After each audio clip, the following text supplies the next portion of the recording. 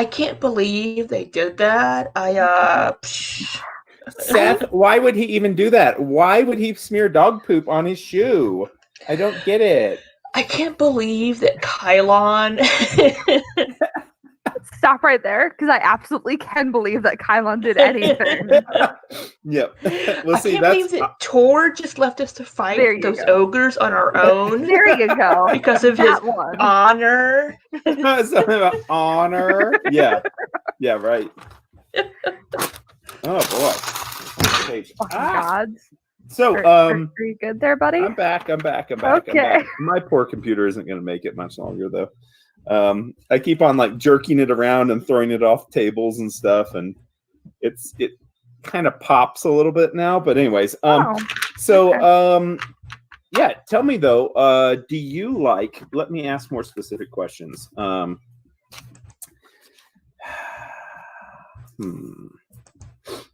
How do you feel about the balance of combat versus roleplay in the game so far? Anyone?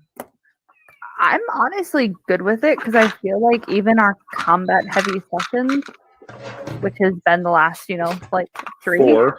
Yeah. 4. Yeah. We've had some really good, like solid role playing in them where it's not. You mean about spacemen? Yes. Okay, good. Yeah, good. And, root helmets and and spacemen.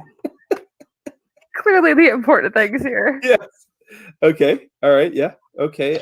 Yeah, I mean, some of the sessions that are, I mean, a couple of the early sessions in Scrap Wall where there was like 0 combats, and it was basically 6 hours of us just talking. Kind of wore on me a bit. Yeah. Yeah. I know you wanted to leave that barbarian boy by the side of the road and just walk off. At one point, Deltria is like, "I'm not here to save fucking barbarian children. Get out of here." Which was totally out of character for her, but I was getting frustrated with just the. No, I understand. I understand. Much talking. You know what? I don't want there. It can get boring too, right? If that's all there is. So, which is when I started recording the sessions so that we could focus more on the sessions instead of having to take notes as much. And typing all the notes on those sessions would have been horrible. Yeah, it was horrible. It was horrible. Yeah. Okay, so I mean, you're okay with Libby, I take it, sometimes there being sessions that are roleplay heavy and stuff. Like I imagine tonight is probably going to be. Yeah, tonight's probably going to be. That's that's fine. There was just a couple of days there, or a couple of sessions right in a row where it was. Yeah. I mean, it was just we spent a couple of sessions just talking our way through through Scrap Wall, and I was starting to get antsy and just. Yeah, I know. She wanted to kill something. I wanted to. And lo and behold, it was Sunny with the one that was erratically challenging the orcs. It wasn't Delstria. I wanted to take my frustration in life out on something, and I hear you. Yeah, no, that's part of it too, right? That's part of the reason why we play this game is that we can kill some shit, and because we can't do that in real life like we want to. So yeah. No, but now we seem to we're getting more into figuring out the party members' stories. Between Delstria and Sunny, and even a little bit more of Tor, and Kylon's still searching for Leto. But yeah, it's. Tell me about your interest. That's a good idea. Actually, just kind of segue into that. Tell me about your interest in individual stories versus sticking to the main plot. Do you guys have an interest of actually pursuing things related to your own characters or even your NPC allies, or are you seeing that as just kind of like a distraction from actually getting to the other stuff? What do you feel so far about that? Or do you want more of it, less of it? Is it a distraction? Is it something that is intriguing? Like, what do you like and don't like there?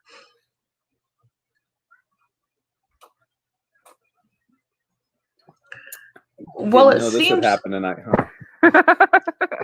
Welcome to the counseling session.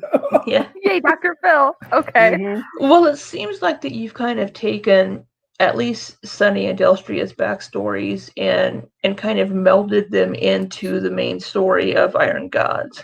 Yes, So absolutely. as we so it seems like as we figure out more about our characters, we'll be also learning more about the main story and vice versa.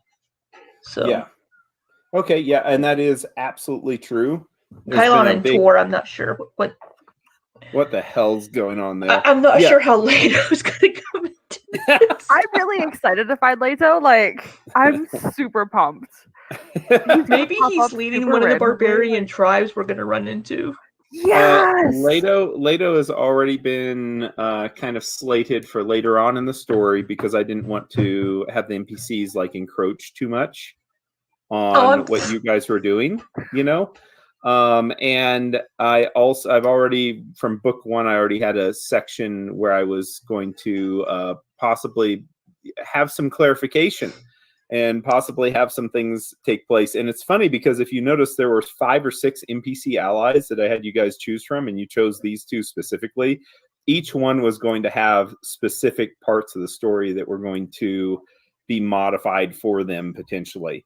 And I already had that kind of thought out before we even started rolling a die. So with Leto, I mean, here's the thing. I don't want your NPCs to overshadow you guys, and I don't want you to go on like 3 or 4 session like segues into like their past and history and blah blah blah. But I think that if you guys are good with it, obviously I would like them to be developed and them to have like more going on, especially since they're so involved with your NPCs. Well, they don't really feel like NPCs. That they really kind of feel like PCs. It's just that you're playing them, but it's crazy. I'm crazy like that. Yeah. No, thank you. That's a huge compliment, actually, Libby. That's a huge compliment. Yeah, no, like they have 2 very distinct personalities, and it's very much I want to know more about them, and I also want to protect them, and I'm so scared that something terrible is going to happen. Kylon. Mm-hmm. Yeah, Kylon was almost like throwaways. dead. Like he was almost. I swear to God, He's dead no many flubbing times. has happened. Yeah, but he was the closest to death that he's ever been since like book 1. He was ridiculous. It was like 1 or 2 hit points away from actually being dead. He was minus 13 or 14 health, I think. He used 0 points against bird food to not die. So yeah. I mean, Kylon needs to not do that. Well, I know he's not going to stop, but he hasn't died. His famous quote, "I haven't died yet." This quote. Remember, he said that last session. I haven't died yet. But no, and you can't argue that point. You're right. But very much like I definitely. I'm a big picture person, so I want to know all of the details. Yeah. Well, that might take 25 years in real life to tell the story, though. So I mean, if we play more than once a week. I know, right? That is right. That's the fault of us not playing enough. So. All right, so that's a good thing. I guess we'll keep on going that route. And then my other question is, of course, where do you guys do you feel like there is enough? Do you think there's some parts of this campaign that are kind of weak, and that is the motivation of finding out what's going on, or your character's motivations for like doing the next thing? Like, do you guys feel like there's much motivation to I mean, what are you guys, do you feel like your characters are motivated so far from the story to be doing, or is there a fire burning underneath them to be like, oh my gosh, we got to take care of this or that? Or is it still exploring things? Or what is it personally like that you think that are motivating your characters that you go back to as saying, okay, this is the reason why we're risking our life and doing all these crazy things. Like, there has to be some reason, right, that your motivation is there. Do you feel like that's a strong enough pull in this in the story so far to keep going and doing things? Do you feel like there's much motivation to be risking your life on all this craziness? Yes. And right, like Question coming mark? from like Question mark? Sunny's point of view, and it might be different for Libby and Delstria, but Sunny is very much just trying to figure out like what the fuck is going on. Okay. And it feels like every like layer we peel back only like gives me more questions. Yeah. And so that's kind of her motivation, is just trying to like figure out, okay, so what does the Technic League really have to do with everything, and how involved is this, and who the fuck is Unity? Right. And I think finding out who I didn't know what Unity's role was or what Unity had to do with anything until like book 6. And I think that's a weakness in this AP because, like I said, some parts of it are not strung together very strongly. I feel like Unity is a very big part of this, and you should probably know more about her before book 6. Like, right, you really don't though. And yeah, I'll tell you this: how it's very weak with its plot. Originally, as written, books 3 and 4 are a treasure hunt to try to find Cassandra Lee. So Cassandra Lee is like the only motivation that your characters have to find her is to kind of put pieces of the puzzle back to find out where she came from and what she's all about. But in all honesty, there's really no motivation for your characters to do that unless they know more of what's actually really happening or has happened. So I mean, I can see that plot hook and be like, hey, Hellion told us where we can find her. And hey, she's needed to get into Divinity.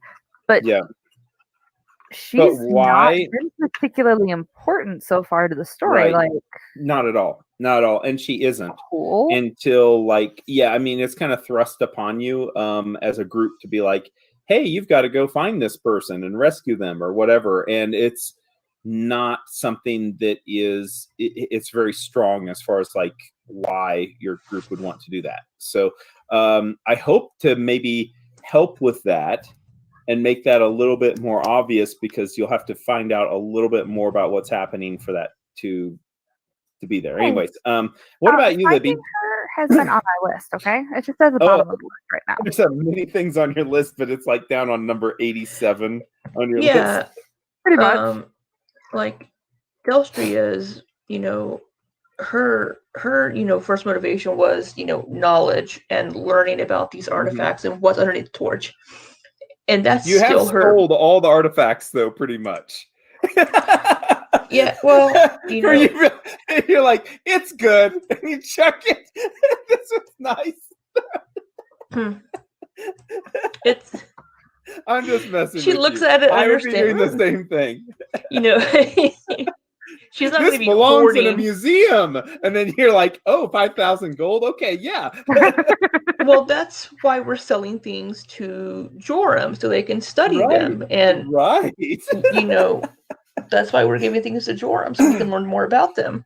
That's Delstria's thinking, at least, because she doesn't want to give them to the Technic League, but they need to be preserved and like learned from. You're right. Or wait, Joram, that's his name. Joram. Mm-hmm. So that was her initial, and then it's like, well, I'm with these people. Okay, let's go figure out what's up with this big satellite dish. What's going on with this? But then I think you weaving our character stories into it also provides the motivation to finding the next step or finding the next person. Like Sunny hearing these people's voices, hearing Mayonda and Hellion and knowing that the Technic League's after her. And then with Delstria apparently being half Androphan and her father being the navigator and being a follower of Unity, now she's wondering what's her purpose supposed to be now. What was her purpose? father's? Why were you created? What was her father's purpose for her? Delstria. Mm-hmm. well, Libby, who the fuck knows? Libby, Austria. we'll give up on that one. That one's too Yeah. hard to figure out. But it's was Yeah. what was her father doing? What's his progeny project? Is Mhm.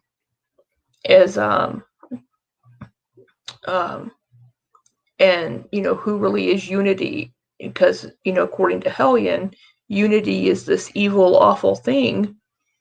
Yeah. But if her father was following Unity, does that mean that her father was this evil, awful thing, and her happy childhood memories of him are now kind of tainted? Only a trip back to Marshfield will tell that, huh? Which is where we're going to be heading. Which is where we're going. Okay. Did you guys have anything else as far as like direction that you'd like things to change, or things that you'd like to see more of, or be put into the story more? I know Alyssa has one thing that she really, really wants more of into the story. I mean, I do love my barbarians, but they're stupid and they wander everywhere, and I don't have a They're very hard to find. teaching them. They're very hard to find when they're wandering around everywhere. I'm just saying, if they weren't so against fucking Robo-Bird, I wouldn't have an issue here. What's funny is Robo-Bird. there are like tracker chips available. Yes, You could like buy a tracker chip and like put it in like, them without them knowing. track the barbarians. Okay, I think that goes beyond like the whole Robo-Bird. I'm not sure I'm going to put a tracker chip into the barbarians, okay? Yeah. Also, tracker chips doesn't let me communicate with the barbarians. It would just tell me where they are. Yeah, you'd be like that stalker. You'd be like, oh, he's down at the tavern again. Wonder who he's seen down in the tavern. Gotta,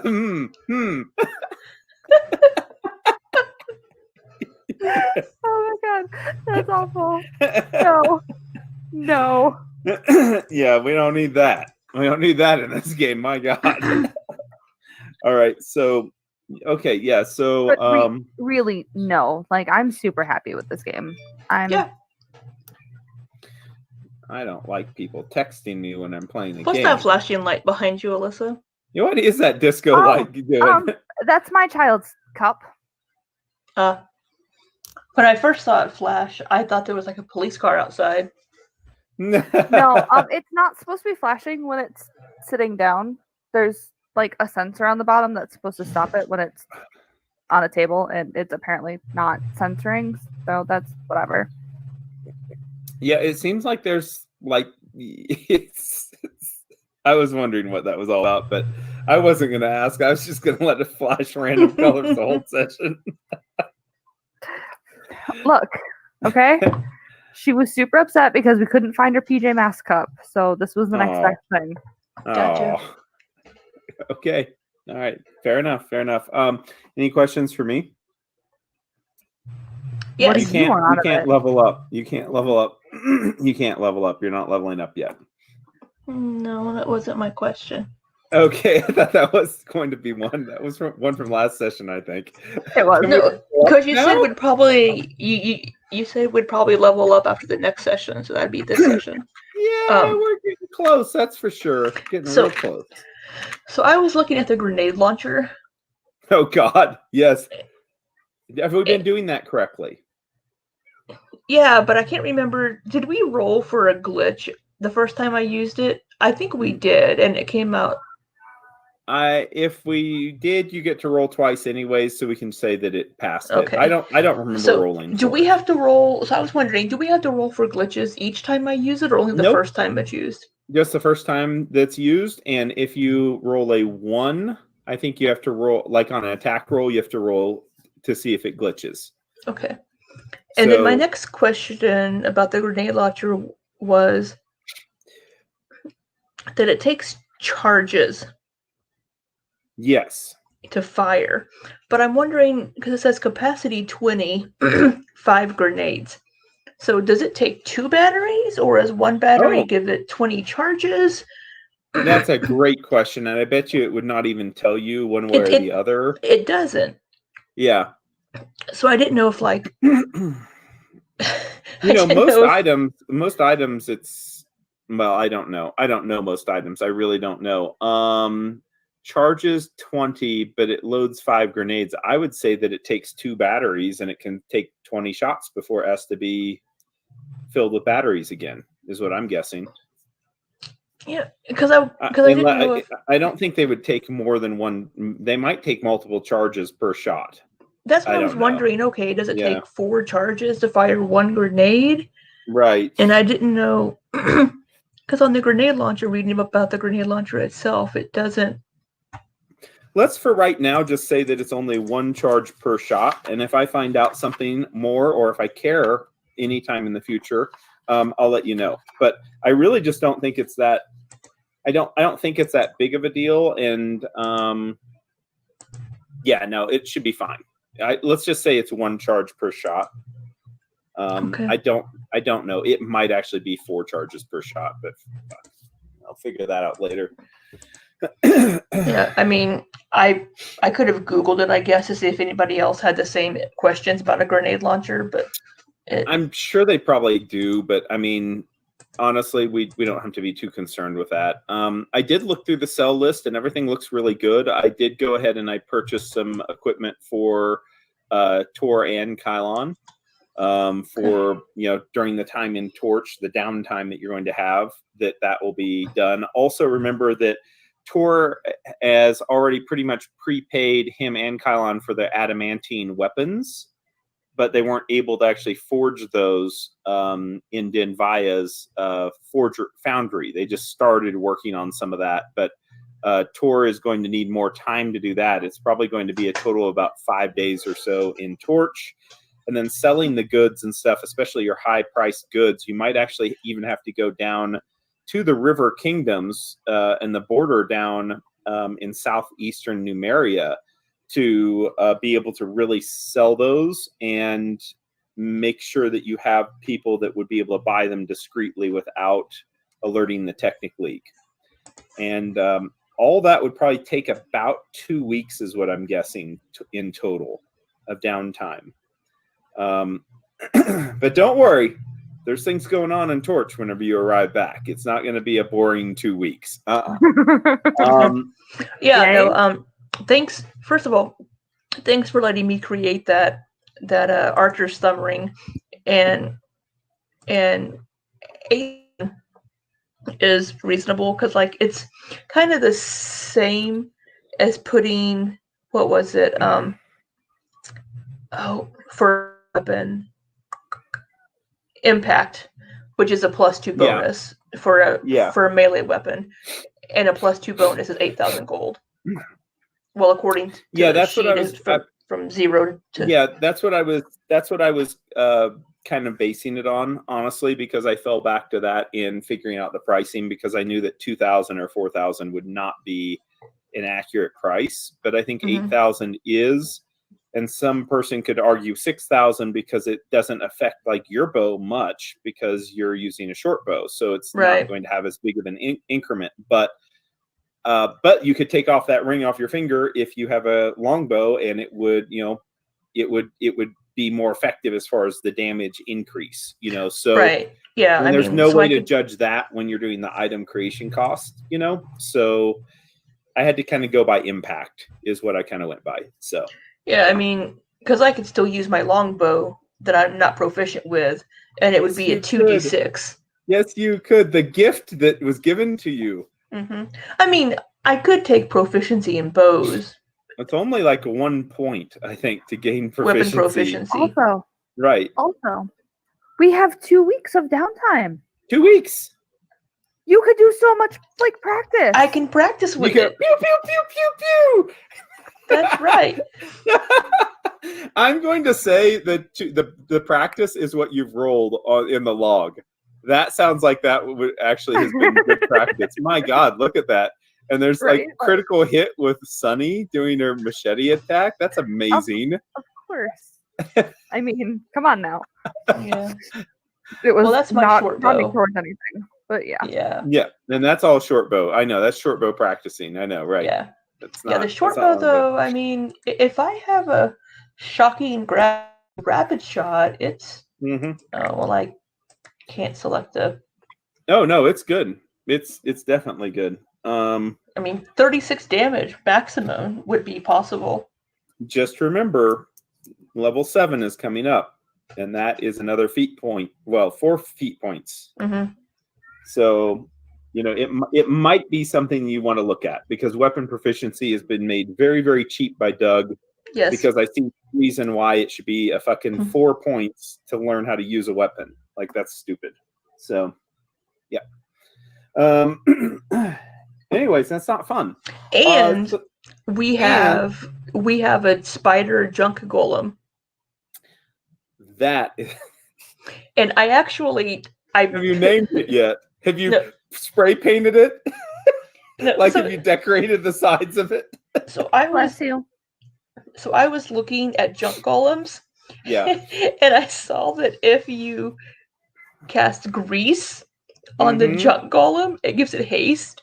Yes. And Yes. we have a wand of grease. It I has know. has like 10 charges. It could be like, Isn't that be awesome? speedy, spider. Pew, pew. It like greases it all up, and it just zips Mhm. around. I love it. I love it. Yeah, that's actually the fast healing part of it really makes it useful too, because you can be pretty sure that it's not going to just die, So it is that's not a useless golem at all. It's pretty cool. Now, like I said, there is a control rod also, which is how all golems are supposed to operate, and that is that stick with the that was made basically of junk pieces and gears and stuff like that, with the symbol Bree at the top of it. So that is what you have to control the golem also. So, question. So, if I'm controlling the golem, Mhm. or golem from Lord of the Rings, Whatever. does someone have to be commanding it each round? No, you can just give it directions, and it serves those. It serves those directions for all of its existence. So you can say, "Do not let anyone not wearing a golden ring through this doorway," and it will actually attack everyone that does not fit that description. And you could leave it, and 20 years later, it would still be doing it. Because I didn't want to be in like combat and not being able to attack and have to be commanding this. If you're changing what it does every turn, Mhm. then yes. But basically, it is a DM-controlled thing that's filling out your instructions, unless you're controlling it every turn. Okay. So if you say attack that group, and you point over at a group of monsters, Mhm. then it will be able to know well enough your intention, even though it's a mindless thing. It will know it's your intention to know to attack that group. So, Okay. yeah. So, and then you don't have to mess with it. You can put away the control rod and be joining in on the fun yourself. So, yeah. Now, keep in mind that golem, it might have more purposes than just joining your group in combats.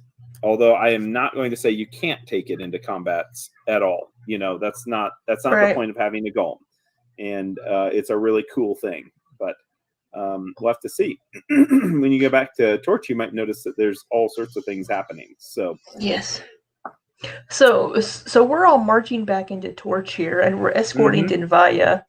with her golem. I was gonna say, doesn't Dinvaya have like And two she has golems? Her golem, one of them is strapped to a wagon that is carrying basically her lab and everything, Mhm. that's under a big tarp, and the other one is actually kind of as a guardian going beside her.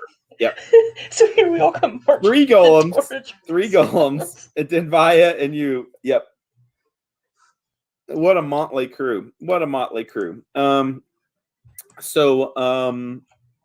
just to reiterate, whenever you left Scrapwall, what were you kind of leaving in Scrapwall? Was there any directions for the remaining gangs, or what were you going to do as far as just like the leadership that was there? You told them not to mess with the dish. I remember that. Yes. With the flag, because there was a flag. Because There that was the most important thing that came out of last session was the Actually- fact that we made a flag. Actually, oh my god, there was a flag. Yeah, that's your gang's base is that dish, so they can't Yeah. mess with it. Yeah. I remember that flag now. Libby, I'm so excited that you're so happy about this. This is why you Yes. don't leave Drinking Sunny in charge of things, because I Yeah. come up with names and flags.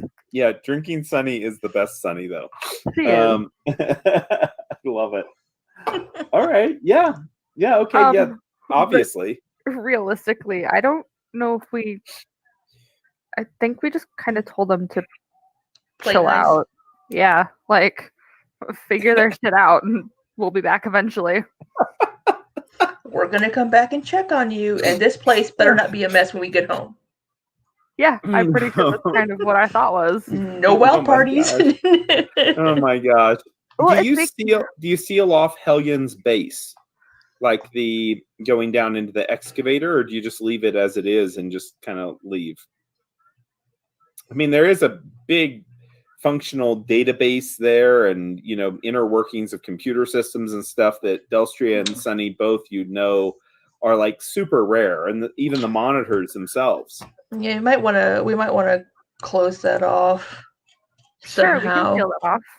Let's see. Okay. Do I have any spells that could? Maybe stone shape or something like that as a spell. I don't think you do though. I But do you know not. what? You guys, do you have that welding torch? Do you have any of the torches that you sold? No, you don't have those. Okay. Okay. Well, then there's always just disable device that can be used, which is a covert check. So you could kind of jam the doors and tell them don't go into that place. And Yeah. maybe put a small little flag like on each one of those doors going down into it. So they know not to mess with it. So many flags. I'm totally on board with this. Hmm. No? Ooh. Okay. Mhm. I'm down for it. Okay. Well, I mean, either way, if you say that it's going to be sealed up and protected, Well, I'm sure with you know, Vaya's help, we're able to do something to make something to close off. yeah. I mean, basically, you're. Oh, well, you know what? Dinvaya has spells, doesn't she? And I mean, to be fair, the important part is the fact that we have Hellion, so You do have Hellion. we do have Hellion because someone wouldn't let us destroy him. I can't destroy this wonderful piece of You technology, can. this You AI. can. You can It's just step super on it. easy. Smash it. Kylan would have done it for you. Don't you want to get like a little robot toy No. and stick Hellion in it and have this little? Oh my God. Hellion No, in it. do you not remember the super scary shit he did to a monitor? Like, let's not make him mobile. I love that idea. I love that idea. Put him in like a Chucky doll. little The Chucky Hellion. doll. A little chia pet. You put him inside one of those. I hate you. Okay. Dinvaya has stone shape, and she can do it multiple times in a day and stuff, so she can definitely help to seal off that area. Perfect. Awesome. Okay, good. There you go. That'll fix that. Done. All right. Problem solved. All the problems are solved. Does anyone remember how many days it takes in a journey, a typical standard journey? 3, right? It took us 4 days last time to get from Torch to. Wait, but was that including the like weird offset? The Go for segue. Kid? Let me check my. Returning the barbarian kid. I think maybe it might we'll have added a day. That might have added a day. It definitely added a day because we Mhm. spent the night with the barbarians in their camp. So Love it. Hold on. Let me pull up my first. Sure. And this you'll be able to find because it's every single word that was said was typed out, so you'll be able to find that section. Well, okay. Day 10, we were in Torch. And then at the beginning here of book 2, day 11 through day 14 was traveling to Eldrenard's shrine. And then it was going to my be, God. I think you said like another half day. It's or like day, right across or- is like right across the river, the shrine. Yeah, so from 11, the 12, scrap 13, wall. 14. They're, So like so right there. 11, 12, 13. So 4 days of travel. I thought Would- it was 4 days. Yeah. Yeah. I thought it was 4 All days. right, let's go 4 days. We have good So horses. Perfect. 29. You have We have horses wonderful now. horses. Yes. better And horses. does anyone have their horse in their inventory? Because I Yes. forgot Thor's or Kylon's horse. Kylon even named his, and I can't even remember it. I can't even remember his horse. But then again, Will wouldn't remember his horse's names ever either. So Did Will name his horses? I feel he like did like one time, and then he forgot its name, and then he laughed about it because he couldn't. He was drinking mimosas. So I do remember him naming a horse and not remembering what it was even. all right, but 4 days. Well, 4 days of journey. As you leave Scrapwall, everyone is relieved to be underway, going to a new lot of tension within the group. There were a lot of challenges that you guys had never faced before. There was a lot of things brought to the forefront, honestly, that were kind of difficult to deal with. So this is actually a much better place to be, a much better way to be going away from Scrapwall rather than being deeply embedded within its politics of gang fights and worshiping a artificial intelligence god that had maniacal plans that were bound to fail, but nevertheless had these great plans and had been alive or in existence, had been active for what seems to be thousands and thousands of years. All those things just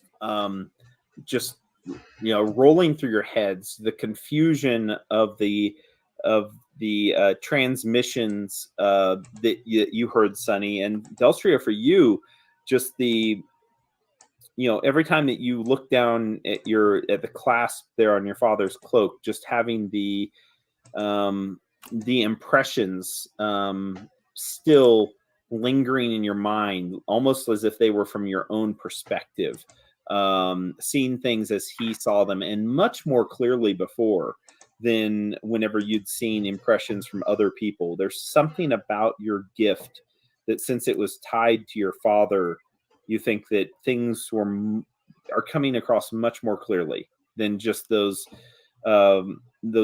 rolling shapes that come out of the mist of someone's past memories, or impressions that are left that are really come to the surface more as faint feelings rather than as if you were experiencing them yourself. The first night, though, a fire is built, and you make sure not to go to the you go way past Aldrinard's grave site and the overrun fortress that was there, and you are out in the wastes of Numeria, the rolling hills of desert, which are mostly sand, but also have sprinkled bits of metallic landscape every once in a while, and really kind of looked a lot like, I would say, kind of like the Arizona desert in a lot of ways, as far as the topography and the temperature of it. It gets cold at nighttime, and everyone is bundled up. The golems all standing guard. Each one of your companions, doing their own routine, just as they are, you kind of settled into now as a group, knowing where each person is going to be at a certain time. Only now it's picking up those shifts again, and those guard shifts, and kind of falling into that procedure. But thanks to Tor, everything is very procedural whenever it comes to guarding and distance apart and safety, and making sure your weapons are at the ready and everything. And thanks to Kylon and his sleeping armor, and his paranoia about exposing any bit of his barren flesh to anyone, he is hidden away inside his own personal tent, in his sleeping armor and restless, as he always is whenever he's outdoors. Whereas Tor just falls into that procedural shift of whoever's on guard duty is going to be trusted fully, and he's very soon laying down, sleeping, and it happens to be your shift, Sonny.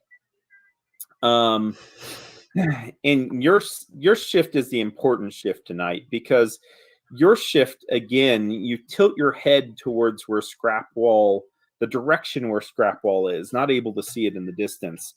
And there's a crackling sound in the back of your mind. There's static. And it seems like clearer than before, you hear more voices start to speak. And you kind of dread it, because it seems like now, rather than in the distant past of your life, when you were a child, it was just rambling words that you would hear, and a lot of static and a lot of things that didn't make sense. And now with Torch, you've actually heard transmissions, people talking, and you thought it was, well, it's because you're close to the to the radio broadcast tower, possibly, or maybe it's because of Mayanda and her internal circuitry maybe boosting something. But you kind of dread this now, because now a message comes to you that really is clearer than ever before. It's not distant rambling or little spreads of words, and it isn't even as staticky as the last transmission that you heard. It's almost as if these voices are overtaking you, like they're becoming more real to you than ever before.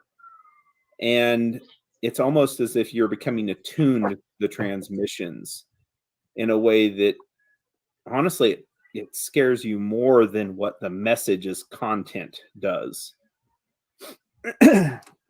The message comes across as clear as if a person was standing right behind you. As a matter of fact, the crackling static only lasts for a second, and you kind of jerk, looking around, seeing the campfire there, and Alpion staring up at you, just confused at your reaction. And then the message comes clearly. Esper 281 reporting. Valdrin Call is moving via teleportation now. Unable to trace him. Request again for intersection before too many of these bastards unite. We have to have some kind of intercession. He says, I recommend, he says, maneuver 720. He says, delegates dispatched to Holy Gormite sites. I haven't ever seen this before. We should at least take out Ridge before he vanishes also. And then there's a crackling for just a second, and then you hear, Esper 281, you are to report, not to dictate action. Maintain position at Watermill. And there's a little bit if prepare only then to, and strike team will then, do you copy? Esper 281 responds, his voice coming back. He says, yes, command, copy, and out. I will maintain my position. And then the voice fades from your mind. And at that point, Sonny, you feel if you really wanted to, you could enter the conversation and you could speak to them.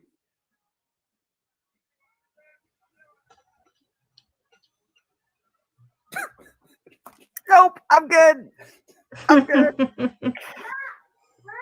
I'm good.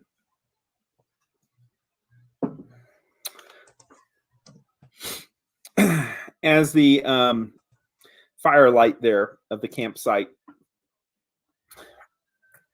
casts a warm glow upon your surroundings. You think of Valdrin Cole, now moving via teleportation, whatever that might mean. It seems like he's separated from his brother Ridge. The last thing that you knew, the two brothers were together. And they were convincing the tribes. Now what they're up to, you have no idea. But you know now for certain that the Technic League they know what's going on. They know something's happening with the tribes. It's just, you can't even find him, you would imagine, at this point, if they can't. I'm gonna do a super terrible thing. Get ready for this, Delstria. Something that's going to be amazing for the whole team. No, you can't be angry at me about this. Nope, We just might he lose already a is. Look at her face. Okay. Yeah, so I can't find him. I'm gonna send RoboBird. What does You already sent RoboBird a torch. Yeah. He came back. Oh, he Yeah. did. That's right. He came back because he came back with the Yeah. super terrible message from Joram, who didn't understand how he works. Where we Doug. still didn't figure out if things were okay or not. I know, like He was having a senior moment. Oh, how long Okay. of a message do I have? How long? Oh, okay. Well, it's God, and Zoom. I love it. What are you going to be doing, Sunny? wow, look at the wall. Sorry. Yep, it's like the police cruiser is So right out front. Yeah, I'm gonna send Nevermore to go find Valdrin with a message. Now, do you know how Nevermore works? I do, because I've read the stupid bird feather token thing a jillion times. Are you sure that a silver raven, which this is based off of, can locate the person's position? Yes. Is this based off the Silver Raven figurine of wondrous power? No. Yes. Right. It doesn't say. You can mentally impress on the animal a certain place well known to you or an obvious landmark. Why do you have to be so difficult, Doug? Why? Because that's what it does. You clearly hate me. All I wanted was a stupid fucking bird feather token. All I wanted. Could And you no, please were say the- that 3 times fast? A bird No, I feather can't. token. I A circled better first time. bird token. A better feather token. God damn it. Is Delstria taking next watch then? What's that? I said, does Delstria take the next watch? I Sure. mean, we can say so. Yeah, sure. We can say so. Yeah. I don't know. Delstria knows how things work. She does, doesn't she? She does. She's really good at that. Okay, so I'm apparently not sending Bird because Bird doesn't know where the fuck Bird is going. Oh my god. I'm so salty right now. Like, so basically, Well, think how dangerous the bird would be. You could put a fucking plasma grenade on him and tell him drop it whenever you get to the person and just send him out, and it's a homing bird that goes wherever in the world to find the person.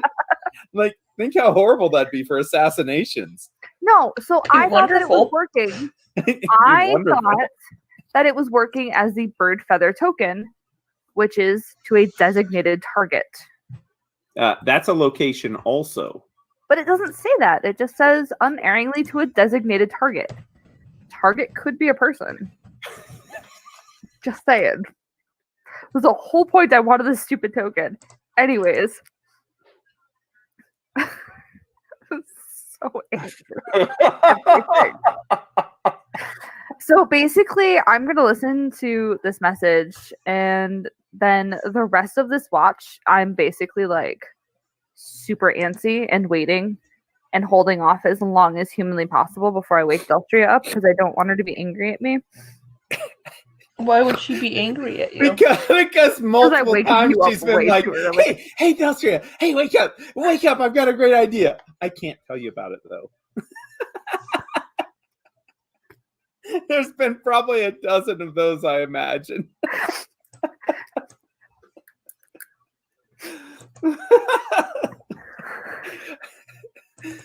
I could just see it like each one of the group has become pretty, you traveled together for a while, so you kind of have your own little pet peeves and everything.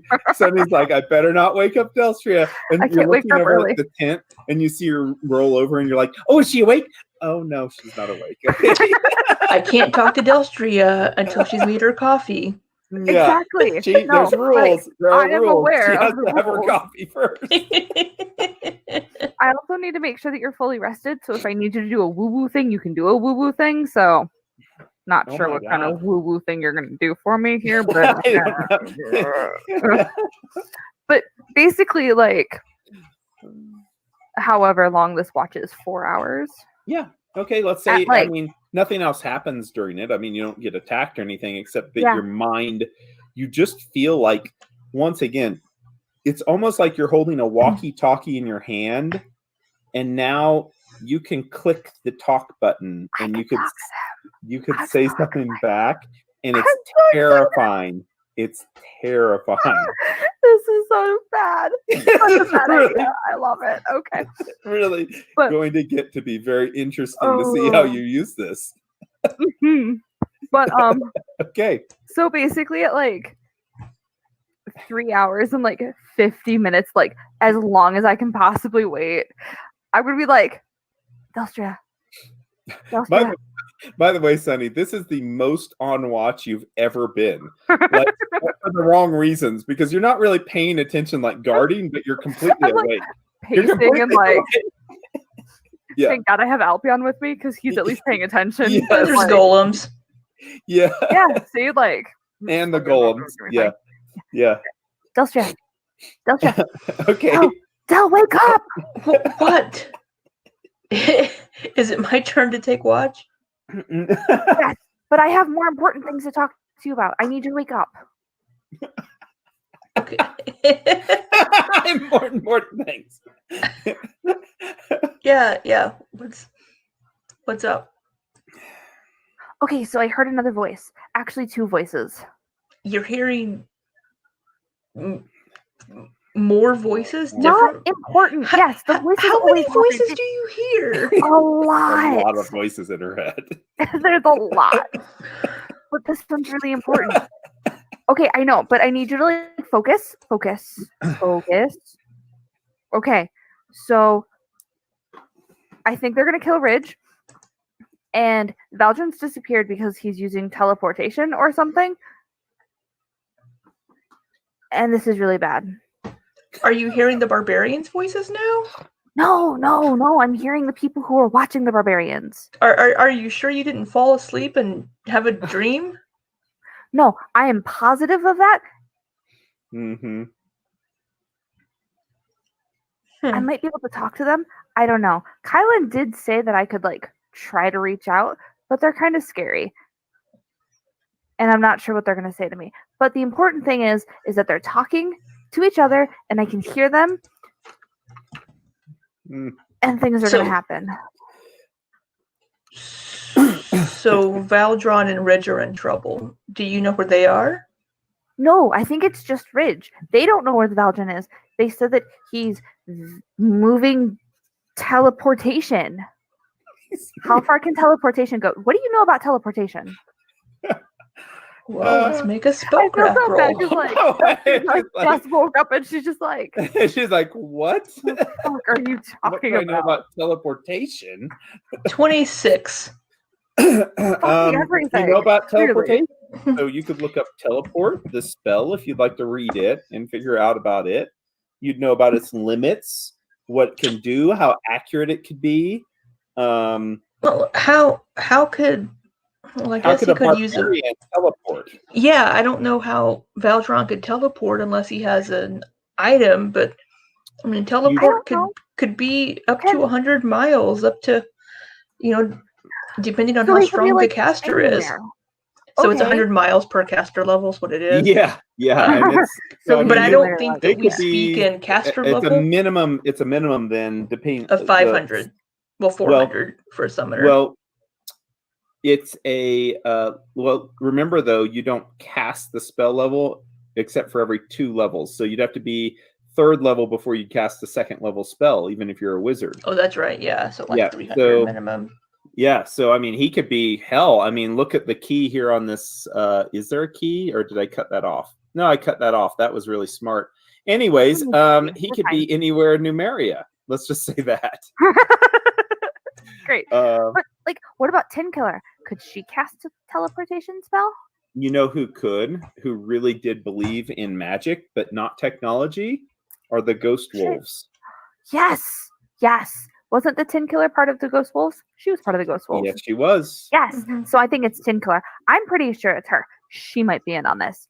But the problem is, hey, Sunny's had like 4 hours of conspiracy theory going on, I know, right? okay? Yeah, yeah. She's been theory crafting. Okay, sorry. Go ahead. But the important part is the fact that I think Ridge is in trouble. And I know that Tor's not a huge fan of Ridge because, the fact that he almost threw him into a fire, which is not probably a good thing. But that's dangerous. And if it's the Technic League and they're going to kill him, Out of character. Didn't you say Watermill, Doug? Is that a village name or a city name? Watermill is not a village or a city name. They did tell him to stand down, basically, whoever this other Yeah. command was. So I thought I heard Watermill as a location. that seems think like maybe where this person is at. Yeah, he might actually be at a like actual at water. a watermill. Yeah, Sure, there's Yeah. only like 1,000 of those. yeah. All you have to do is track down each one. I didn't know if that was like a city name or something. It is or not a village. city name. That's a good question. It's not a city name. No. Okay. Do you know where they are? Who? Oh, one thing that you would know, Delstria. I mean, not that this would. I mean, not this needs to be Sherlock's home. Do you know or anything? Holmes? Is that what it is? Anyways, a lot of the tribes, a lot of the barbarians are fairly nomadic, and even if they do have like permanent settlements, there's not a lot of them that would have like full structures and stuff that they couldn't break down and take with them. So like a watermill is a pretty advanced thing to create and to have, and it's made for grain, which means you need settlement, which means you need farmers, which means you have That's what something I that's was- going to be pretty permanent, right? But That's what I was just thinking. That they would have to be in a out of village character, somewhere. this fucker's in Eidenvey. Don't worry about it, okay? Like, There's We're not gonna a find lot him, of like- watermill. There's not a lot of watermills that would be around barbarians. So now you wouldn't know of all those that would exist, though. That would be pretty impossible because Right. you haven't been a lot of places. So, Do you? Did they say where they were? These voices? who? The Technic League or the barbarians? The barbarians. Oh no, they just said that Valdrin Cole is missing and that they should take out Ridge before he vanishes. And then the other person was like, "You should only be reporting, not dictating action." Blah blah blah blah blah. yeah, it was like that, by the way. That was definitely, yeah, Word Yeah. for word there. yeah, that was that. Mhm. So I don't really know, but they could be anywhere. So I don't know. You're smart. How do you find people? How do you find people?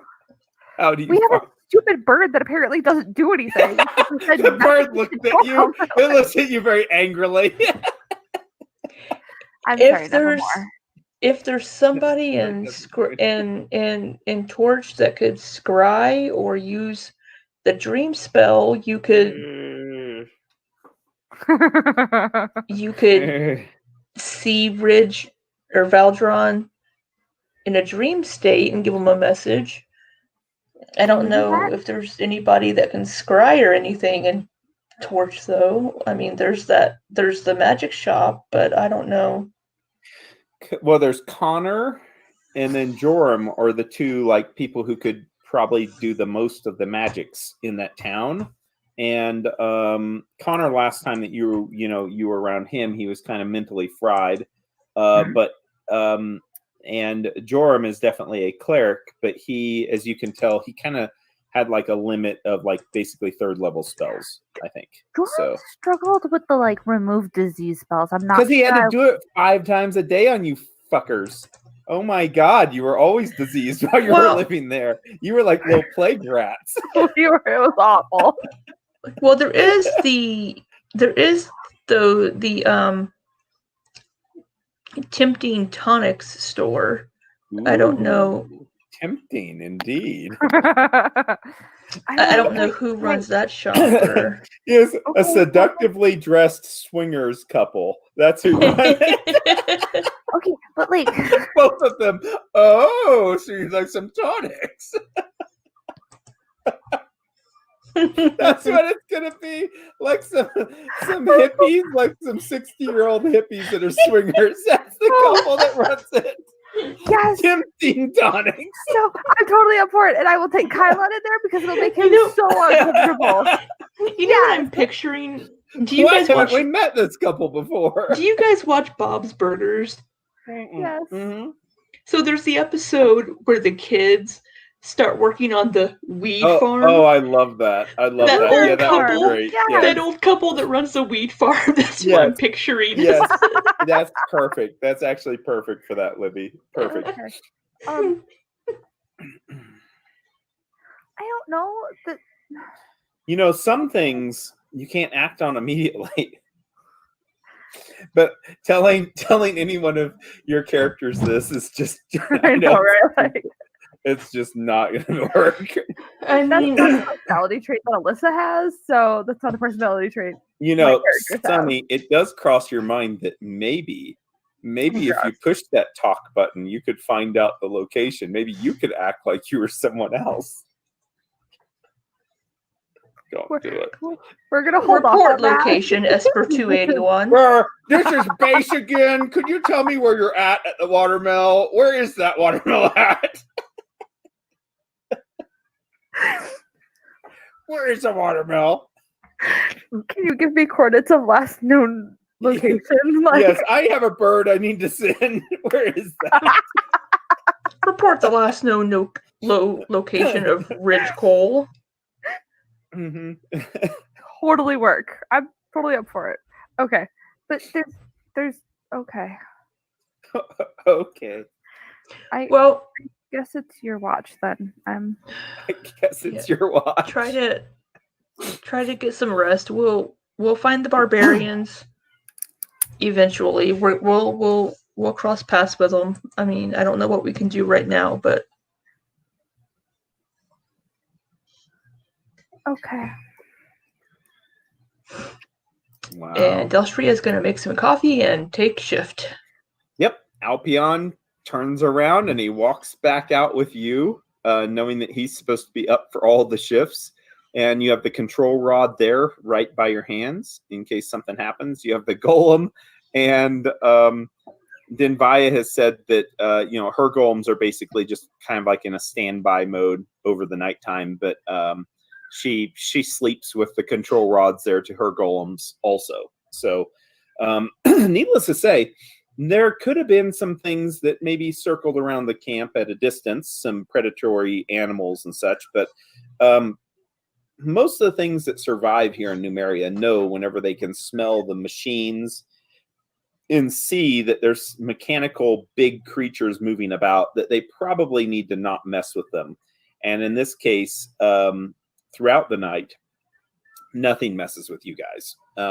And that is the case for the next several days also. As you continue your journey to Torch, not having any more voices come into your head, Sunny, it's almost frustrating now, almost as if something should be transmitted, that you should be told about these secrets that are happening, yet you're left out of it.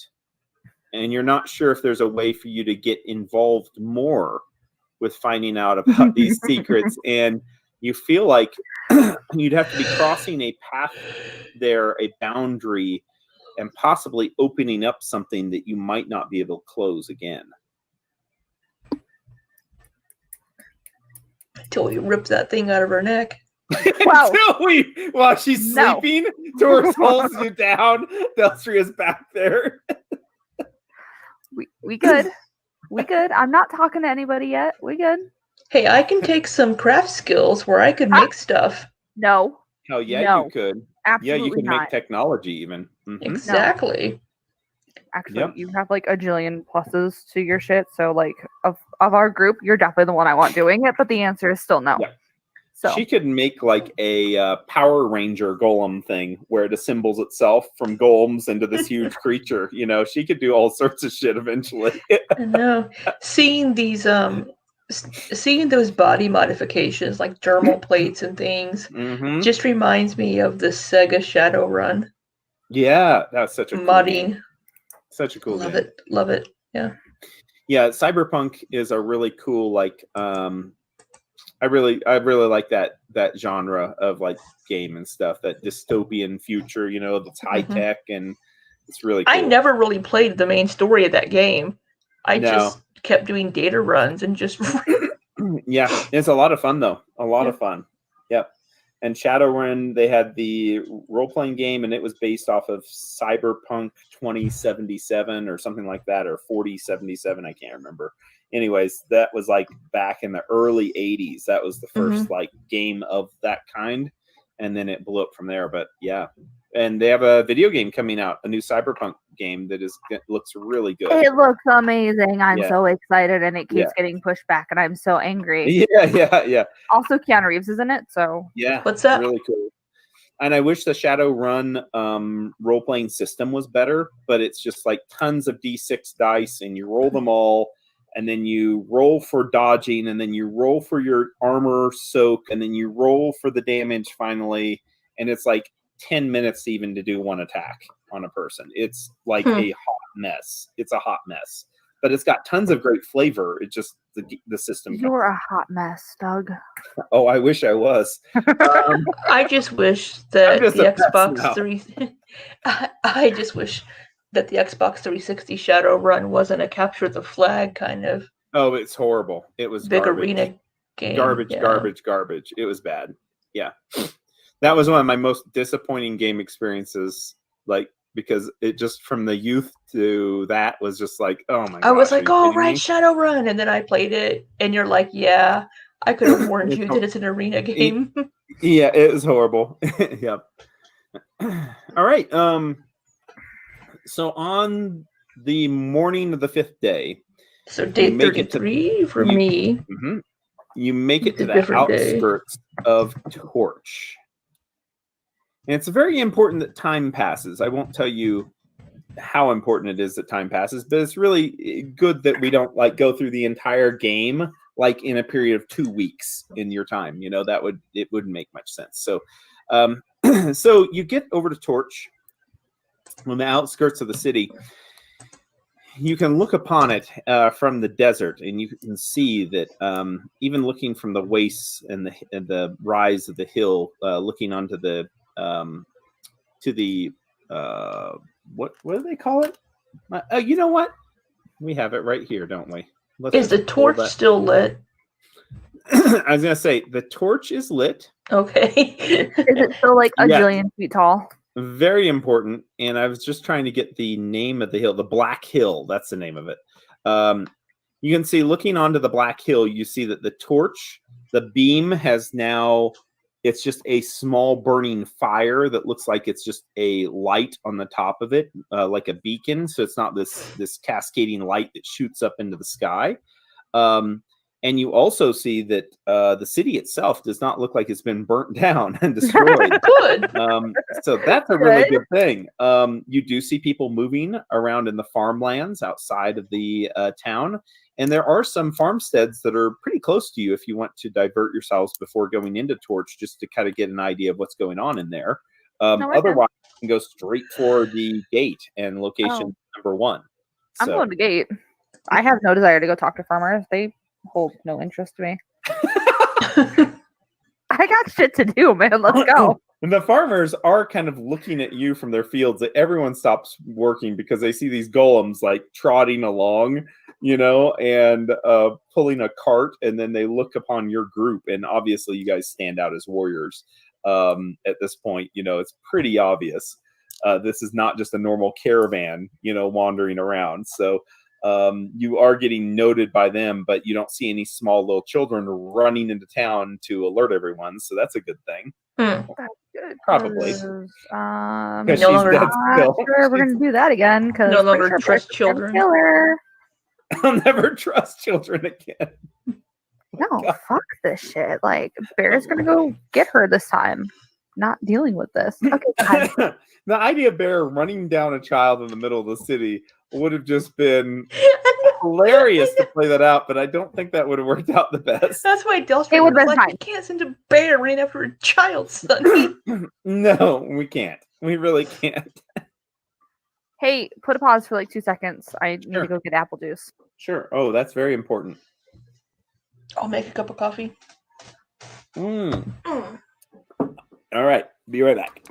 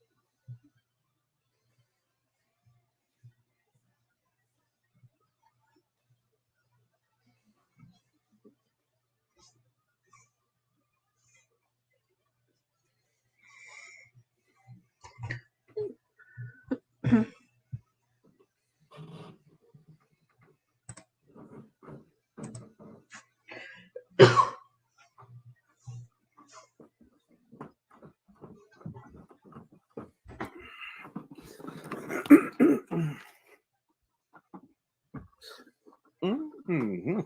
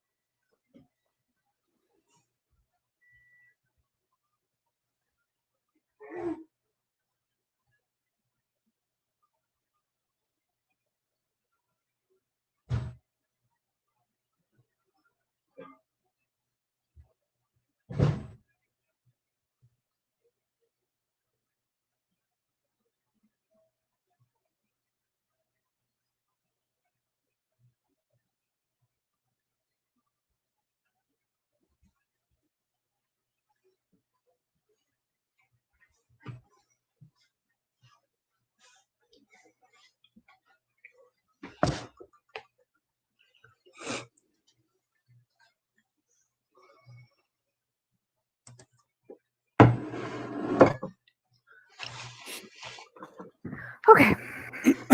Sorry. Wow. You both like sync that perfectly.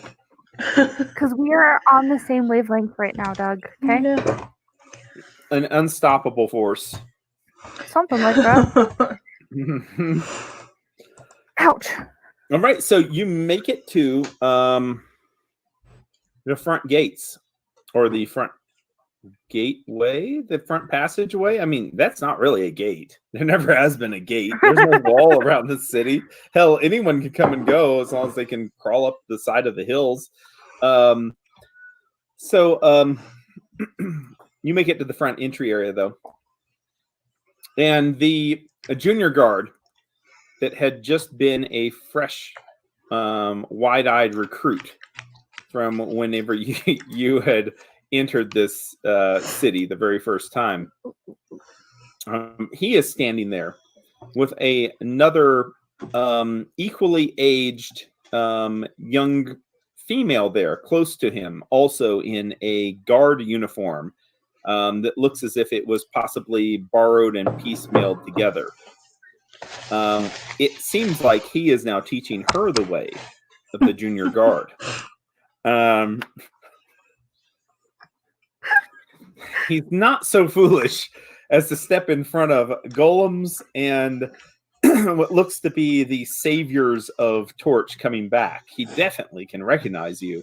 Instead, he steps back, and so does she, as they look at you just in awe as you're rolling in this caravan of mechanical might, bolstered with heroic providence, which is returned to Torch.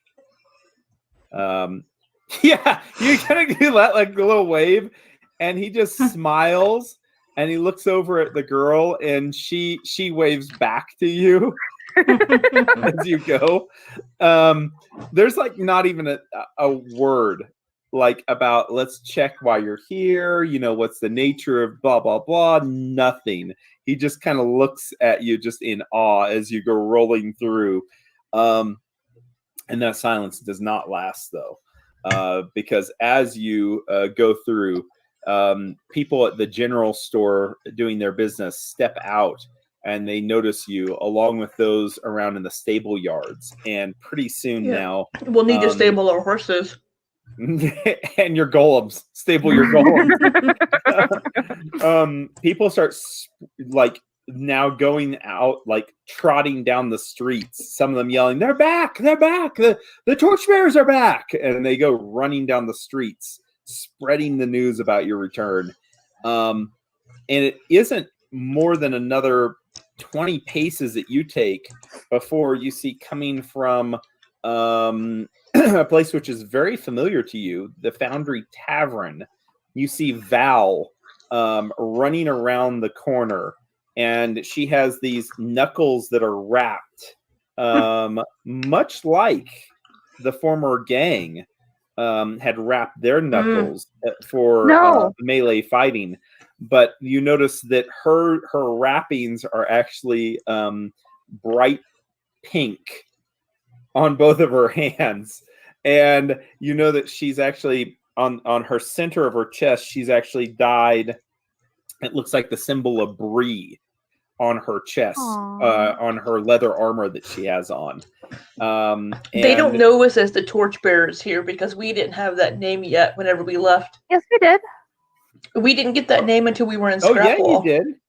No, we got that name here. No, you got it here. Did we? It was yeah, it was terrible. It was like one of the last days we were here. It was one of the last days of celebration. I think it was a drunken naming I'm celebration. pretty sure it was a drunken naming celebration. Is what happened. 'cause Yeah. That's what I do. Yep.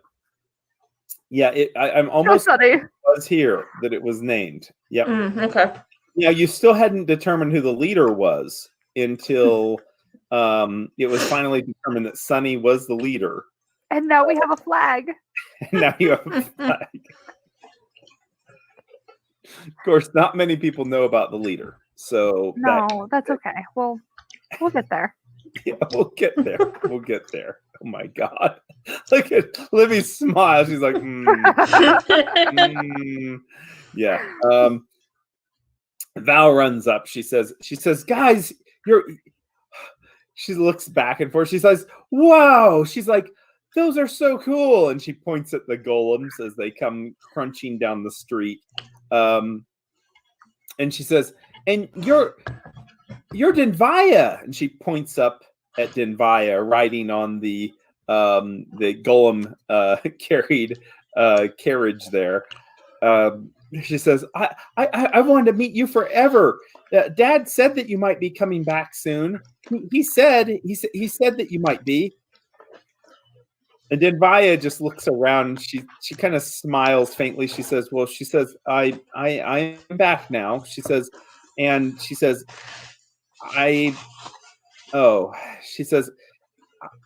as she turns over to you two, and she says, "I kind of wanted this to be more quiet, but then again," and she looks around at the world, she says, "I don't think that's really a possibility now, is it?"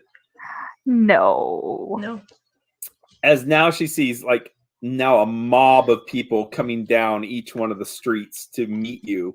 Val just looks like she's extremely happy. She runs over to Tor and she grabs his hand and shakes it around, and she says, "Guess what?" She says, "I made these myself. I've been practicing the Gormskagat, but you know what? I kind of think that Bree is more the one that I want to follow. But you know, at the same time, I think that maybe both of them."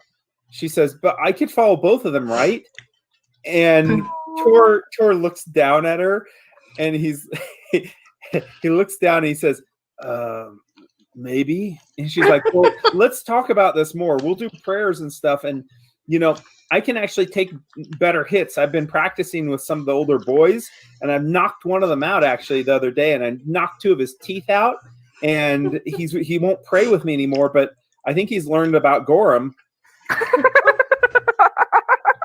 She's like now starts to skip around just like with this youthful energy, like hopping back and forth.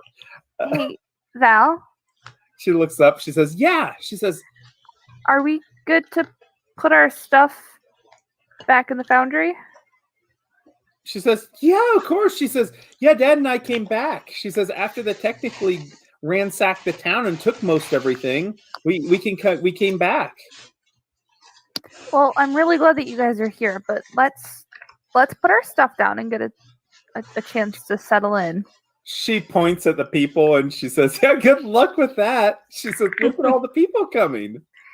She says, "They all want to say, I mean, the word spread about you, but we had to keep it all quiet. Like, the Technic League, I think they still know about you, though." Yeah, I'm not super surprised. And that Sandal guy, Sandal, he Is he came here? back with them. No, he came back with them though, and he was so angry because you guys weren't here. And fucker. and they didn't find anything, and then at that point, like more people mob you, and she gets like pushed around a little bit, and you see that she elbows one guy and he kind of bends over, and she's like, "Hey, stop pushing." and then she puts up her fist to strike at another person. Val, no. No. Tor kind of puts his hand towards her, and he's like, calm down. She's like, you can't just push people. Okay, so as we are getting swarmed, I'm gonna call out to the crowd. Hey, no worries. Meet us at the Copper Coin in like 2 hours and we will party with you guys. They start cheering, their hands shoot up, screams. You see some of the gang on the fringes. The gang, which, had transferred to someone that had taken over the Copper Coin. No, we took over the gambling hall. Yeah. Oh, no, not the Copper Coin. I'm so sorry. Not the Copper Coin. It was the gamble. It was Silver the Disc Hall. Silver Disc. Yeah. He did not Coin, take over the Silver Copper Disc. Coin. He did not take over the He Copper did not Coin. take over the. No, Sammy did not take that over. Val, she turns and she says, "I'm going to tell Dad," and she just kind of has to yell it at that point as she goes running off. Okay. Why? The crowd.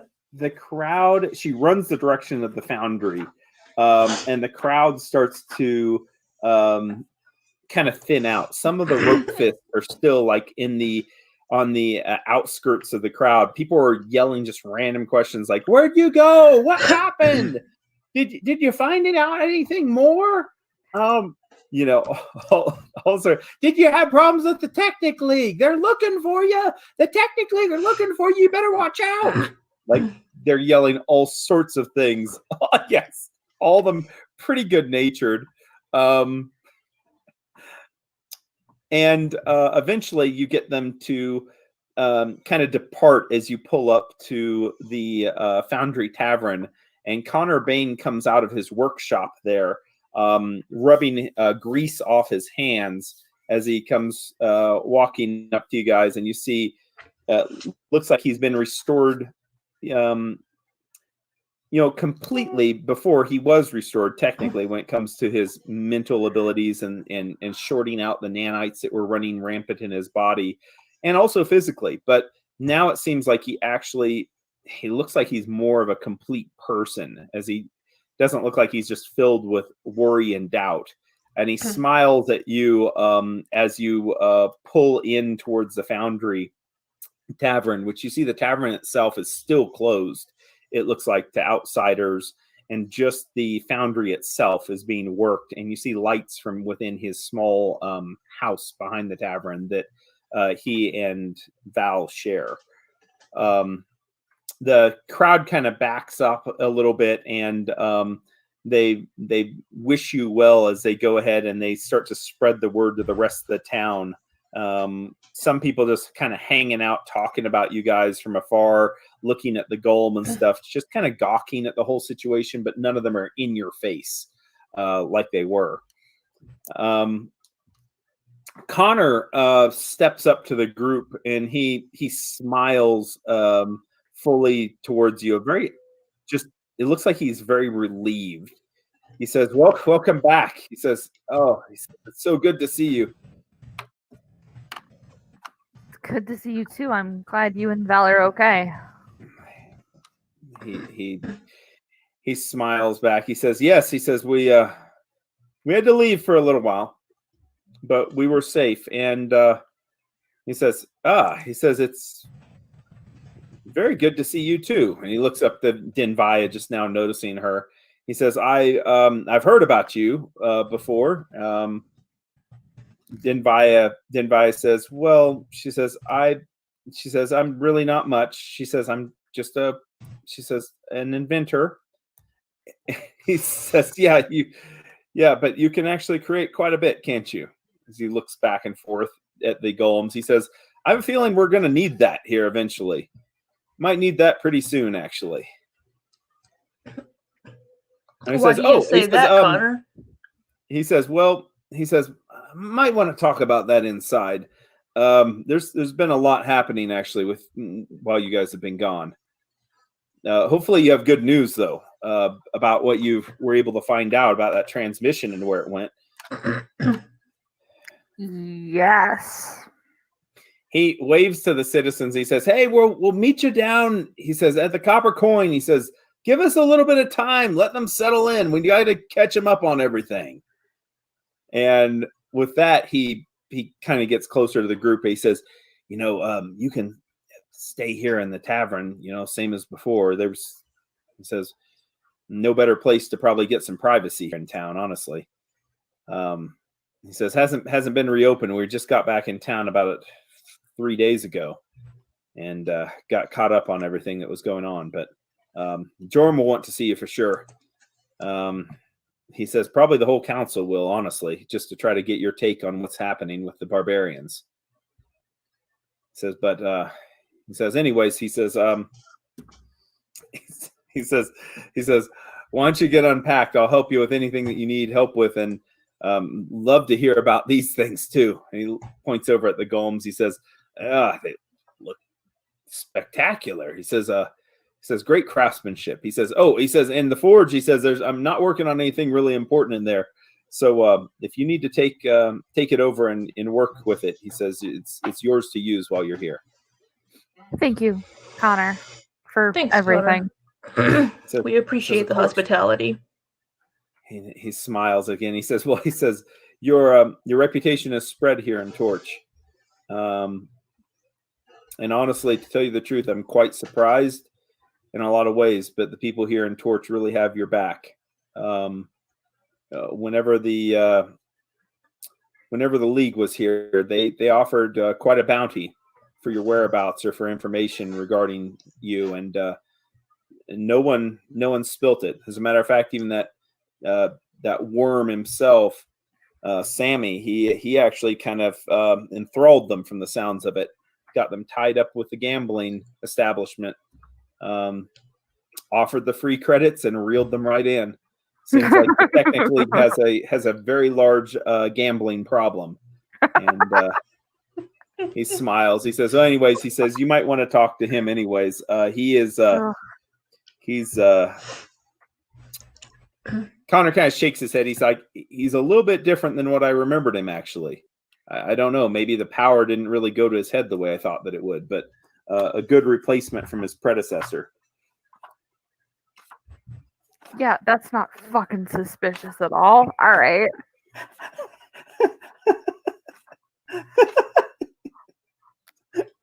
Mind control. Goddamn, technically. All right.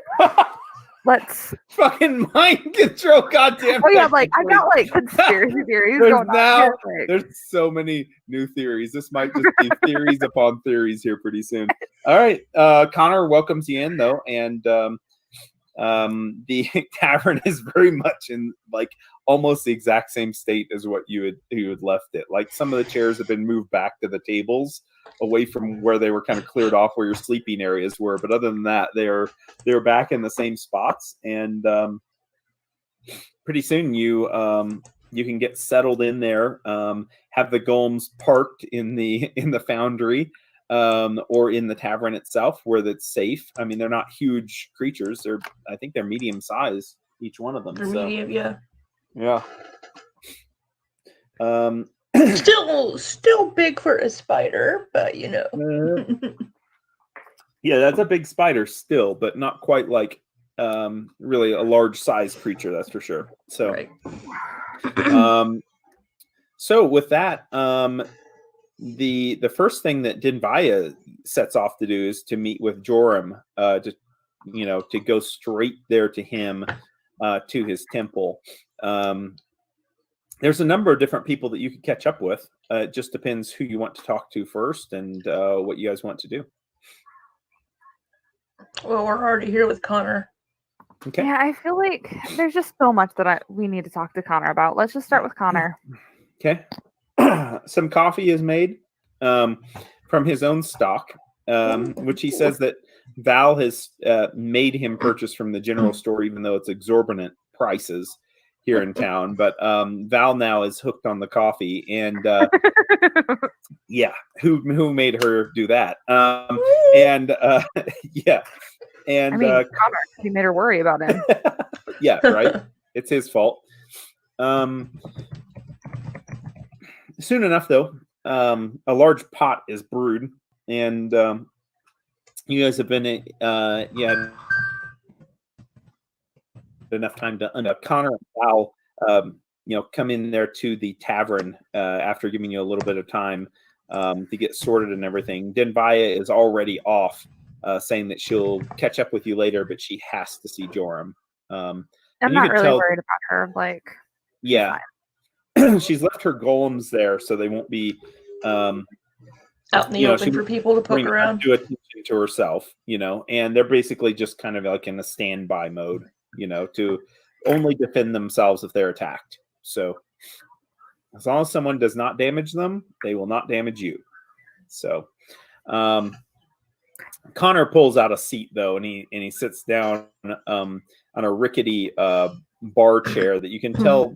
By the way, it doesn't seem like he's really put much effort into this bar. This is kind of a dive bar, definitely worse than the Copper Coin. Now that you look it over, like this is a pretty crappy place as far as a bar goes. But the Foundry that's where he spent his time and effort in. He looks around the place. You think maybe noticing that same thing as he's looking over just the cracks and the stains and everything that just does not look as nice as it could. Kind of scratches his head and he says, well, I never really wanted to be a bartender or own a bar. He says, maybe I'll put some coin into it one of these days. He says, but anyways, I'd love to share stories to find out what's happened. It's been an exciting time here in the city. And he says, I'd love to find out what you have discovered. a lot. He smiles. Like, nods. honestly, it's been a long 2 weeks. 2 weeks. It's been like 3 Maybe I weeks. Yeah, it's been about 3 weeks, right? Okay, fine. 3 weeks. Connor says, well, maybe I can start then. He says, first things first, he says, as I had planned, I collapsed the entrance to the tunnels in the pond area. Oh, says, poor Delstria. Not to the entire complex, he says, but the tunnel itself leading to that to the underwater network or the underground cave network. He says, I was able to collapse that, and I took out the beacon that I'd set there, making it, as you know, just a really cloudy, hard place to get through. Obviously the water was still flowing from that area, and the Technic League, I believe, they were able to survey and be able to tell that there was tainted water coming from the pond. They weren't really able to locate, though, exactly the source. I think it's a little bit too uncomfortable for them, even though they kind of poked around the pond for a little bit, but it seemed like they were more than anything. They were after me, and because obviously the whole town knew that I was missing, and then they were after you because of, well, it looks like maybe your personal run-in with Sandville Tret. Wait a minute. Yeah. Does the Technic League know who you used to be, Connor? No, not that I know of. I think that they just knew from me making the water filtration system, the Crowfeather Palace, that I had enough knowledge with technology that I wasn't a normal person. And they always try to keep tabs on people who can work out those kind of things. I'm actually kind of shocked that they didn't just destroy the Crowfeather Palace and all the work that Joram and I put into it. But they didn't. What they did do, though, is they collected our taxes early. They raided the Temple of Bree, and they took pretty much everything from Joram. Anything that was technologically advanced, he says they've taken from him. Hopefully he had a place to stash and hide things. He said some things were hidden, but the problem is some of the citizens didn't even know, or the merchants didn't know that they had something that was advanced or something that the Technic League would have outlawed. Pretty soon they were just hiding normal sky metals and everything, even though those aren't substances that the Technic League possesses and or captures, saying that they're entitled to them. A problem happened though with the taxation. They taxed the merchants heavily. Because of that, they took most of the wares that were in the city. Did they did they get Mayanda? He he looks at you and he nods. He says, they took her. Which means if she has any kind of database or any kind of memories, the Technic League will be able to access those and harvest them. Shit. Do you know if Joram was able to get anything from her before they came? He says, from my knowledge, it was outside of his capabilities. Although I'll tell you this, from what we saw underneath Torch, if we can get access again, I'll be able to actually set up a full medical lab. And with Denvaya here, with her capabilities, she actually might be able to produce more. Maybe Out of even character. a high-tech lab of her own. Out of character. I remember back whenever we were down there that I rolled so well on knowing about that thing that I could probably help them set up anything they want using. Yes. Basically, if you have lab capabilities, you start to be able to produce. If you have the craft items, Mhm. the correct craft feats, you'll be able to craft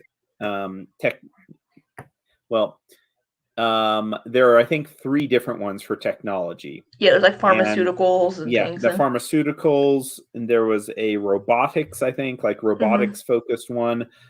So basically, there are 2 labs that could be set up there.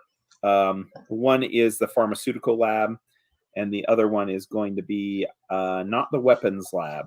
Well, we're still dragging that medical lab around with us. Right. And I'm talking about and that's another thing there that you have even in your own possession itself, right?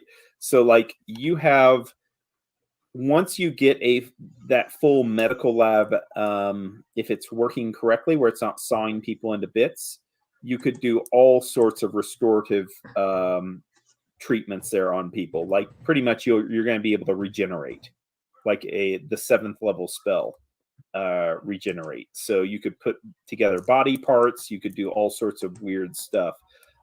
So without spoiling too much, you don't know exactly the labs that can be created, but you'll have a pretty good idea that at least the pharmaceuticals lab can be created. Connor seems to be in pretty good nature, even though the town it sounded like it was in pretty bad shape. He says the coffers in the town were completely emptied. I mean, they didn't come and take horses and the grain stores and things like that. I mean, if something bad happens next year, Torch won't be starving. But for a town that's usually very independent, and it's honestly quite wealthy because of the craftsmanship that comes from this town and the amount of money people will pay for it. The vendors were hit very, very heavily.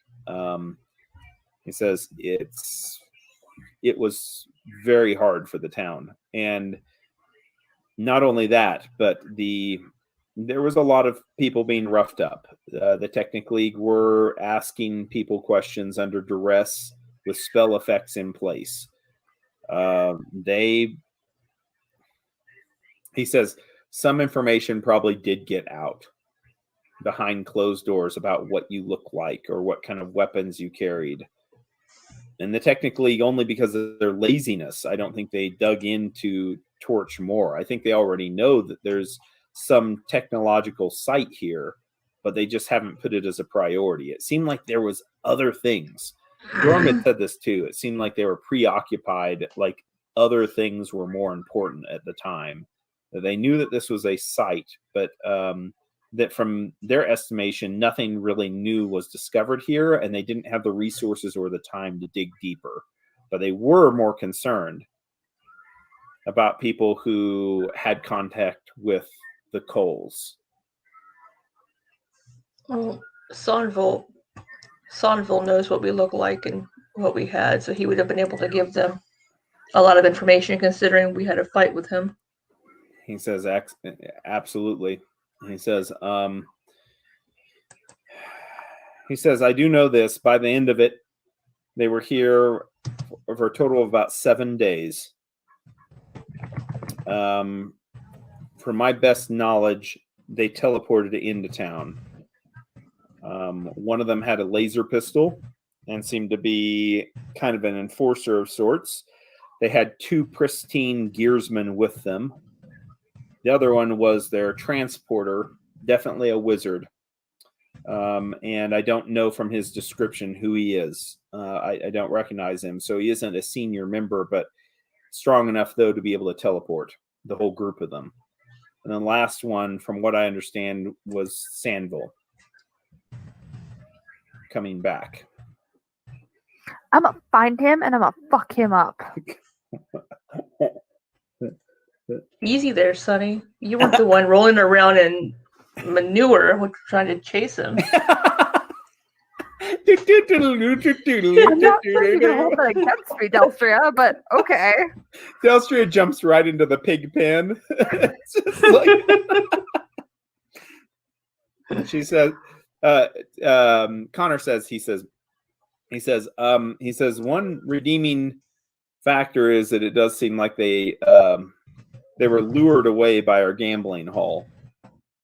He says, seems like part of the time they kind of, they put aside their duties, and when they weren't roughing up people and confiscating goods, what they were doing is they were spending a lot of the confiscated money at the Silver Hall. He says, and losing very badly, from what I understand. Okay. Oh, I mean, that's because the Silver Disc Hall fucking cheats like no other, but not going there. So completely out of character. So what I'm saying is that we need to reach the Technic League and be like, yo, I will bet you anything. Like, end game here, just one hand of cards. Like, let's go. Or have Tor roll 3 dice. Yeah, exactly. Tor, roll some dice. God damn it. Yeah. That was amazing. Yeah. And then Doug was done with his gambling. Doug won't let us gamble anymore. And done with that. Yep. He says, Connor kind of leans forward and he says, he says, part of what happened, he says, Sammy actually donated the winnings of those days. I think partially because the town was so pissed off about the Technic League and what was stolen from them. But anyways, he probably did it to save his own hide, of course, but he donated all the winnings from the Technic League back to Torch. Now, I think there was a deal that was struck. Well, matter of fact, I know there was a deal that was struck. We as a council actually agreed that he had prepaid his taxes and would be exempt for we'll just say a large number of years from any taxes from the Silver Disc Hall.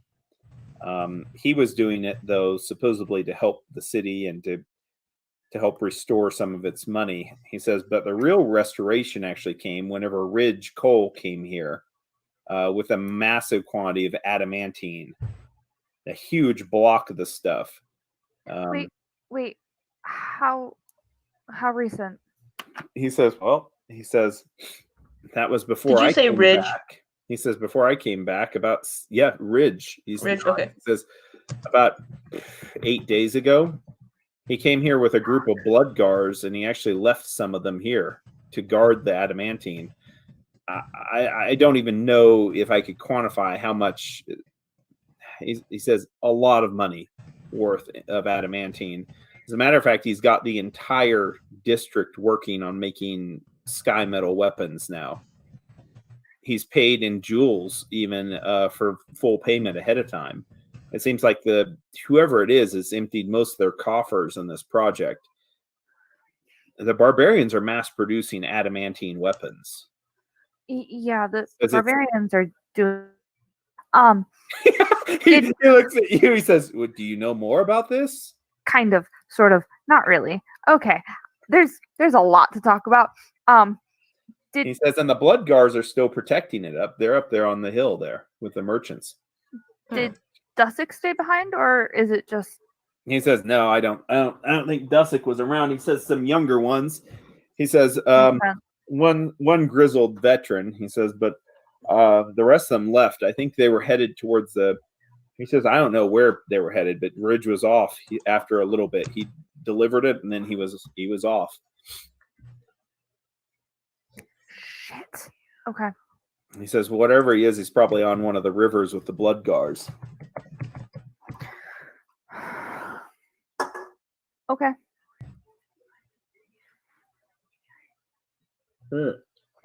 Connor says, "I forgot, actually." He says, "You know what?" He says, "Val had taken this in, and she kept a hold of it, kept it close to her the entire time."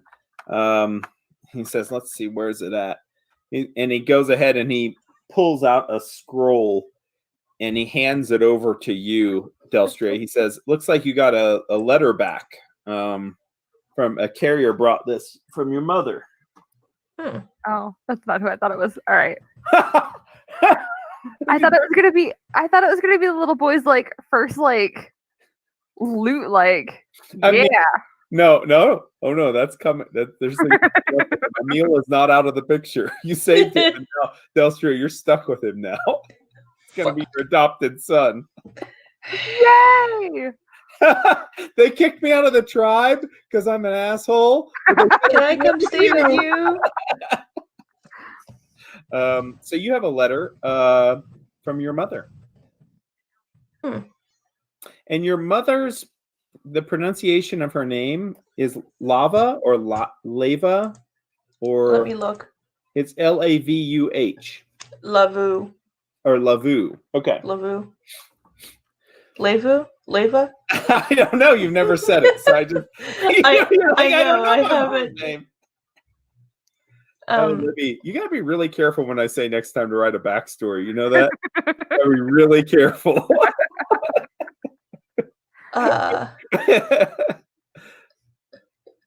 Let's say it's Lava. Lava. Okay. Lava. Yep, that makes sense. Lava. Okay, Lava. The letter reads, "Dear daughter, I hope your travels are safe and that you find the treasures you've always been seeking. The fields here have been good this year so far. The crop has been fully harvested. Bloodgars came to the village, but they were peaceful, yet it terrified most of the people here. The children from those who remarried are healthy, and some travelers from the river kingdoms have decided to settle here. There are even some your age that would make for some fine partners. One has been especially nice and seems intent in finding a mate among our village. Come visit when you can. Love always, Mother."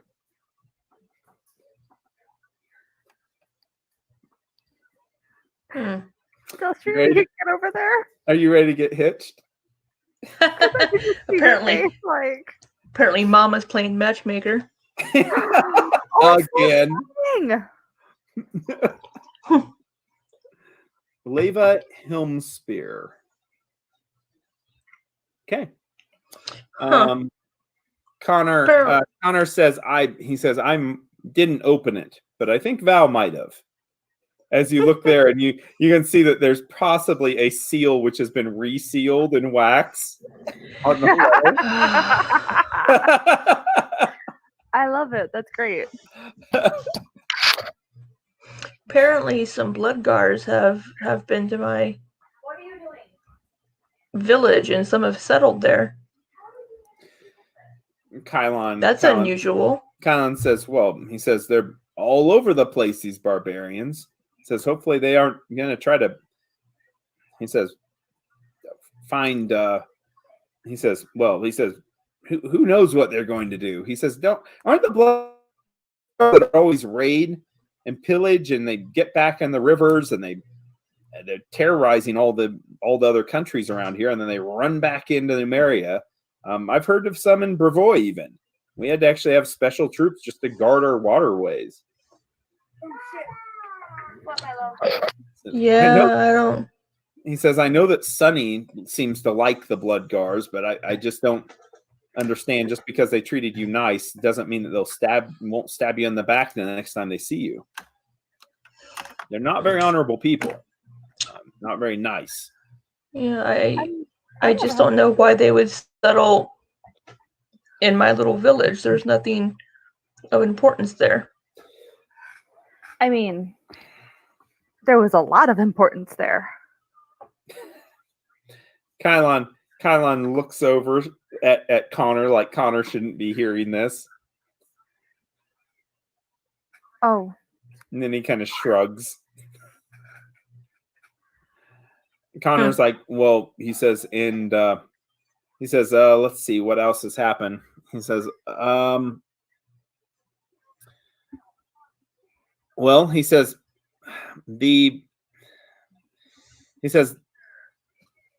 barbarians Ridge actually did come to the council, and I guess I can let you know about this. He came to the council and he made it very clear the intent. He says of not only, he says the Black Horse tribe, but also it seems like the other tribes that they're gathering. He didn't mention which ones, but he said that there was an alliance of tribes that were forming. It seems like they are intent on, well, he says of trying to oust Kevoth Cole, the Black Sovereign, from power. And to tell you the truth, the news kind of got out from the council, and it's resonated pretty deeply here in this village. Especially after what the Technic League just did. He says the council is not quite agreed to their offer of protection, but the barbarians are offering to protect this city from here on out. And from what I understand, that means with their forces, as this is a place where they're going to be getting a good number of their items, it seems, and their weapons. And since we are creating their weapons, just for that purpose alone, we could be seen as conspiring to overthrow the ruler. And the next time that the Technic League comes, if they do come back, it could be much worse.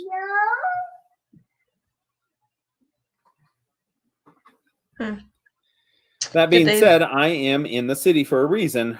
There's too much for me to ignore, and I can't just stay hidden out on the fringes and let whatever's going to happen happens. I made the right decision this time.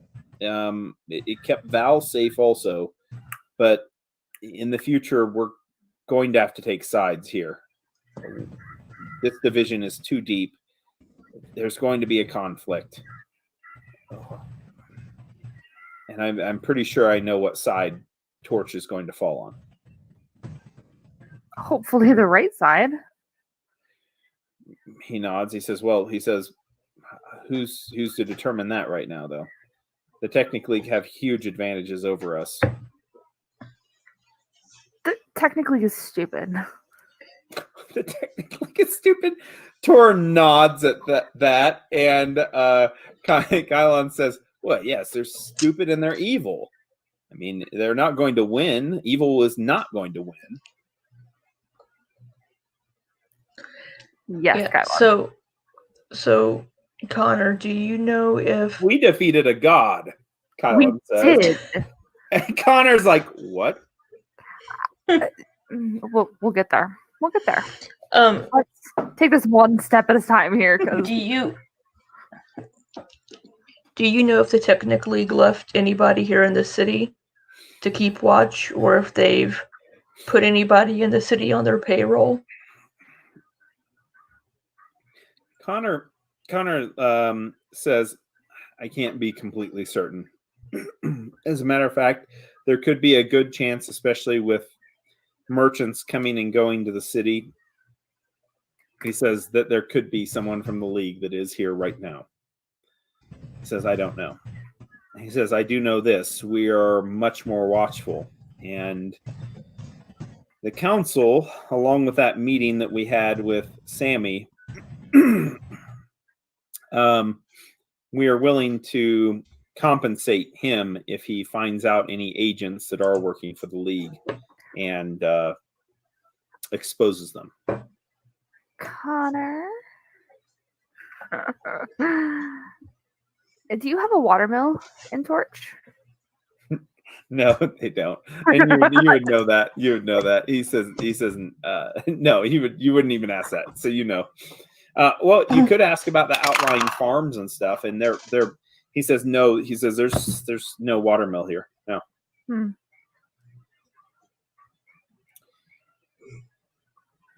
Hmm. Okay. he Well, says besides, out of character, Ridge was here 8 days ago. You heard this just 4 days ago. right. Great. No, but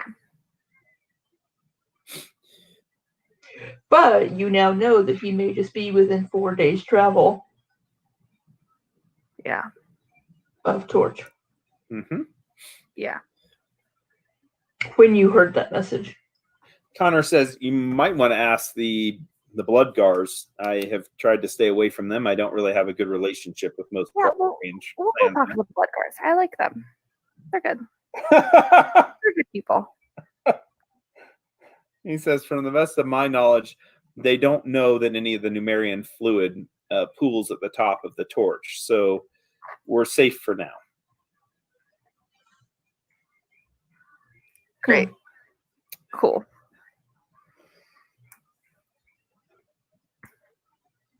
Okay. Do you want to speed through telling him a little bit about what you know, or do you want to role play it out, or what do you want to do there on that side of things? I'm okay with speeding through. I want to do just like very super like, hey, we went to Scrapwall. And you found the transmission site? Yeah. We did find the transmission site. And what was there? There was a dish. There was a receiver array. That's a more technical term, but sure, Yep. It was a dish. Yep. Mm-hmm. And there was a god. A god. Oh, okay. Have you heard of Hellion, Connor? No. He has not. He has no idea what that is. Well, It's not important. he was an stupid. artificial intelligence. There's an excavator buried underneath Scrapwall, and that's where he was. Wow. Yeah, Connor he would love to hear like all the details, but if you give him an idea of what Hellion was after and all that stuff, do you go into like great detail about the gangs and stuff, or do you just kind of like give him the short of it, or what? I mean, he is definitely, once again you're talking about technology and stuff. Mm-hmm. He loves. He's all over it. So, yeah.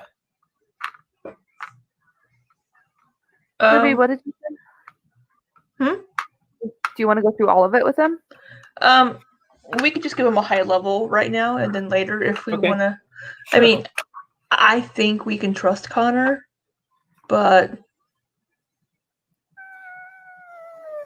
you want to talk about either one of you and your personal little things that are going on? Yes, that is the more important thing that we need to speak of with Connor. Okay. Do you want to tell him that you have the god like in? No, I have him in a pocket. No. Yeah, there's a pocket god now. No. Jesus is always with me. This is a Pokemon. Yes. I choose you, Hellion.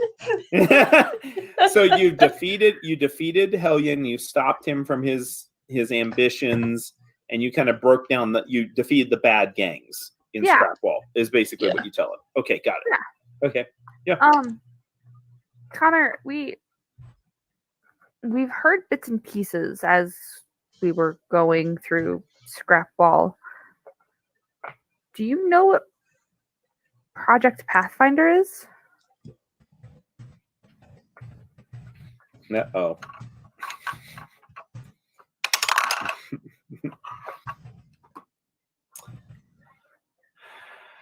He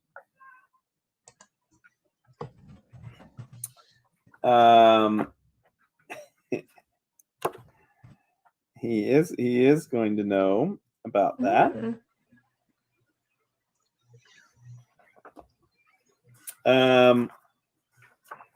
Hold please. Holding. Play some elevator music. Do, do, do, do, do, do. Both of you would drive me nuts if you were the ones designing elevator music. I'm telling you right now. I would just blow my head off right there. Oh my gosh.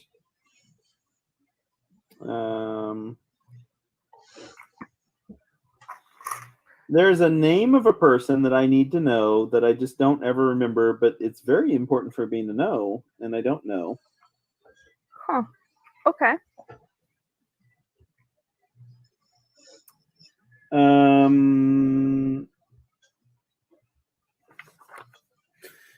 It's in so many of these stories. More stories. Is it a name that we've heard before? Yes. Okay. Yep. Let's You said see we here. have heard the name before? Yes. Oh, yes. It's not Cassandra. Trying to think of all the names we've heard. We've heard a lot of names. I have my Yeah, notes. yeah. He is. Gartron? Yes. Nicely done. Oh my God, yes. He is one of the leaders of the Technic League. One of the chief Gartron. scientists of the League. Yep. Connor says, he says there were many top secret projects that Gartron that he commissioned. Experimental biosciences, cybernetic research. He says experimentation on innocence, honestly. That the League would kidnap from within the outskirts and even the city streets itself of Starfall. Subjects that were not volunteering. Some of them prisoners for good reasons, some of them just innocents that were captured. He thought that there were biological connections even from experimenting on specific bloodlines and those which he thought had promising characteristics. He says, I just know that from what I understand, he says one of the scientists that were very involved in working with nanites was partnering with Gartron in this project. His name is Furcus Zaud. He left the order before I did, as a matter of fact. He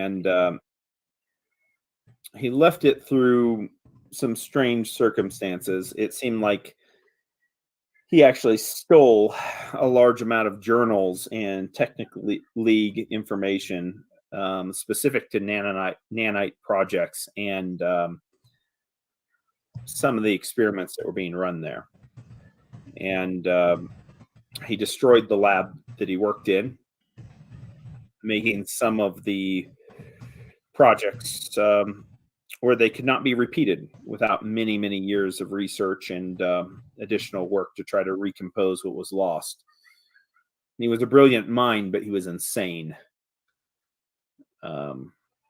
He disappeared. I don't know where he left, but I know that he was strong enough that he could have gone probably anywhere in the entire world.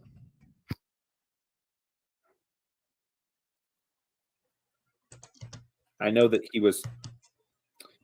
I'm guessing that he was tied in to the Pathfinder project. it would have been some 20 years ago or more, though, that project was running. What was the purpose? Object?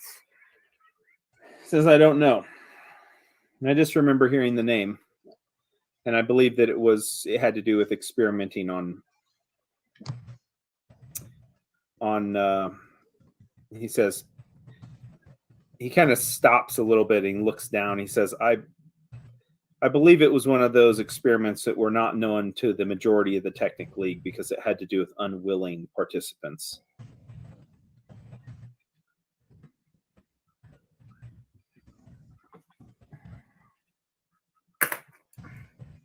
He says Gartrone would know. He says other than him, he says a few others close in the league, but there were some labs that had very strict requirements for entry or to even be involved in. And a lot of those were known as if you were part of the science teams working in those labs, a lot of times that meant that you would never leave those labs. You were bound to a level of secrecy that was not even common even in the Technic League.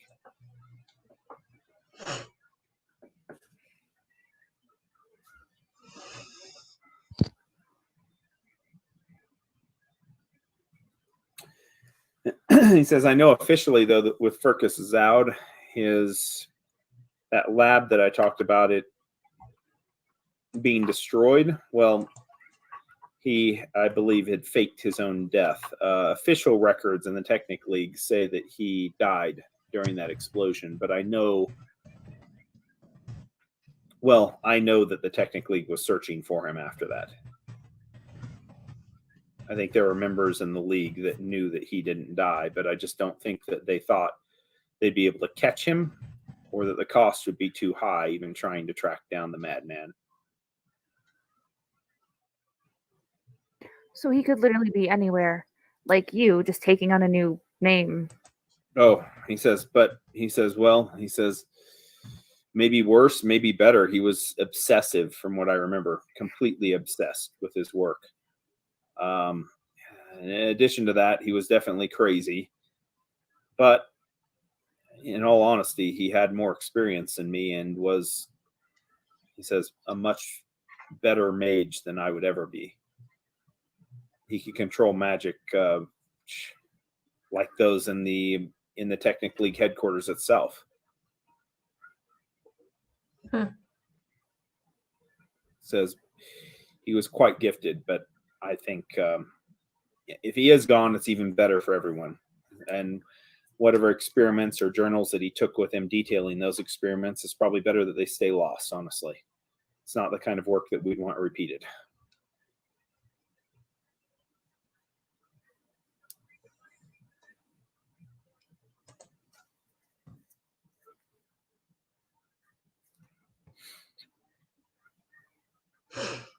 Have you heard of the Progeny Project, Connor? He thinks for a bit, takes a sip of coffee. He says, "No." He says, "I don't know anything about that." He says, seems like things that came up maybe from." He says, "From your time in Scrapwall," but he says some of these things I might have, maybe I left the league after that, or maybe, I don't know. He says maybe it was something that it was long before me. I don't know. But nothing that I know of that was ever worked on. He shrugs. He says, once again, the records, if they exist, would be within the Technic League headquarters at Starfall. He says, and almost impossible to reach. Almost. Not impossible. Dun, dun, dun. Mission Impossible. Mission Impossible. I mean, lowered down from the ceiling. Yep. All right. Well, we did promise to go to the Copper Coin, and at this point, I'm sure it's been a couple of hours. Oh, yeah. So Sunny needs a drink. Yeah. There's a lot to think about, and Sunny needs a drink. Yeah. Connor decides it's going to be a little bit too rowdy for him. Tor wants to immediately start working on the adamantine weapons, so he is actually not going to be joining. But he's my drinking buddy. No, he is. He looks at you and he kind of frowns a little bit, and he's like, I better stay here. I miss you already. He nods. He says, but we need to get the weapons done. I know that it makes sense, but Pylon says, I'll come with you. My goodness, you just could ask, I know you want me to go. I do want you to go, but you don't ever drink, so. He doesn't. He says they have a good cider. I like their cider. He says, I'll have one glass of their cider. That's it. Okay. Tor, do you want me to leave Alpion with you? So you have company? Alpion, he looks over at Alpion. Alpion just kind of, once again, a lot of Alpion's emotions are just not there anymore. But Tor nods. He says, that just to guard the golems. Absolutely. Alpion, stay with Tor. Alpion looks over to him and then just kind of walks over, sits down. Tor scruffs the top of his head. And you guys at the Copper Coin, you are welcome by the majority of the city, already sitting at two tables on opposite sides of the Copper Coin. Is Sammy with a group of rope fists. And then on the other side, there is a group of Bloodgars that are just kind of, they don't look like they're sitting opposed to one another, but they definitely look like they are not friendly. As one of the Bloodgars, you see he's wrapped off a piece of leather around his hand to make a fist, and he's now shaking it in the air and I'm really tough, and he hits the table a few times, and then they all start laughing, just holding their chests, rolling back in their seats, as the obviously they are now taunting the rope fists, which are held away by Sammy. Yes, bar fight. I love it. Okay. A level 1 bar fight is very different from a level 6 bar fight. We'll be fine. Explosions and it blows up. Body parts go flying out the door. So you go in and you're greeted by the proprietors, the sister and brother duo, and it seems like everything kind of just fits right back in. Like everything goes right back into the way it was. Sunny, you notice as you're walking in that Sammy just absolutely makes sure to turn his head and laugh at somebody's joke that probably wasn't even a joke, and puts his hand on the other guy's back and just laughs and points and looks over at the new server girl that they have, and he points over and makes some kind of rude gesture towards her, all on purpose whenever you walk in. On the other side of the room, Delstria, you see the Bloodgars whenever you guys walk in. They look over and they stop like laughing, and they just they stare at your group, each one of you just kind of like eyeing you just to see like what you're all about. And you see now they start like whispering to each other and pointing at different features like the armor that you have on or a weapon that one of you is carrying. And in between those groups are just all the citizens now that stand up and offer their table and, offer to buy you drinks. But you see that your table is still now, it has a reserve sign on it, and it is completely emptied. And you see it actually has a tablecloth on it spread out that doesn't have stains on it even. Oh, and okay, that's too much. Place settings have been put up, and you think now at this point this is way too much, because everything else in the bar looks like normal trashy bar, and now yours looks like a nice dinner table. Yeah, this is way too much. Like, I'm totally okay with us reserving our table, but I just want to go back to like a regular bar table. But But Don't need that fancy schmancy. Kylon says, well, this looks much nicer.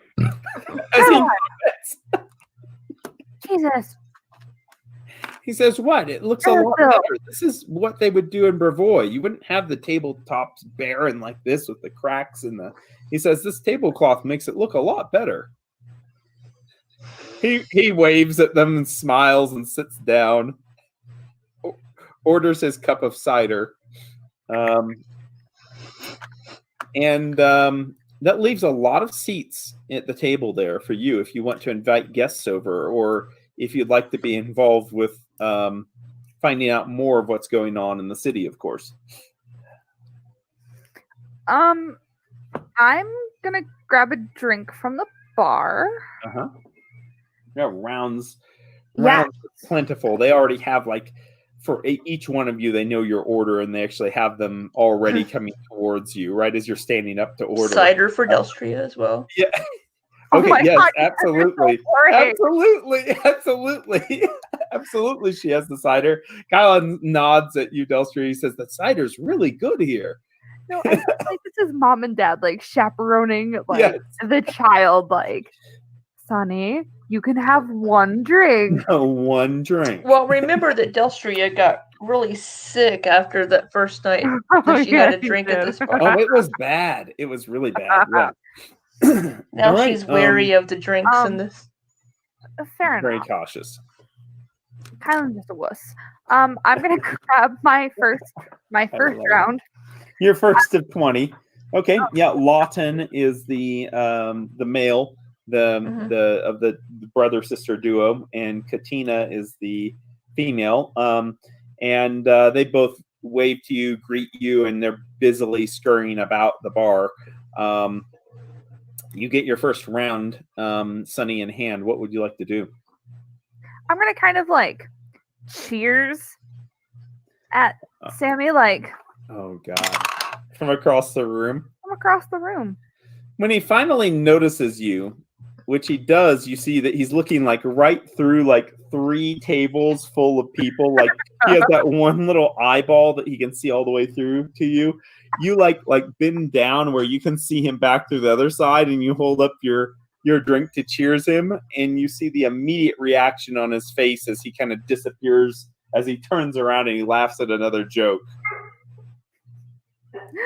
Okay. I'm gonna go talk to the blood guards because they are way more interesting than that little shit.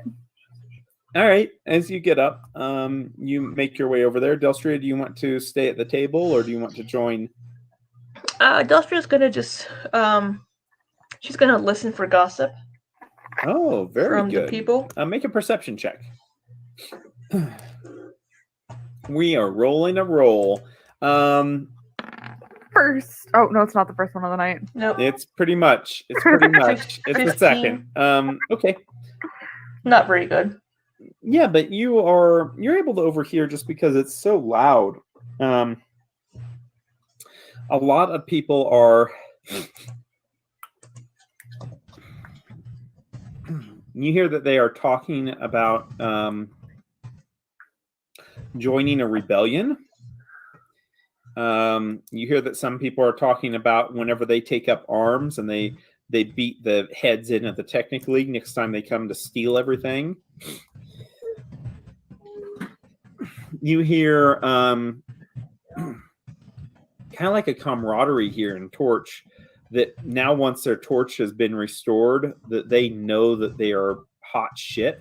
Like they are the place where the adamantine weapons can be crafted. And from the sounds of it, some of the craftsmen that are nearby, they say that they could be churning out maybe up to 200 or 300 adamantine weapons from the amount of adamantine that was dropped off.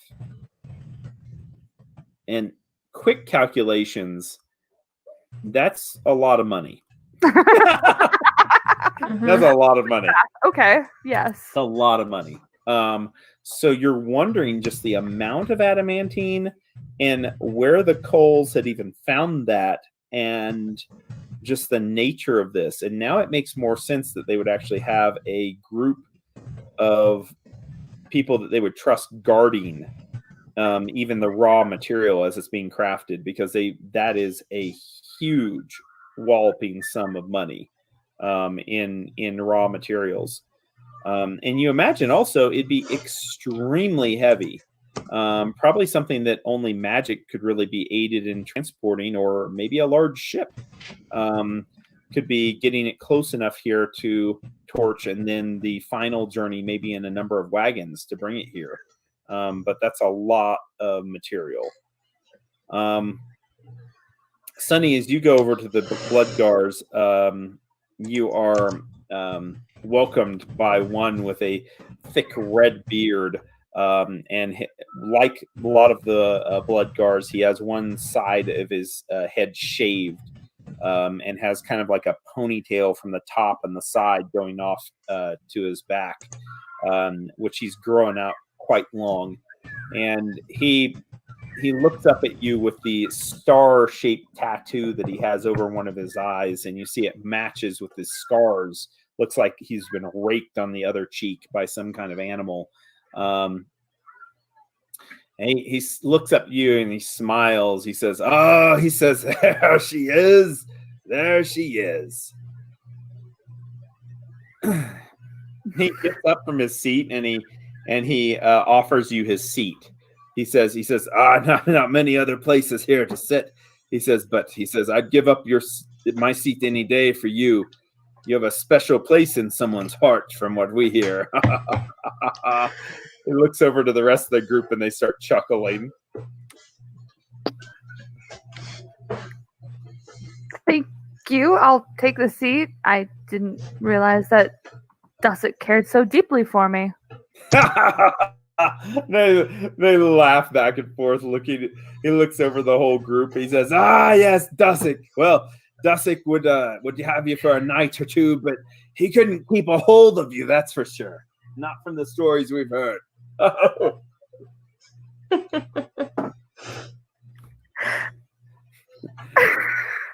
Oh, okay then. He says, No.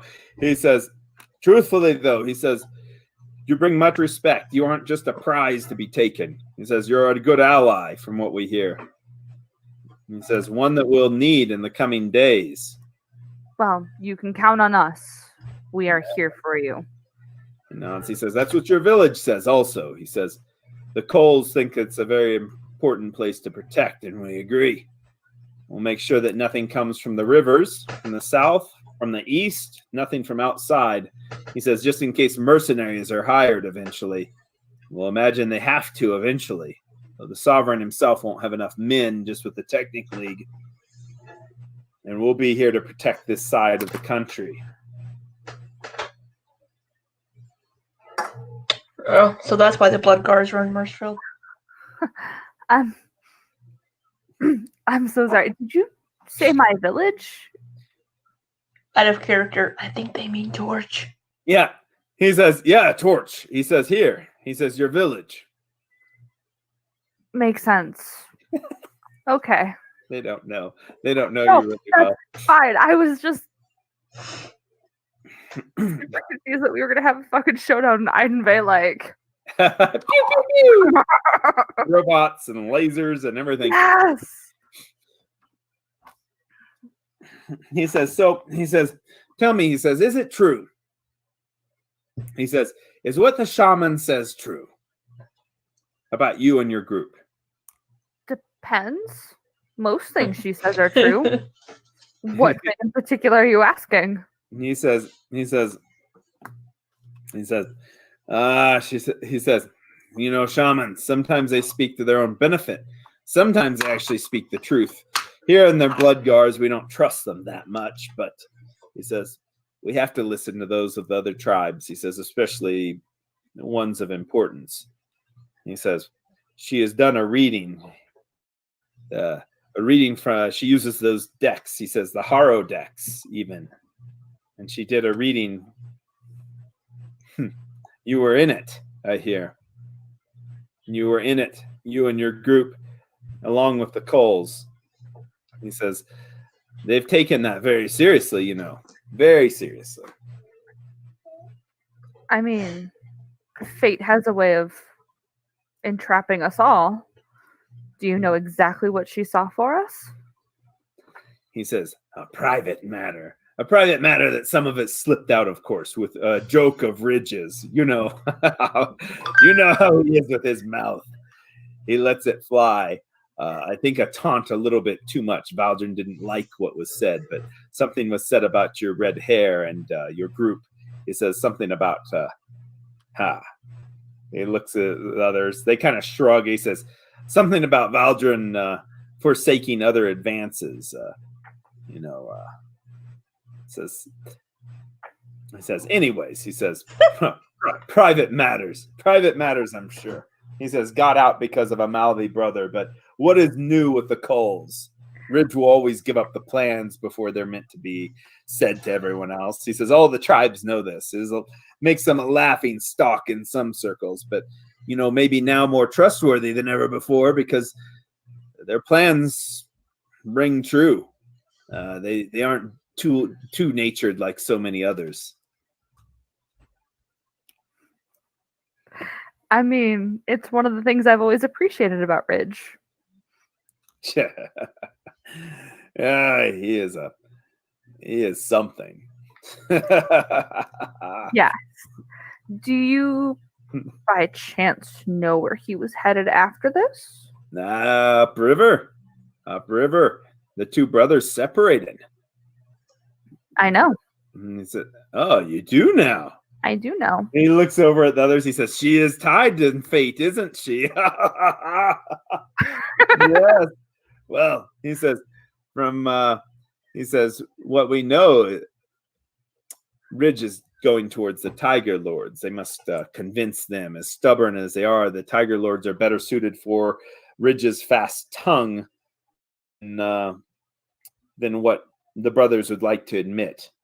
So they separated, yes. Ridge to the north and Valdrin obviously to the west to convince the other tribes. Obviously. He smiles. He says, if you want to show up again, he says, as fate would deem it, I would travel to the west and find him. I mean, west is a fantastic direction. Perhaps that's where we're headed after. You hear a, excuse me, he says, are you talking to my future wife without my permission?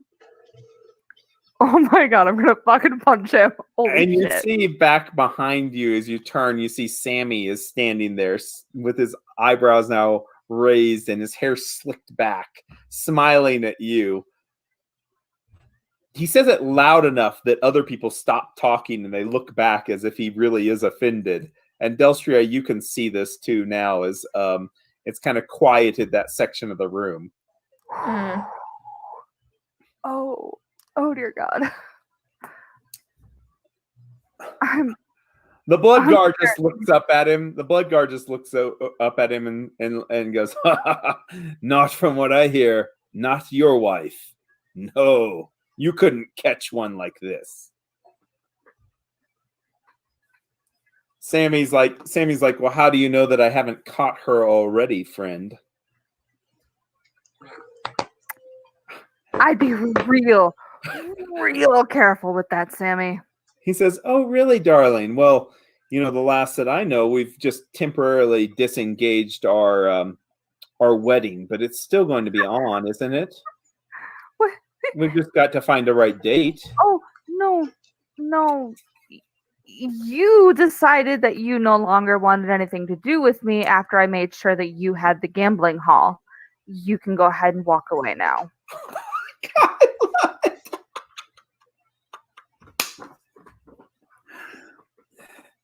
He said he you can make a No, don't make me roll make a perception check. I love it when you make perception checks. Make a perception check. And oh my god. Sonny's on a roll. God. Sonny, you see that he looks down for a second and his mouth, like his lip trembles, like you just landed a gut punch. Like he didn't feel that way at all, and he doesn't know. He didn't think that he was casting you off. Like he feels. You can tell there for an instant that he feels like he made the biggest mistake. My poor Sammy. He says, "Oh, the gambling hall." He says, "No." He says, "That's nothing that's going to get in the way of you and me." He says, "I'll just be waiting for you at my table for whenever you decide to come to your senses." And he turns and he kind of shambles off, and he kind of trips a little bit over one of the Bloodguard's axes that are sit out there, and he stumbles a little bit. And the Bloodguards just start laughing and slamming their hands on the table as they point at him as he leaves. Oh, now I feel bad. The Bloodguard that you're talking to, he looks at you and he says, "Miss," he says, you have gained your reputation. I see, and proven it here again." He says, "We have to go. We have to relieve our other group. They deserve time to drink." But he says, "From what I understand, you will probably be the last one leaving this place tonight as it is, with the fortitude that you've been able to show." Yes, I am unfortunately without my actual drinking buddy, but He says, "Well, there's some of them that would like to be your buddies, but do not let them. Their breath is horrible. One has a very small well, and the other one, his leg's too bad. He could never chase you down if you went running." good to know. They all stand up and they start to walk off. I'll stand up with them and make my way back to Kylon and Delstria while grabbing another round on my way. As you're going, you pretty much grab a pint from a table, and the guy's like claps his hand. He's like, "You go get him. I'll catch up with you." You have another beer in your hand as you make it back to Delstria. So how much could I see of the Sunny Sammy?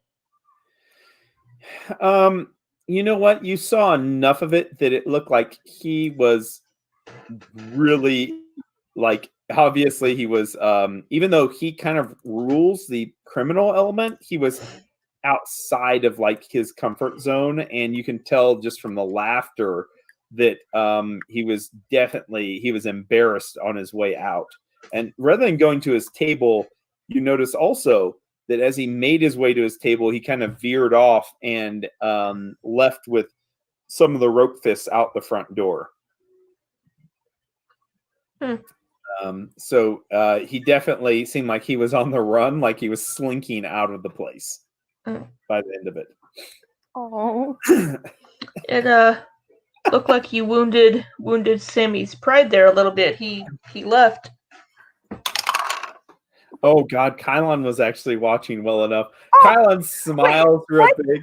Wait, Kylon sees this. Kylon doesn't see fucking anything. Yeah, a 19 on his perception check. He has a +0. Kylon is smiling like a small little kid, like with froth of cider dripping out of his mouth, and he just smiles. He says, "That's the way you've got to treat him." He says, "Don't let him come up and talk to you. You need to stay away from him. He's bad company, bad people." I think I hurt his feelings. He says, "Good." He says, "Good. You can hurt his feelings. Sonny, he's not going to be good for you. Can't you tell? Look at him." Yeah, but no, It's a slimy little thing. He makes his living off of taking everyone else's money. I mean, to be fair, they did give us a lot of their money.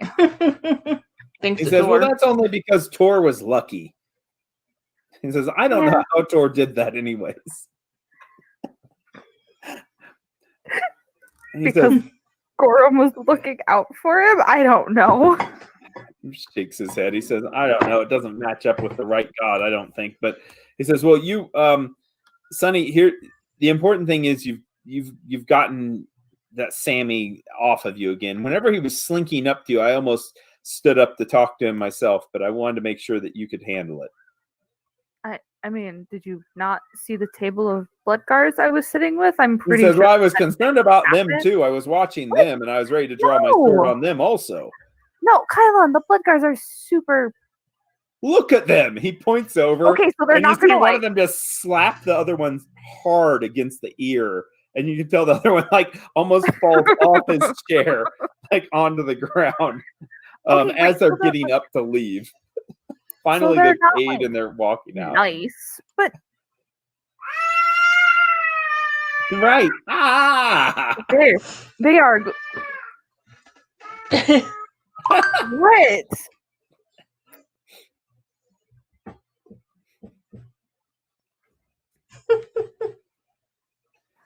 Sorry.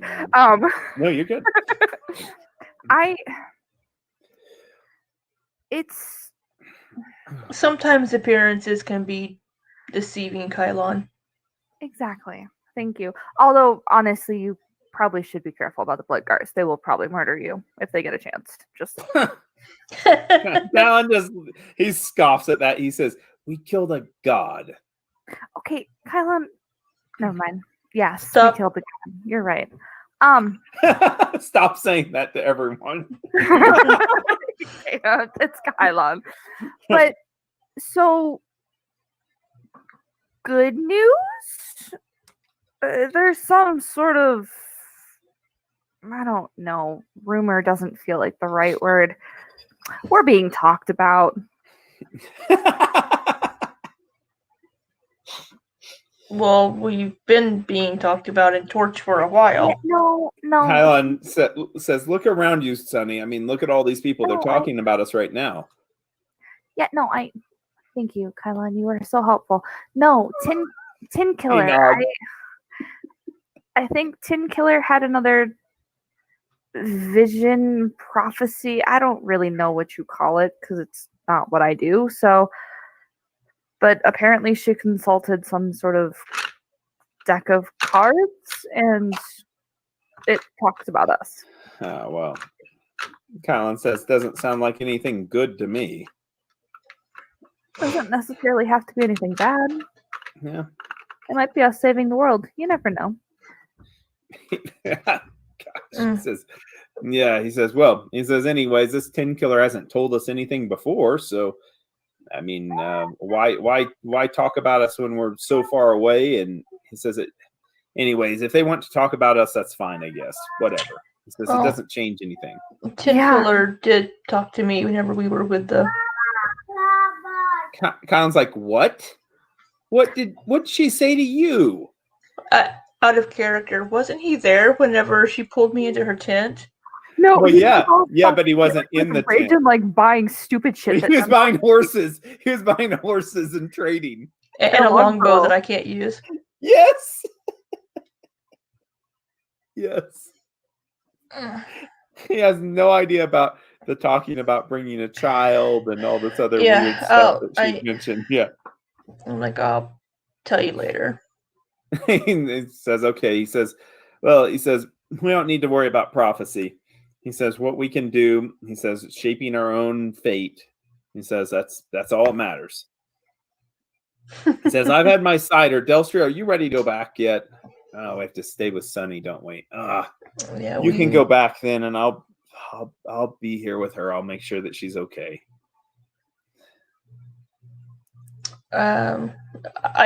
I can stay if you like, Kylon. You can check on Tor.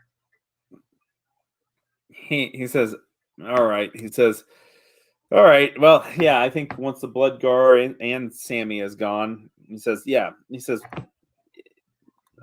I'll be down the road." And Kylon gets up and he exits. Bye, Kylon. Have fun. Is there anything else that you guys want to do as far as investigation that would be fitting for the scene? Not really. Cool. Well then, we're going to hit the fast forward button then. Okay. Yeah, exactly. There's how long is of that. Delstria hanging out with me? Is she staying all night? No, I mean the fast forward as far as days go. Oh yeah, no. I mean, you're like, "No, we can't do days." I mean, I figured that I'm gonna have to talk to Sammy at some point, but We were going Alright. to talk to Joram at some point.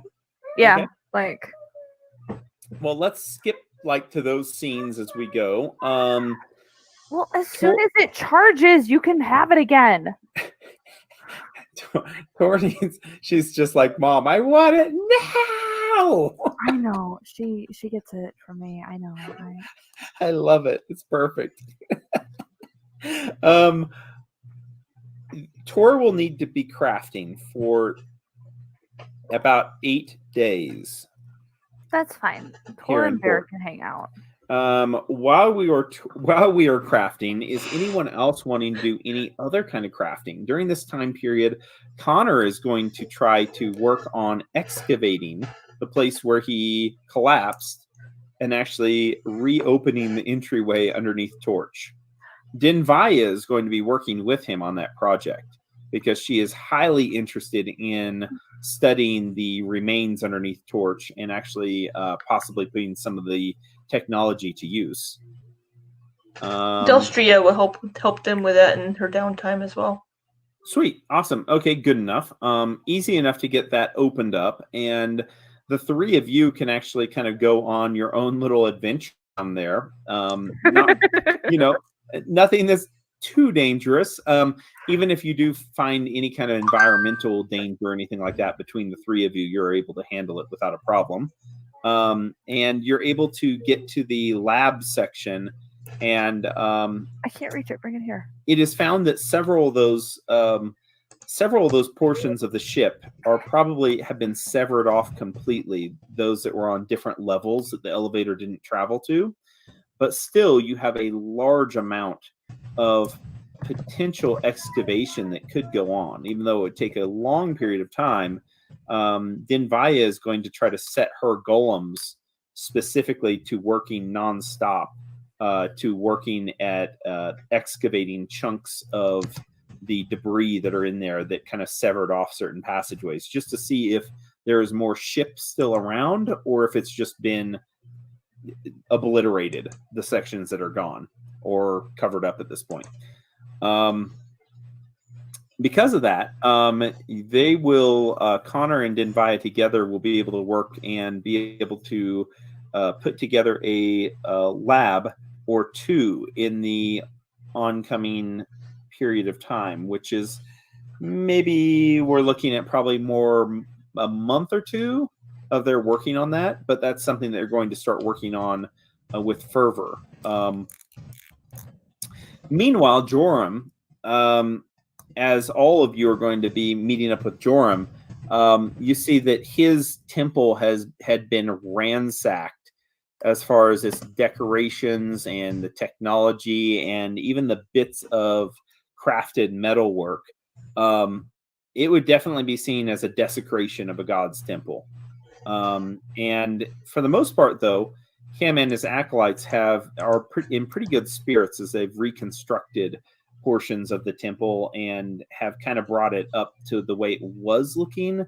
But it's obvious that the technology that he had, especially back in his room, and especially a very unique piece of technology called Meanda, are now gone.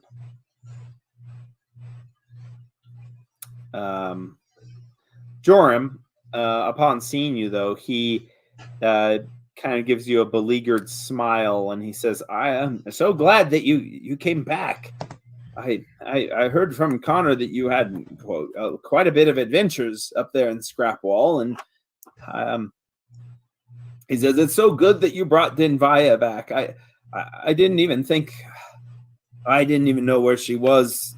I kind of assumed Scrapwall, but he says there were some problems. Obviously, she was hunted by the League for a period of time, and we had a falling out also. But I'm glad that she is now with us again, and I want to be able to help out in any way that we can.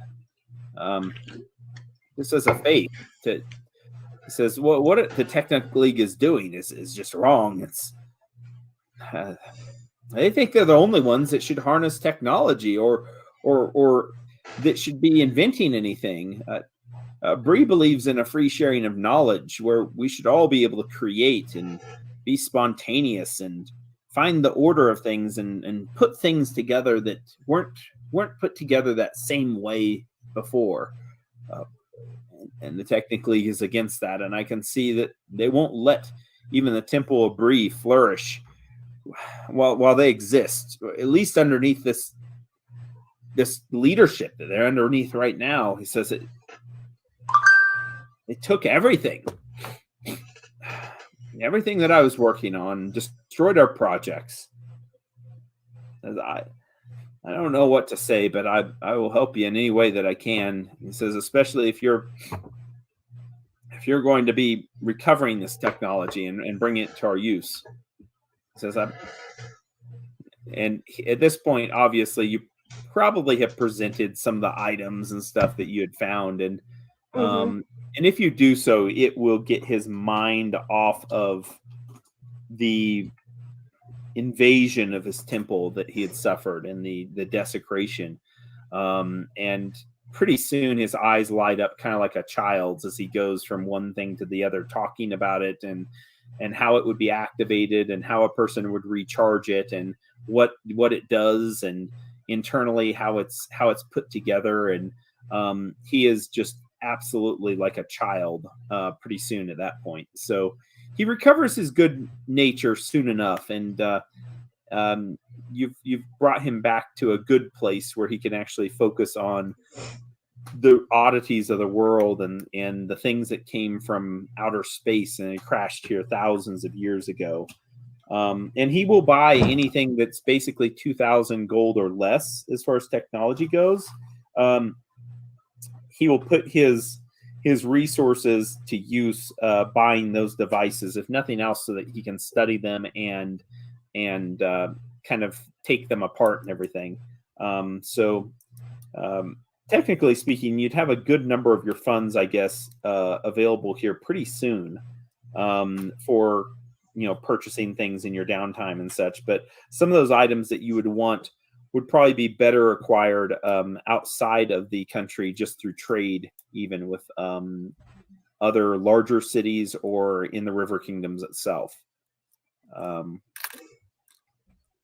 Anyways, is there anything specific with Joram that you'd like to catch up on, or anything that we could role play out, or is it just pretty much basic stuff?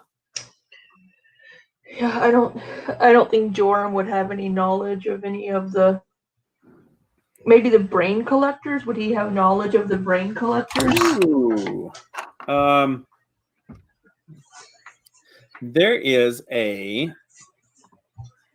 There's a place that's rumored to be extremely dangerous. Of course it is. And yes, and it is, let's see here.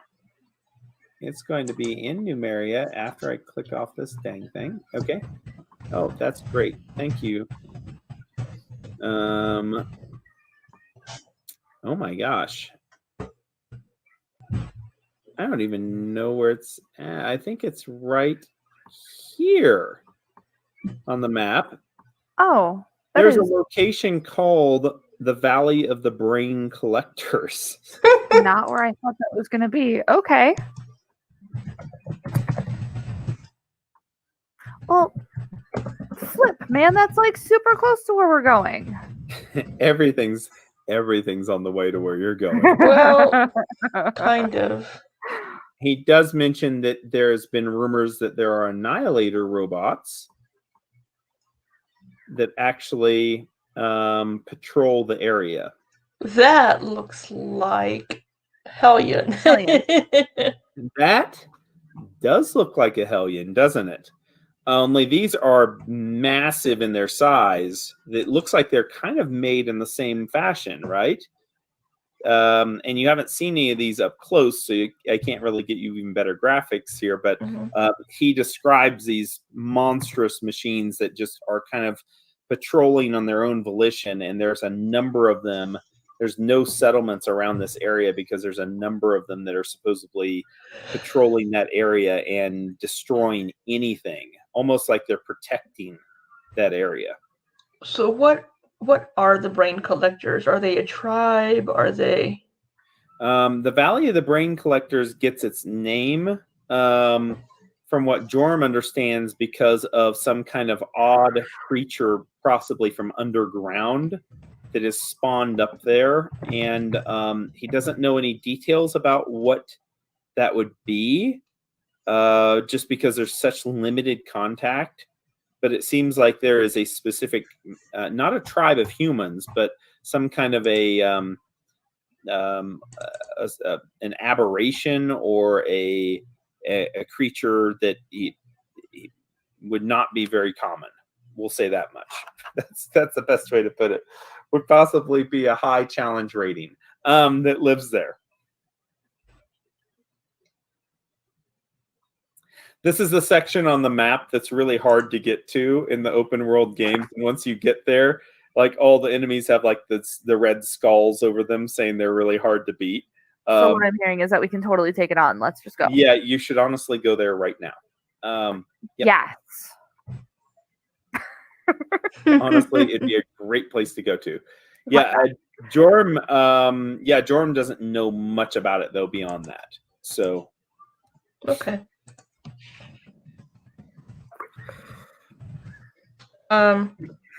Was there anything else, Alyssa? I'm looking at your notes from after the last session, and we've asked. Yeah, you have your theories relating to him, don't you? Huh? I mean, don't you have some theories related to Jorm somehow? I have a lot of things relating to a lot of people, and I don't think anything with Joram was actually true. So I don't have anything related to Joram. I don't think so. So you wanted to ask Connor about the 2 projects. You wanted to ask Connor about the Brain Collectors, the Navigator, and if they technically have any Fae. Oh yeah, we should probably do all that. I didn't do any of that. All right. Oh my God, you didn't do any of that. Come on, we Alyssa. talked about the 2 projects. Okay, fight me. Those are the important parts. I remember Connor about the Progeny project makes me feel like he's not going to know anything about the Navigator. Well, he mentioned the Navigator. Did he? I don't remember that. I don't not believe you. I don't remember shit. So let me double check my notes. Whatever. Whatever. Jorm had said that something about that you look peculiar before Delstria, like you look like there was something about you that it seemed like it stuck in his mind, like he'd met you before, or he'd seen someone that was maybe it was your hair, maybe it was just your hair. He saw someone with fabulous hair like you before. Somebody with gray hair and purple eyes. It's a long time ago. Well, yeah, you kind of do, like, you kind of stand out, right? Like, like you have a unique look. We'll say that much. So he did mention something about that a long time ago. Boy, that was way back in book 1 before we started writing everything down verbatim, thank God. And then, But this is why we write things down verbatim, because shit like this could fall through the crack. It's way too much like putting Doug in a corner, and I cannot be sneaky and tricky then. So he knew about the Androphins, because I have a note here that says that he told us Androphins used nanites on people, cybernetics, and androids. Yes. So he did know the Androphins were a non-native species, that they were the aliens, and he had studied enough to know about that they themselves had these little nanites that they would use on people, nanite canisters even, I think he mentioned, that they would have, that they would actually use to store them. So he had the experience in that. Absolutely. I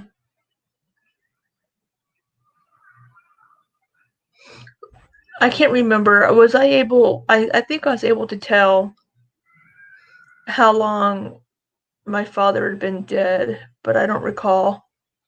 It was a long ass time. It was a long ass time. How old are you?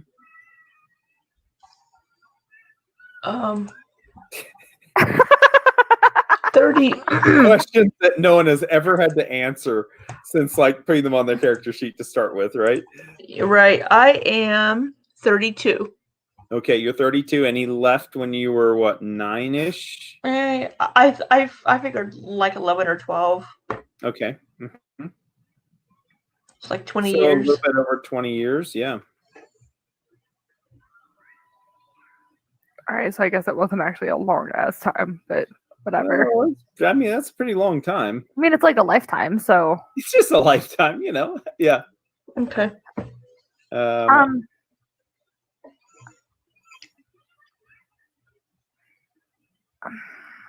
Oh my God! I just forgot something really obvious. Oh fuck you, Jorm.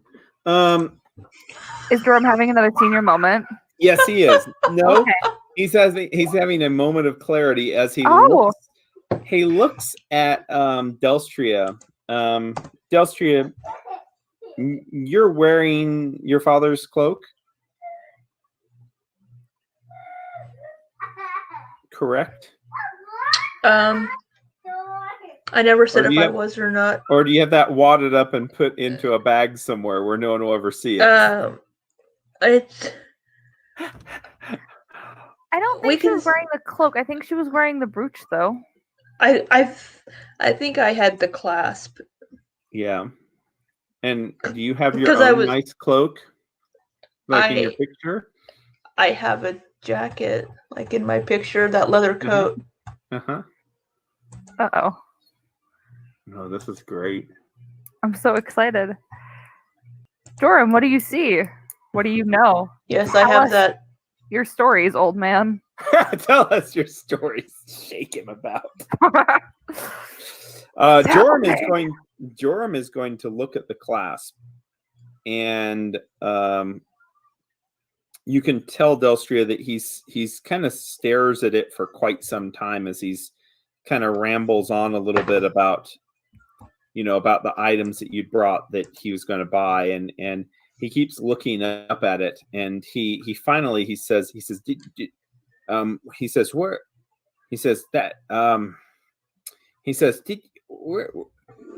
you have that on before when you were here before?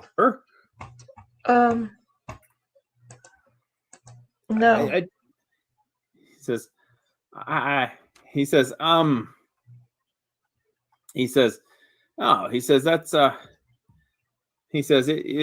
quite unique. He says it's like I believe that he says my old brain, he says all the things that I think about and everything. I just he says I believe I've seen it before. Really? Where have you seen it before? He says, well, here in Torch. He says, that's where I believe yes, he says, I believe that I did see it here in Torch before, and he says, Was it being worn by somebody? Well, yes. He says, With a green cloak, perhaps? He says, it's the same feeling I got before. I like I've seen you before or something. He says,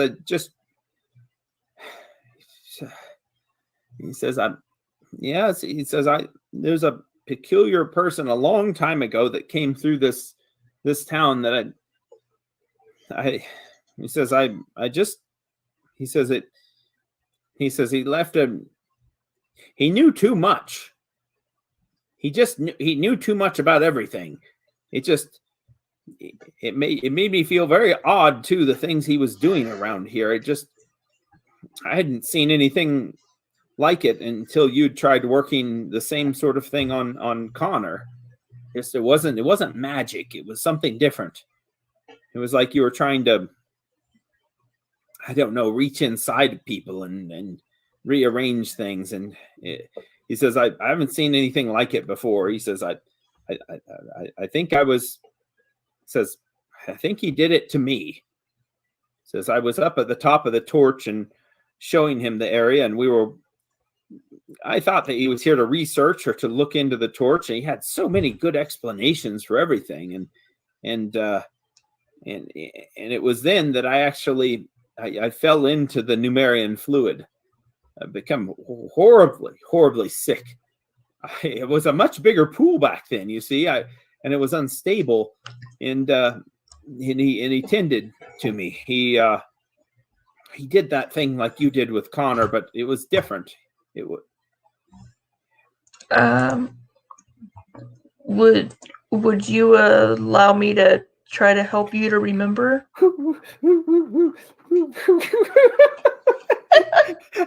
He says I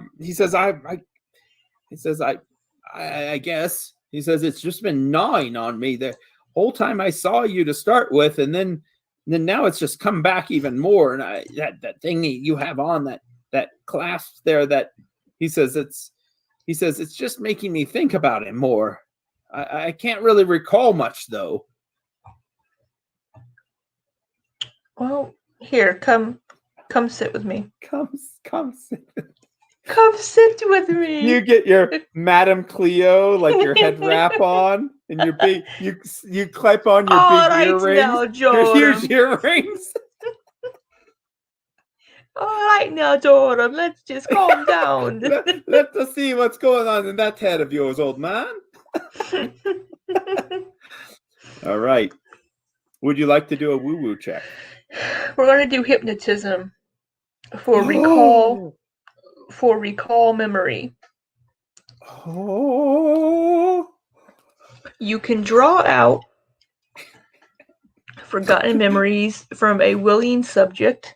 You spend 1 minute inducing a calming trance-like state of in the subject, after which you attempt a diplomacy check. If you succeed at the check, the hypnotized creature can re-roll any previously failed intelligence or knowledge check to recall the forgotten information with a +4 bonus.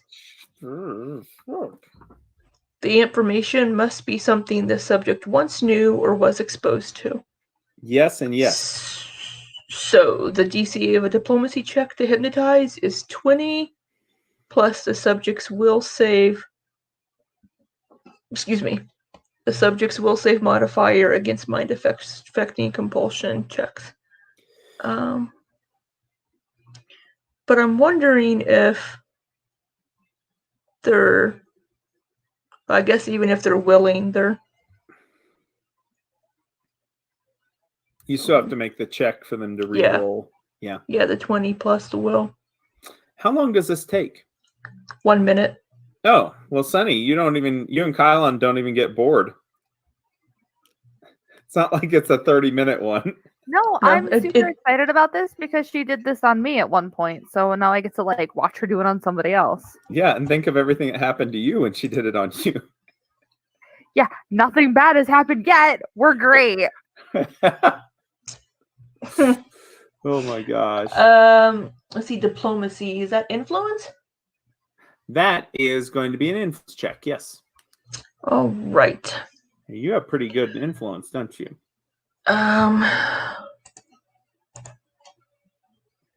8 is my bonus on that. No, that's not bad. So we'll see. All right, we're gonna try this roll.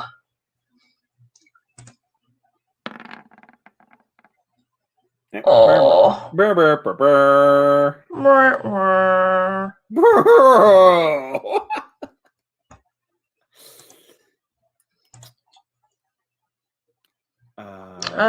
But I can try again the next day. So every day before we leave, I'm gonna try to. My God! Oh my God! You're gonna have a counseling session with him. Do a little hypnotism. Have some tea. Okay. Yep. All right. Joram cannot recall, but he will be able to recall eventually, won't he? Yeah. plenty of pat time. his- I pat him on his leg and say, "We can try again later." I'm He says, I want to not able remember. to do it today. I want to remember. I do. And all right. Well, that is anything else for Jorm, because that's the end of Jorm's scene. Not today. Not today. Not today, Jorm, but I'll be back. Okay. Anything else that you guys have to do in town other than just saying that you're going to start selling off goods and all that? I don't think so. Okay. Yeah, you already talked to the Bloodgars.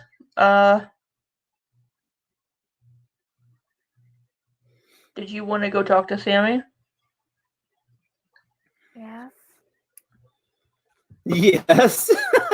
But Yes. the me going to talk to Sammy is definitely going to be while like Be a what? Delstria and her little crew are down doing whatever it is with all the nifty stuff because Sunny's not going back under. Fuck that.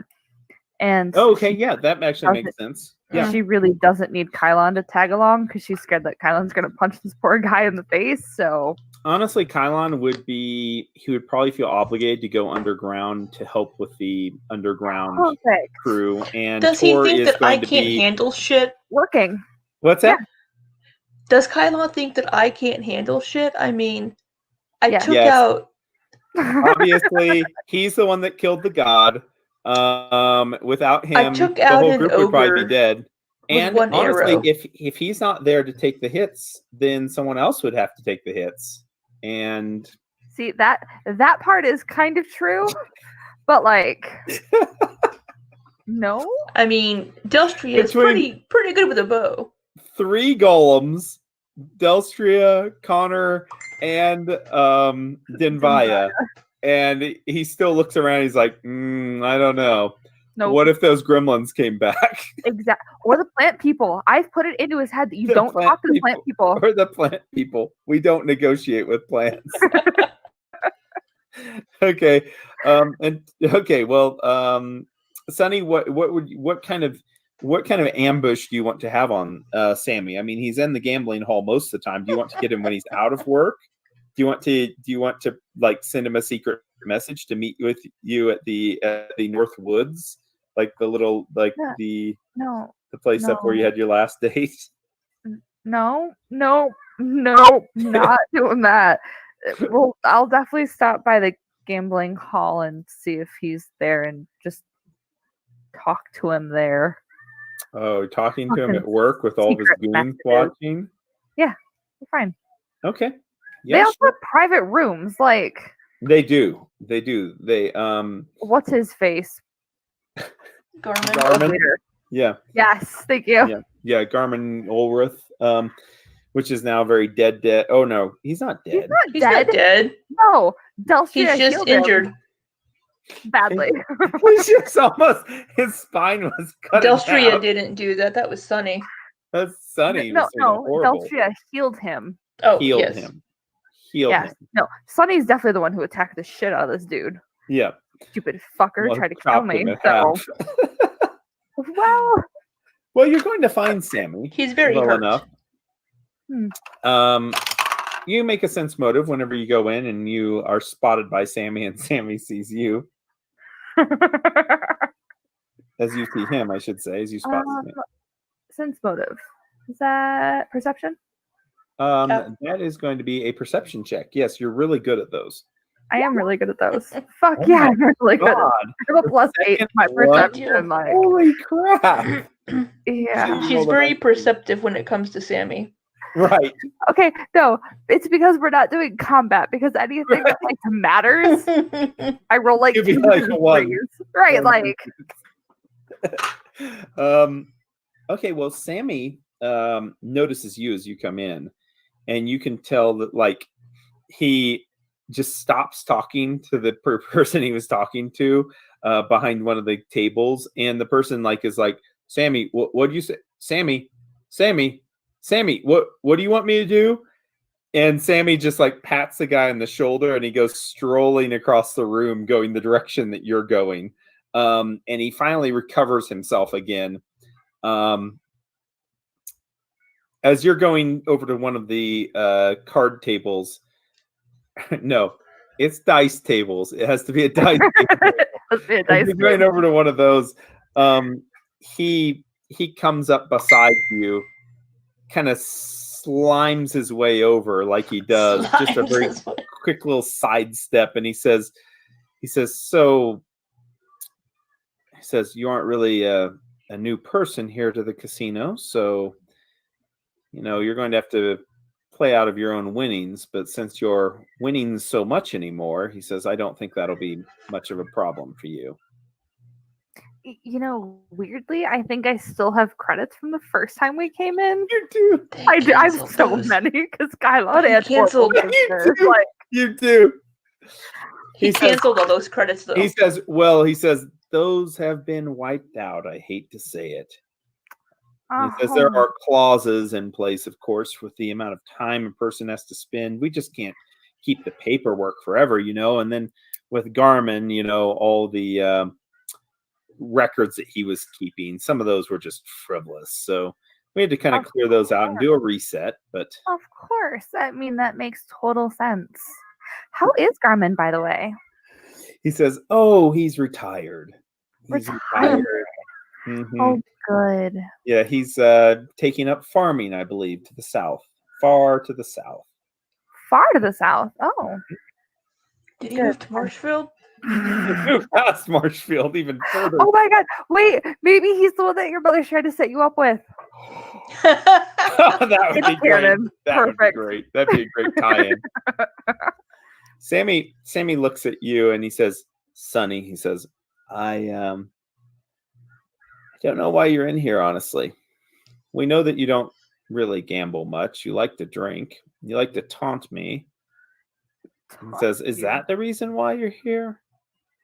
How in the world do I like to taunt you? Says, he says, it seems like all you need to do is have a big, stupid Ulf somewhere around you. He looks around. He's like, none of them are here today. So that maybe that's your downfall today. Maybe actually you aren't here to taunt me. Maybe you're here to actually talk. Still not sure why you think I would taunt you. I would like to gently remind you that you were the one who very loudly decreed that you no longer wanted anything to do with me. He says,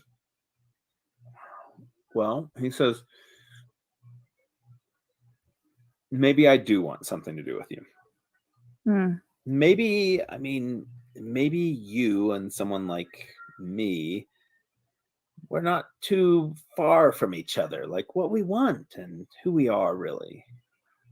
Sammy, you know nothing about me. He says, Literally, you know nothing about me. He says, I know that you've had a good run of luck. I know that you're absolutely stunning. I know that you've helped me inadvertently, of course. You were doing good things, but you helped me out. And I feel like you need to, be open to the possibility that maybe I have something to offer you. Please enlighten me. What do you have to offer me? Says, he says, beyond my stunning good looks, he says, obviously my wit and my my ability to rise above the normal people that live here in Torch. He says, beyond all that, honestly, we're still wanting the same thing when it comes down to it.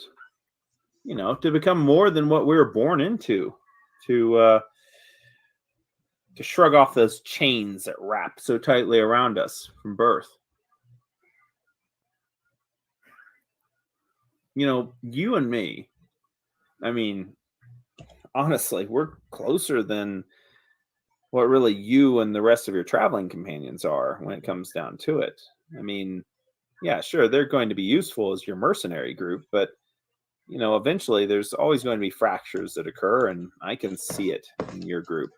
You're very different from one another, and eventually it's going to fall apart. When it does, I'll be the one that's warned you well ahead of time.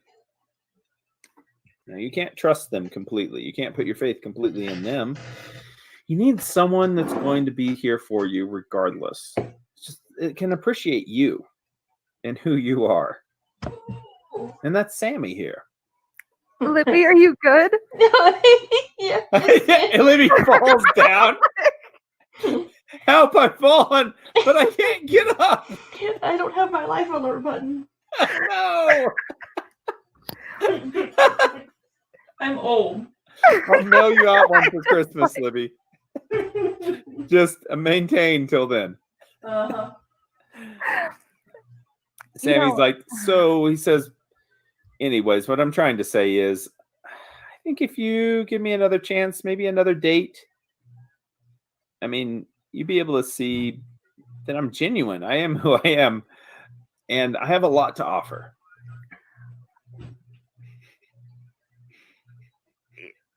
I'm flattered. It's horrible. He's such a terrible person. I love him so much for it. Like the fact that he just fully embraces it. I really am flattered, Sammy. But you used me. I didn't use you. How did I use you? If anything, you used me. The way you were, you're throwing my name around there in the copper coin like it's dirt, like I'm some criminal, like I'm something below you. You know how that feels? Yes, actually, I do. And no, you completely used me. He's like, no, I didn't. He says, Sonny, I would never use you. You're much too precious. You're so rare of a sight here to even enter into the city. Can I make an insight check on this? Because yes. So full shit, like. Yes, you can. Oh my God, this is great. Is that perception again? That is a sense motive if you're trying to. Yep. You can. Oh God. All right. Well. He looks at you deeply in your eyes. He says, listen, there's neither one of us is perfect, but what I'm trying to say is we have so much to offer one another. Sure, things are going really well, but honestly, this isn't going to happen forever. I don't expect it to happen forever.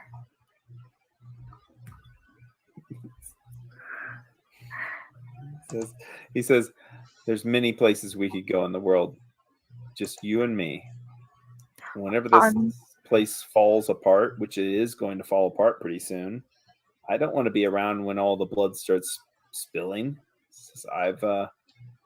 You know what? I can come back here in the Torch later on. Have somebody run the operation. We'd have plenty of money to travel wherever you want to go. And I know that you've been able to scavenge and salvage all sorts of things with your mercenary group, but you don't want to be in that life forever, do you?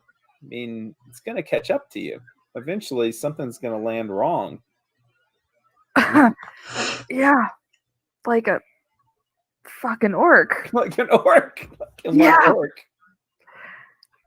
The difference is that when the blood starts flowing, I'm gonna be on the front line.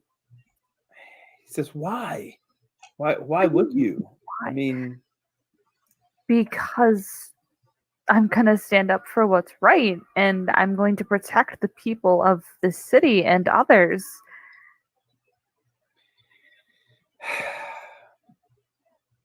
He says, that's what I don't understand about you. He says, but it's probably the thing that draws me to you. He says, that's so different from anyone else. says, listen, he says, if you give me a chance, just give me a chance. He says, I'm not going to be with you there on that front line. I'm not going to lie. But you know what? You can look at me as kind of like your escape plan. Because when the front line doesn't work out well, I mean, I'll be here. And I'll actually provide an escape, to get out and to get away from these things. I mean, eventually, I think you're going to come to your senses that, it's going to be suicidal going against the Technic League. You got to be smart and on your feet and plan around 100 different things they've already plotted out. And, you are amazing in every way that you are. But it's you and a bear and those two big idiots and then that crazy elf lady, and it's like out of all of them, Sunny, you're going to be the one that's going to make it as a chance of actually surviving. Why does he think I'm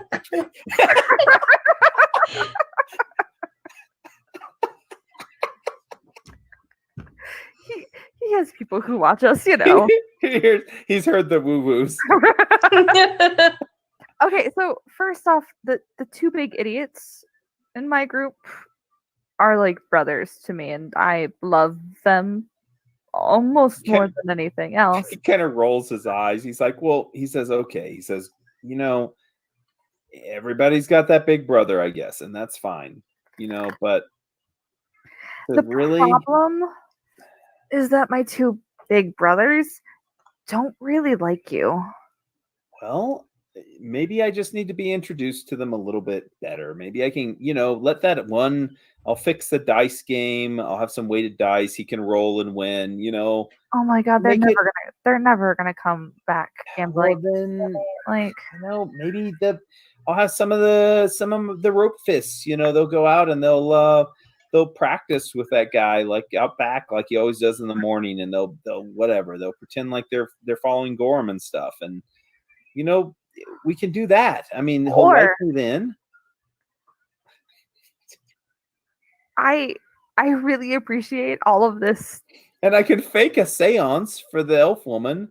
For her, I can have somebody we can have somebody levitating and some sheets on them and pretend like there's a haunted house that she fixes or something, we can do all that.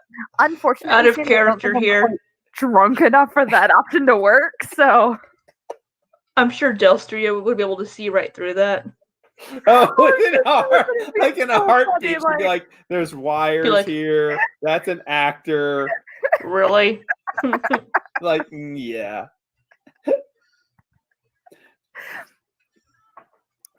Look, Sammy, I really appreciate it, but And I like bears. I mean, I like animals. I always treat animals right. So that bear of yours, I could take care of it and feed it and everything. He just stares like in your eyes. He says, and you're so beautiful. He says, I think that, I don't want to let you go.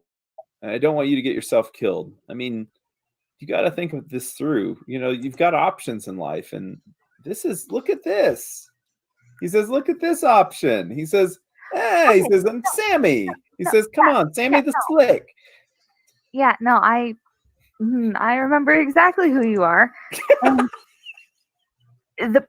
The biggest problem that I'm coming to find here, Sammy, is the fact that you wanted nothing to do with me. You publicly called off any sort of wedding that we may or may not have been planning. I was hurt. Then I come back hurt from what? Hurt. You hurt me, and how you don't acknowledge me around your friends and stuff, and it made me feel like you weren't very serious about things, honestly. Do you remember the first date we went on and you said, oh, we got to keep it all hush hush? Well, yeah, because of Garmin. I knew that Garmin was, he wasn't a good guy, and he didn't let me, really pursue things.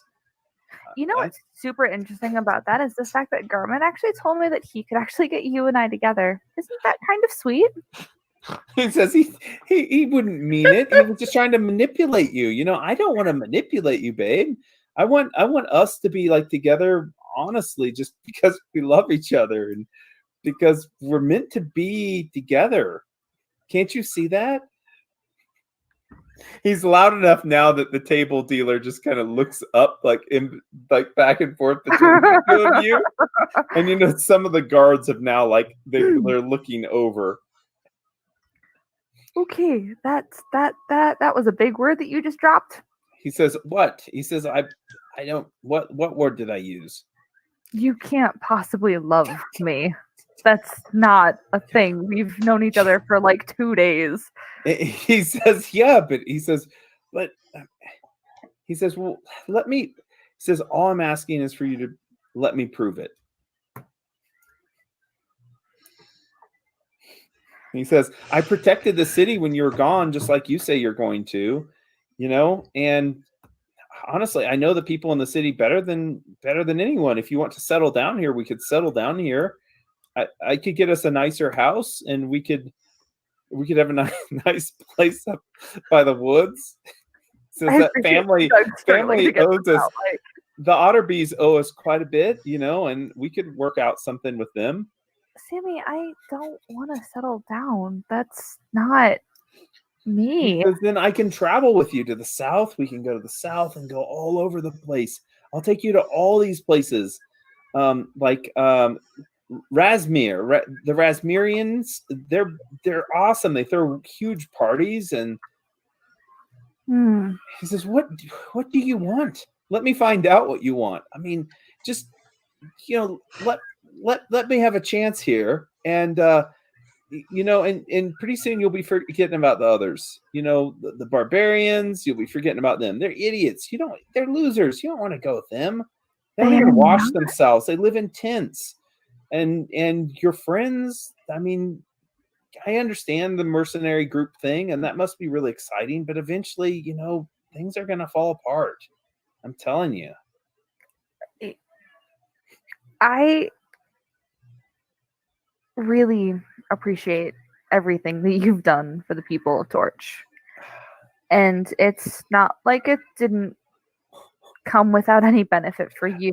Make a sense motive check. No, I'm really bad at 19.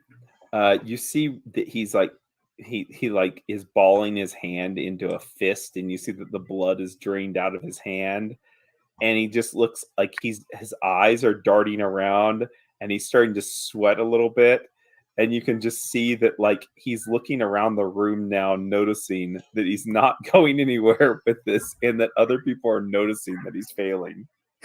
Oh, now I feel bad. He says, "Just say yes. Just say yes to another date. We'll go on another date, and I'll take you somewhere special, and it'll be great." Great. You won't regret it. One date. He breathes out the sigh of relief. He's like, he says, "Okay." He says, that's good. You see, that wasn't hard, right? Just you and me on a date together, and I'll just show you. I'll show you what I'm all about. I'll show you everything that I'm all about. That sounds so creepy. Okay. Fine. He says, "You're just wrong. You're wrong, and you're gonna see the real me. And I'm gonna tell everybody, you know, that might have heard it, you know, before. I'll tell them that I was wrong if they ask, you know." Sure. Why not? He smiles. He says, all right then it's official. We'll go on a date then, and yeah, I'll swing by your place here in like when do you want to, like, tomorrow? Sure. Yeah, sure. Tomorrow. Yeah, that's perfect. The moon's gonna be out like really nice tomorrow, and yeah. Says, I got something special for you, like really special. It's gonna be great. You're gonna knock your socks off. Gonna love it. Okay. Right. Date has been arranged with Sammy.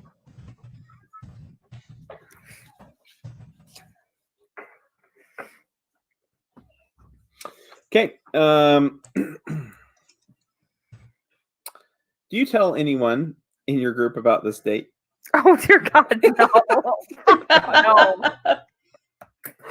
Nope. My theory is that Delstria and Kylan are going to be too busy digging holes, and Tor's too busy at the forge. So obviously, what I'm doing in my spare time doesn't interest them. One person, and her name is Val.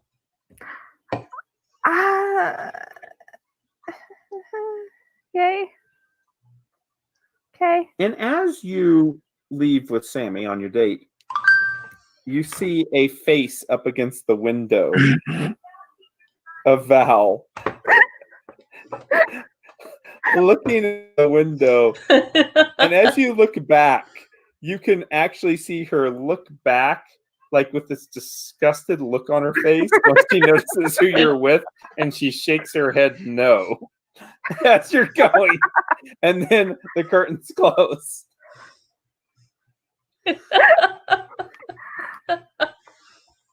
Sammy has a platinum ring for you. Oh, good God. What? No. In the middle of a romantic dinner. Oh my God, Doug, I hate you so much. At of course, the Ever Candle Inn, because that's actually the nicer place to eat. You know, the same place that you were fighting Sanville Tread at. Yes.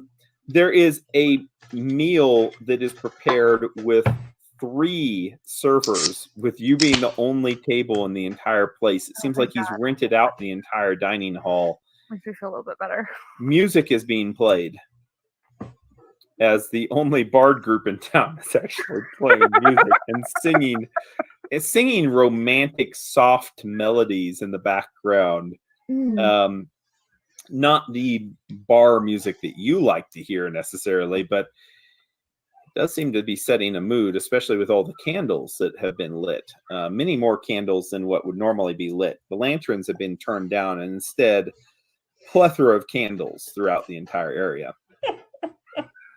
And the ring is presented to you. You think this is funny, Libby? The ring is presented to you right as the dessert is being brought at the 4th course of your meal. Not just one course like most places, no 4, not 7 or 8 like a real fancy place, but this is as fancy as we can get in this town. Oh, as fancy as we can get in these times. And a platinum ring is delivered on a plate and set down before you as Sammy looks up smiling at you. He says, I think that we should be a little bit more serious. Don't you? No.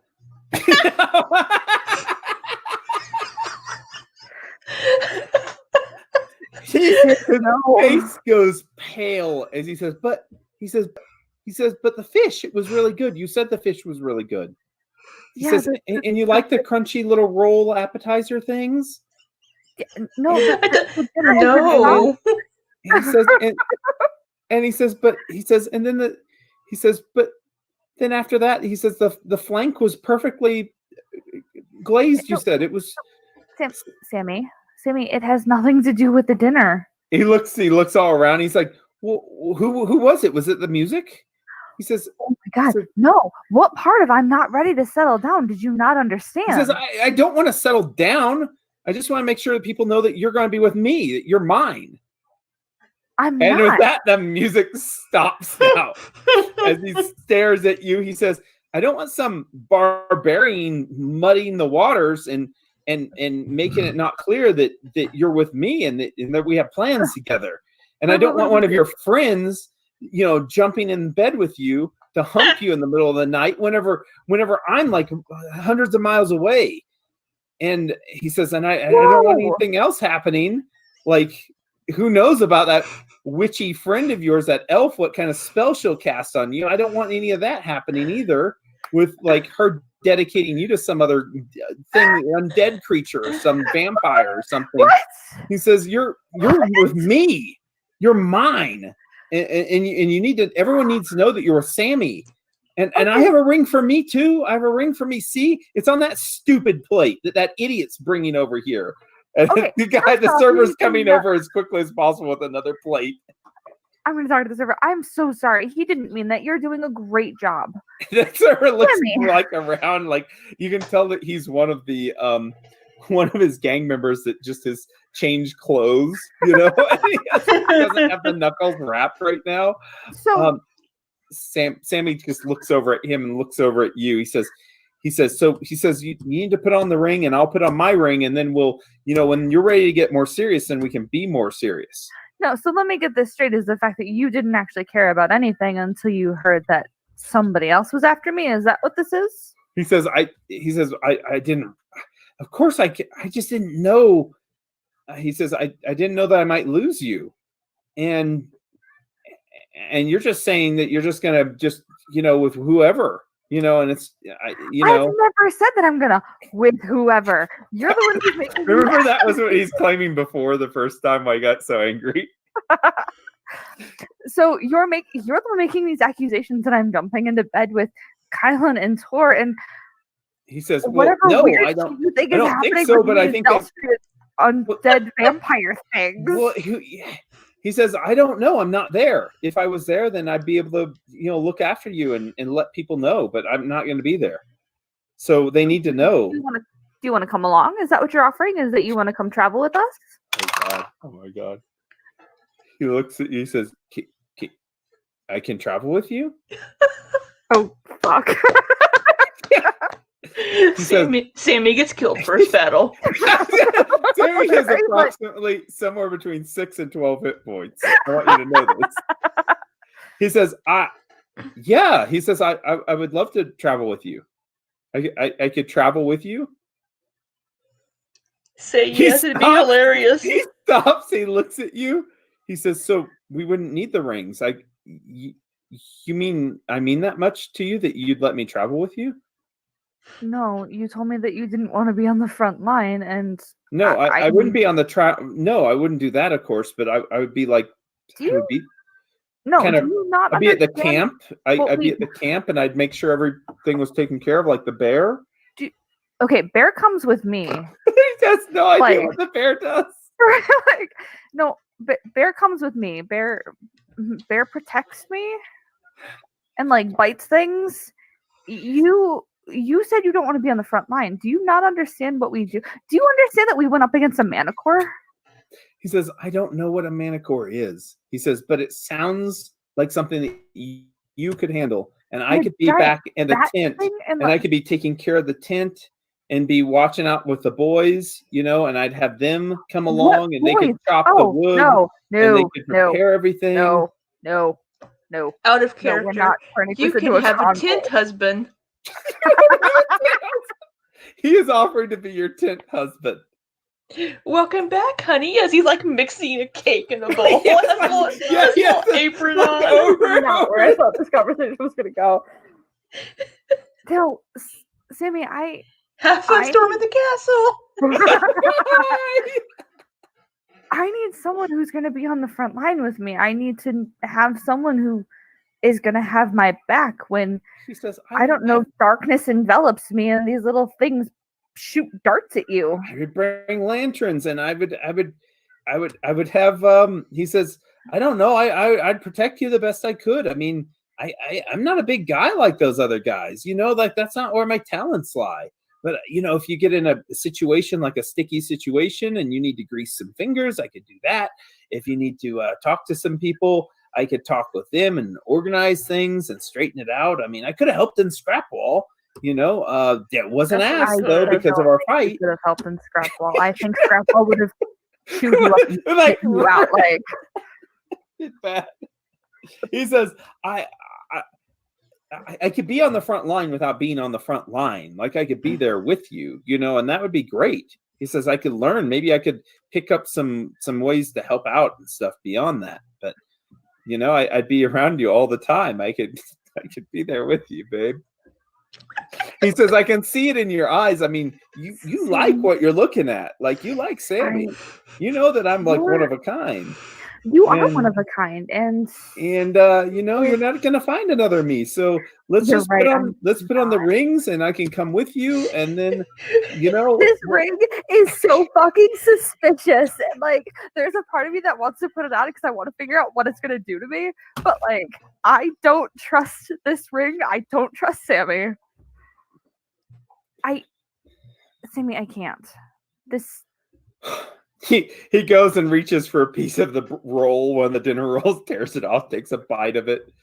He says, he says, look at what I could offer you, babe. I mean, like, you could be mine and I could be yours, and like, you know, we'd have a thing. Yeah, but see, I don't want a thing. He says, so you want something more primal? He says, is that what you're saying? Like just a little thing on the side kind of thing? Like, because I didn't think you were that kind of girl. I'm not that kind of girl. I'm not against that kind of person, but like I'm not. Okay, so like, you don't want a thing, but you want something. He says, see, this is why you're confusing me. I want Valdrin. Valdrin. He says, you don't want nothing, or you don't want nothing with me. I don't want anything with you. Oh, he leans back in his chair. He's like, all right. All right. He says, fine then. He says, all right, we're done here, everybody. You can just pack on up. Just head on out. She doesn't want anything with me. Aww. He just stares across at you with such hate in his eyes. He says, fine. He says, you don't want anything with me. He says, I don't want anything with you. Gonna melt down those rings. Gonna make them into something else. I mean, you can keep them for the next girl you woo. Oh, he says, that's really funny. He says, really funny. He says,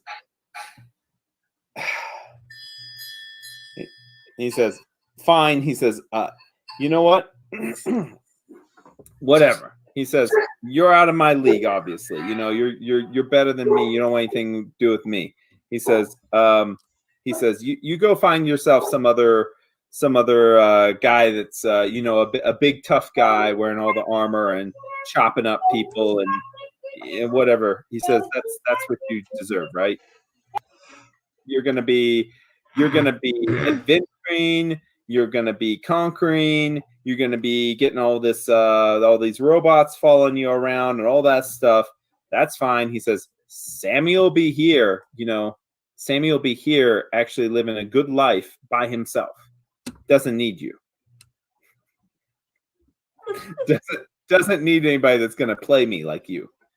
You know, I deserve better. You know. You do. You deserve everything that's coming to you. You broke my heart first. That sounded vaguely threatening. I know, right? And I'm sorry that it didn't work out, but he says, honestly, I'm okay with it. I don't want to catch what you have, you know? And I've heard so many times about Joram, like how many times he had to try to come and cure you of it, and he wasn't able to.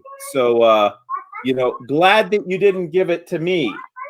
If he looks around the room, he's like, don't want any of that, and don't want you to be close to me. Honestly, now that I know more about it, it's not all cleaned up, you know. So you take yourself and you give that to whoever else. I don't want to be that guy. He gets up from the table now.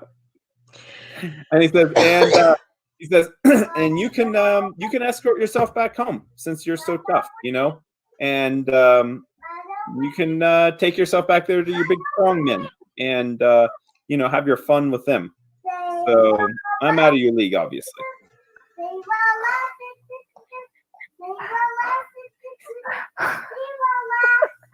Sorry, Baby Shark is throwing off the entire movie here. That's the music they're playing. Yeah, in the back. baby shark. Mm-hmm. Thank you, Fee. I'm gonna stand Uh-huh. and He just stands there just staring across at you. You can tell just such anger, but also like he's so like you can tell it's deeper than that. He actually thought he was going to make a commitment to you that you would accept. It's kind of I'm- sad, poor guy. like I feel so bad for So him. I want to sad. like love him and like just be like, I'm so sorry. But no, he's not. Okay. I'm really sorry, Sammy. He says, no, don't say you're sorry. I get it. He says, I get it. He says, you just you do your stuff. You know, I'll do mine here in Torch. I'll take care of the city and you can conquer the country or whatever.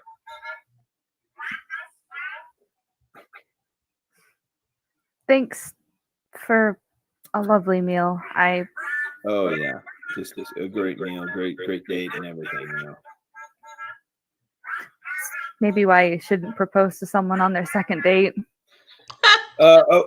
Wasn't proposing. Everyone knows here it was not proposing. Those What? rings were just like make sure that you aren't a whore rings. And obviously you can't not do that. So you can leave now because obviously you're a slut. Oh. What? And then Sammy gets slapped. He No. says and he points towards the door like as if he owns the place. I'm just gonna leave. Throw your because drink at on this him. point- Throw your drink on I'm him. not throwing my drink on him. I'm just gonna go because that's not an argument that I'm gonna get into. Yeah, So. as you leave, he's like, yeah, that's what I thought. Okay. Sammy? You're in the doorway now. You turn around. As you do, he kind of jumps a little bit like he's afraid of you. I'm sorry that we didn't work out. Again, you only decided that you didn't want to lose me when you thought that I was gone.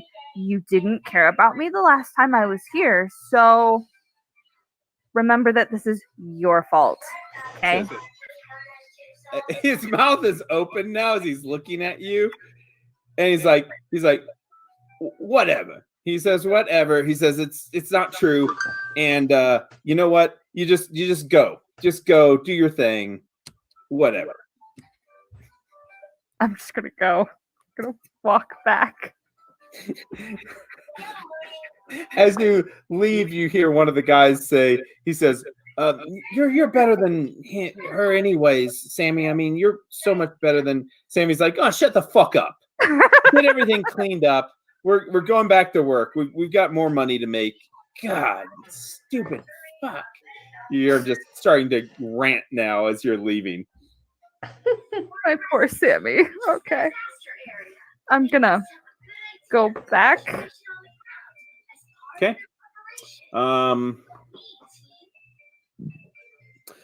No one rats you out, although Val, the next morning with coffee, she gives Delstria a look and the other teammates a look and then looks back to you, Sonny. Like she's really questioning what to do, but she Excuse keeps me? her mouth shut.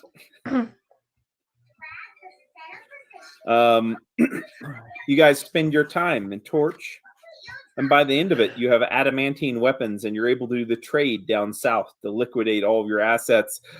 Not only liquidating, but also trading for the magic items that you have requested. It takes a little bit of time, but your catalog orders come. And you're able to work with reputable merchants that can keep their mouths shut with the technology that they're taking out of Numeria. Let me make a couple of influence rolls here to see if I'm able to get. What, you're able to read them a little bit better? Joram to remember on Yes. our Oh, days yeah, you're here. doing your woo things. Yeah, let's try here. Do your woo thing. Got about Do it. five. You have You have so much time to do woo-woos, I'd say you could make at least 6 checks. Whoops. That's Sorry, wrong isn't- button. Wrong one. Perform. Da-da-da-da. That's a woo-woo. What's his will? His will. Oh, that's a great question. His will, I think, that's his highest stat, but I think it's like a 16. So what does that mean for the DC? Is it a 26? His will DC? save is 16. No, his will save is not a 16. His will. I thought you said his will, as far as like his points in will, the stat. His will save is a 6. No, a 5. Excuse me, a 5.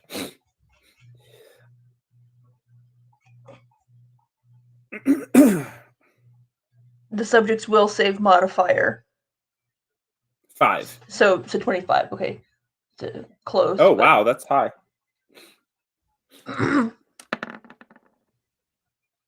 Oh my gosh. Ah! Oops, wrong one. Sorry. Fuck. I can't see it yet. Oh yeah, nothing's coming. Oh my god, Libby. Do you want to spend a hero point? Oh my god. Oh my Oh god. my god. Libby? You know, I forgot I was going to do this before I started rolling. I was going to use my archaeologist luck. And that gives you a plus. It gives me a one? +2. Well, you'd definitely be able to use it because you get it back each day and you'd be able to have it for that check result, right? So that would make those 23s 25s. Okay. I was thinking that earlier, but then I got so enthralled with the Sammy Sunny saga. Oh, it's so much drama. It's so much drama. It's like a reality TV show. It's like a soap opera. Yeah, it is. Oh, that Sammy. So Delstria. Jorm does recall eventually. And he is going to recall it was your father that saved him from the Numerian fluids. He had a conversation with your father. He remembers very distinctly about your father admitting that he has a daughter that lives to the south. That your father seemed very depressed. Your father said that the love of his life,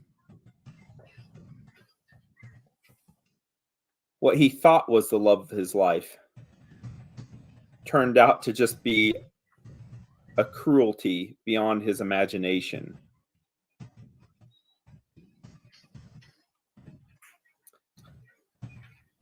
When Joram asked him more about this,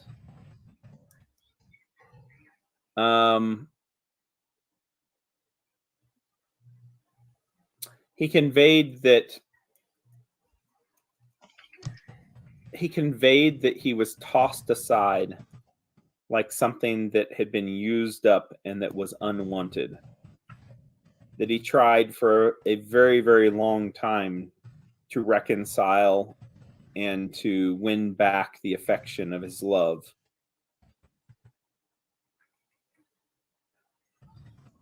But it was never accepted. It was always seen as a lesser thing. And Joram thought that there was something beyond this, but it seemed like there was something very specific that Joram recalls. Whenever your father was talking about a daughter, he said something along the lines that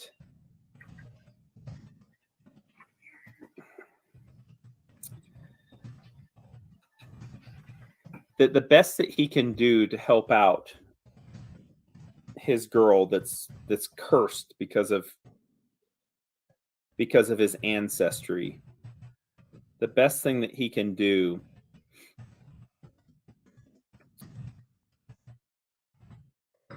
is to not go forward with his plan, to not have more children.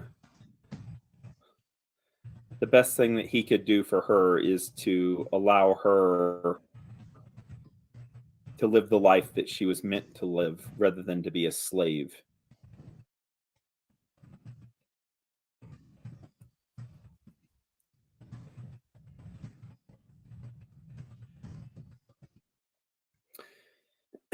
Joram remembers with such clarity that he, with that confession from the stranger that obviously wasn't normal, wasn't someone that was Numerian, even though he was dressed as such, except for that cloak and that clasp holding it on.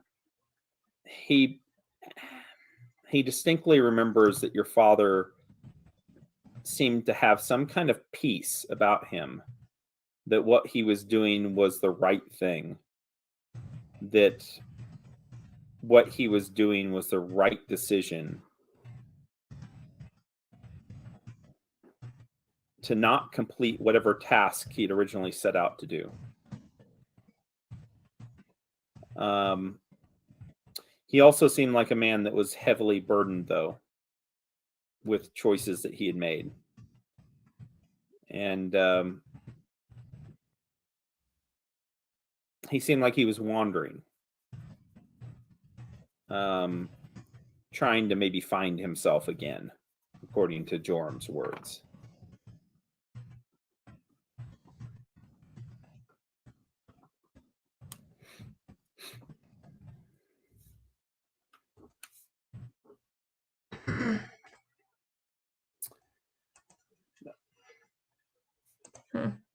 It stood out enough also to Joram. The Joram noticed that the man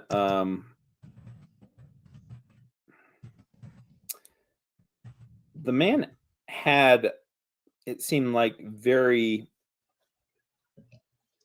Joram wouldn't say that he saw magic, but the man had great power to him. Like there was something that almost radiated power just from his presence. Such that Joram has never felt from anyone else before.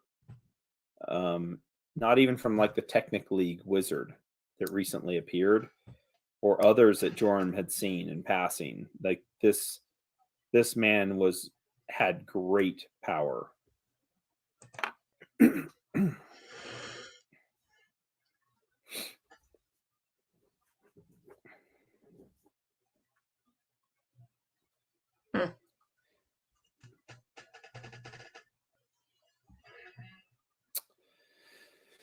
So that's what Joram knows.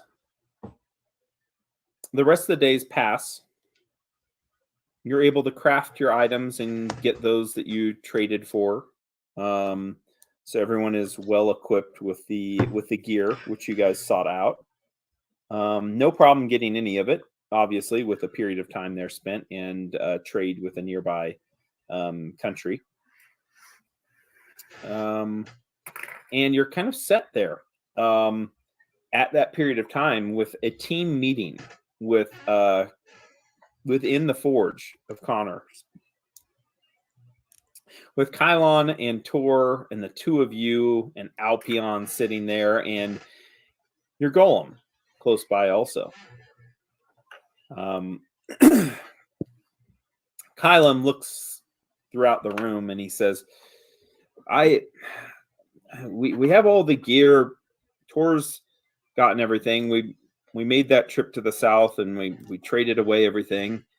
He says, even those labs and stuff, I mean, Connor and Denvaya are down there trying to get those to operate, and we know that the smiths here are creating all sorts of weapons for the barbarians. What are we going to do next, though?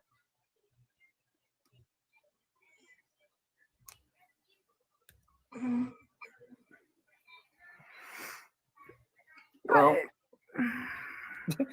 He looks at both of you and he says, "This is why." He crosses his arms. He says, "We just haven't."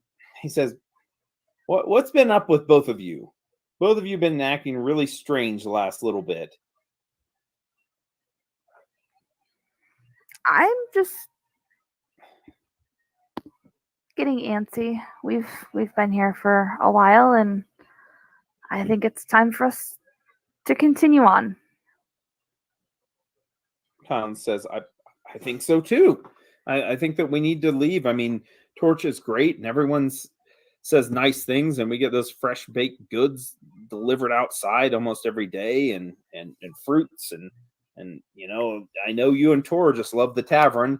And he says, but I think that I mean, honestly, I don't want to just stay here forever. And I think that things are happening. You know, things are going on in this country that just sitting around here, we're wasting our time. I agree, but I've expressed interest that I would like to head to Eidenvey to check on my parents, and I believe Delstria said that she wanted to go home as well. yes, my village would be kind of on the way to Eidenvey, and my mother mentioned there were Bloodgars in the settling in our village. They may have some information for us as well. All right. Well, I don't have a problem with it. I mean, I don't need to go home, and Tor here definitely doesn't want to go home, right, Tor? Tor just looks blankly across at him. He says, "Well, I mean, you know, so Well, my village is less than a day's ride." Well, there you have it. And I would love to meet your mother." He smiles. He says, then at that point, we could go to Eidenvey afterwards. I'm okay with that. And he says, and then we can. He looks around the whole group. He says, well, then we'll figure out where to go next. I think it depends on what we find in Eidenvey. Are you worried? Yes. Then we've got to make sure your parents are safe. And Out of character, did Sunny tell us where she learned about Ridge and Valdron, where they were going? can't ever remember what Sunny tells him. Because she never tells Really us anything. fucking hard to remember. Okay, but over the course of like 8 days, yes, I'm assuming that I'm going to tell you guys that Valdron went west and Like Ridge you're going to have a breakdown over Tiger like, an King. afternoon slamming down of drinks. You figure that like I'm going to get nice and toasty with the freaking Bloodgars like every night. So right. yes. Okay. But yes, Sunny will tell you where they're headed. Okay. Okay. Pardon. Kylon's like, and he says, and that sounds like a good enough plan for me. We'll go to Delstria's village and then check on them and make sure they're safe, and then we'll go over to your village, Sunny, and we'll make sure everyone is safe there. And then after that, then we'll figure out what we're going to do. Perfect. It says, and we're going to stay together though, regardless, right? Of course. Okay. He nods, still unsure of that. He nods to himself. Why He do you says- keep thinking we're going to abandon you, Kylon? Well, he says, I didn't think that. I just thought that that we would separate for a while or something, and I just don't think that's wise right now. I think we need to stay together. We don't have really a good way of like communicating with each other if we separate ways. No, so we do not. We absolutely do not. And I think you're right. It's better to stay within shouting distance, and just keep each other safe. yes, Mm-hmm. because you never know what's out there. Well, no, you don't. And in addition to that, we know that there are lots of bad things out there, and we can't Well, keep we know- everyone safe that we care about if they're all over the place. They need to be behind you and in between you and Tor. Figuratively speaking, of course, but that's the way that we'd keep everyone safe. So Well, we know the Technic League is looking for all of us, so. he says, and then there's that too. If the Technic League are looking for us, they could be anywhere. And yeah, says, okay, then we'll leave tomorrow then. Perfect. Day 42. He nods. Tor just looks up at him and kind of gives just a small little smile, and then he looks over at the two of you and he nods his head in agreement. Kylan's like, okay, then, well, we'll get ready. And I don't think it's a good idea that Val goes with us, Tor. I know that she's been mentioning that to you. I've heard it, but I don't think that's good. No, we're not bringing anyone else with us. This is our group. We're good like this.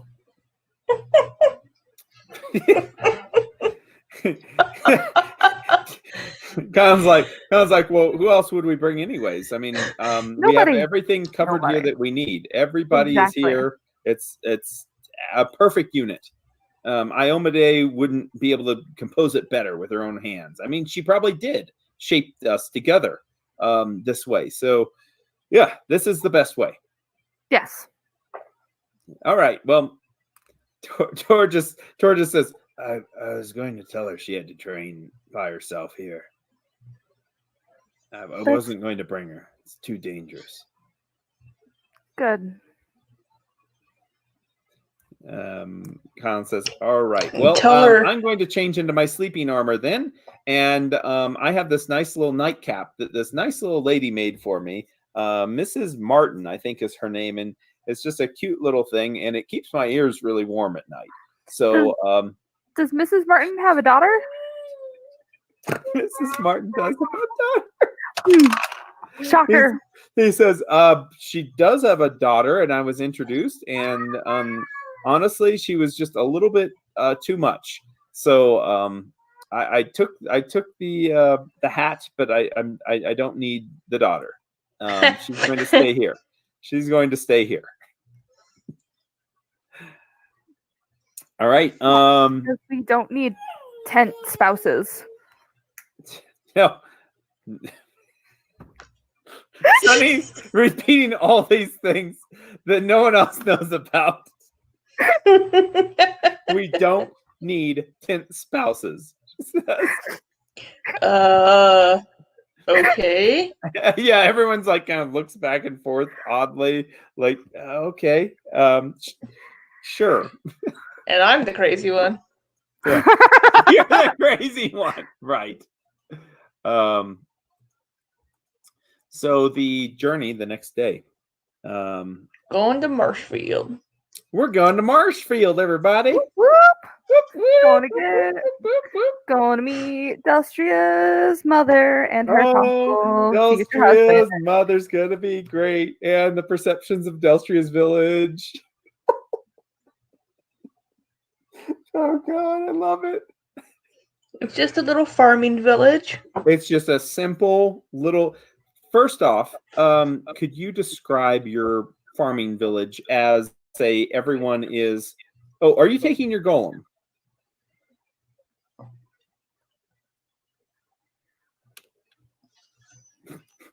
Do you want to talk to Delstria about Eidenvey and technology? I don't know about Eidenvey and technology. I've never been to Eidenvey. Oh, this is great. Yeah, I don't know anything about Eidenvey. I don't know. Should we leave the golem here to protect? I mean, Sammy, maybe? Maybe it could protect Sammy. Out of character, I know the answer. To protect Val, honestly. Connor and Val. Yes. If it's going to protect anyone, I think it stays at the Foundry protecting Val and Connor. But that's up to you because it is your spider. No, it's the party spider. It's a youth spider. Your spider. No, it's the party spider. I mean, Yes, but if the party breaks up, you're taking control of it. Like In the divorce, you you're get, getting like, the spider. I custody get the of spider in the divorce. Mhm. Okay, I'm gonna leave. Are you sure you're going to leave it? I don't know if I can maintain it. That's the issue. What are you going to be taking with you in general for this journey? Well, our stuff. Our stuff. Tourists now just create food and water every day. So it's like our stuff needs to be like very minimal, to tell you the truth. but I got a handy haversack, so I can fit a bunch of shit into my bag now. And I was gonna get one of those, but I really wanted to have gravity bow. Yeah, gravity bow is pretty cool.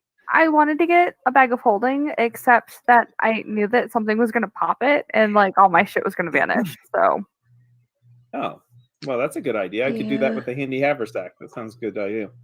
can you really? It didn't say anything about It's that, an extra dimensional space. but it didn't specifically say that, Doug. Yeah, okay. Well, I guess it's just immune to popping. Yeah, you tell me what you're going to take, because I imagine this is going to be, you're planning on not just one stop, but you're planning on a larger journey. Let's go over to the map and just estimate how many days do you think it would be? Didn't we talk A about lot. that? Yeah, we talked. It was gonna take like Is a it gonna, while. isn't it going to be more than Because- a few days? Yeah, it's gonna be like a week to get between Marshfield and Idenvay. Cause Yeah, so I- Marshfield was just like, Like really close to Torch. I mean, yeah, it really was just down like, here on the like- river. yeah. Like, Mhm. And then I figured what we were gonna do is that we were gonna go over here, and we were gonna find the Bloodgars, and the Bloodgars would take us down the river. Right, to Idenvay. Yeah. Because that made more sense than trying to pass through whatever fucking forest shit this is. Oh. 'Cause Well, I'm going to what say we're you had enough time to talk to the Idenvays, to the Bloodgars, to find out that there are going to be some along the river, and they have basically given you a way to make a fire and signal with smoke how to Oh. call them, and they've Fun. actually disclosed that to you, because they definitely would have told you that. So Yeah. if there's any Bloodgars on the river, and they even tell you about certain geographical locations where commonly they'll end up stopping and taking out of the water or actually shoring up. So, okay, perfect. Yeah, I just kind of assumed that I was going to go back to where they dropped me off the first time, but Yep. if we can find a better spot, that'd be great too. Yeah, they're not So- always in the same place, because it seems like a lot of people hate the Bloodgars because they're raiding and pillaging. And so sometimes they're like really Oh my God, sporadic. so people are so needy. They're so mean too, aren't No, they they? are. Mean. Poor Bloodgars. I'm going to say that I've gotten rid of those fire beetle butts because we're just not using them. They probably expired by now. Yeah, you open up your bag and you're like, oh. The fire beetle butts. I love it. Honestly, Sunny's taking everything. She's not leaving anything behind. And I still have that leather armor tucked away that I got in Scrap Wall. Did the boys keep their leather armor? The sleeping armor of Kylon is scale mail. I No, the believe, leather which- armor they bought whenever we went to go take care of the rust monsters. Oh no! Oh God, no! No, they don't have that. I'm anymore. pretty sure that we chucked it in scrap wall Okay, I've Into gotten a rid of pile. that then. along with our Yeah. clubs. Although I kept my club. You kept your I club. did. It's in my inventory inventory list with the notes as to because fuck those Rust Monster Club. Yeah, no, I just have a bunch of little bottles of shit, like, little flask You of have things. tons of little shit. Yeah. I really need to get one of those handy haversacks, so I'm not like, You really do. You really do. It would help you drawing out things, and honestly, They're just it would just expensive. help. But anyways, We'll find one. but I have an efficient So- quiver. very efficient, and it does have some pockets in it, doesn't it? Mhm. I figure I could maybe stick the grenade launcher into one of those. What? Wait a minute. Explain. I want this to be the quote of the night. I figure I could just stick the grenade launcher in there in the it bow and just have the grenade launcher.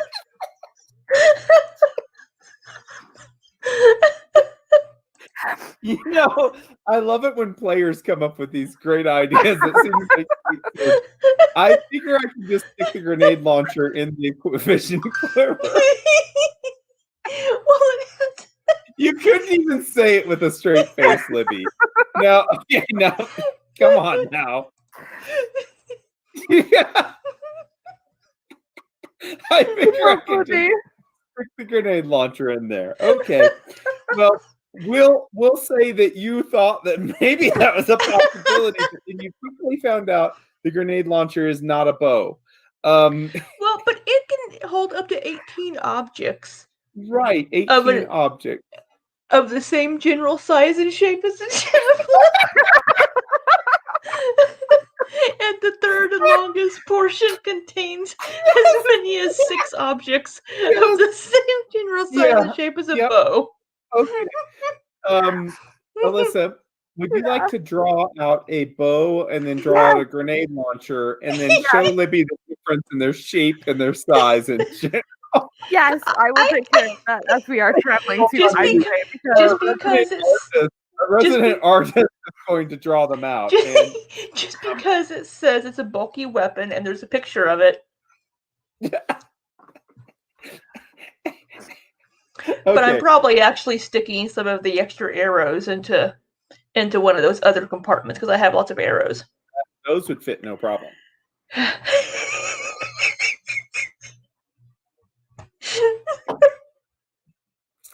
Do you want to put a battering ram into another pocket, maybe? Yes. Like a siege tower or a ballista, or maybe your golem. You can put it in one of the pockets. Can you just imagine me in battle? Would you reach out and it just what the? Yes. I love it. I absolutely love it. Okay. So you make it to the outskirts of Marshfield. Oh my God, it's 8:40.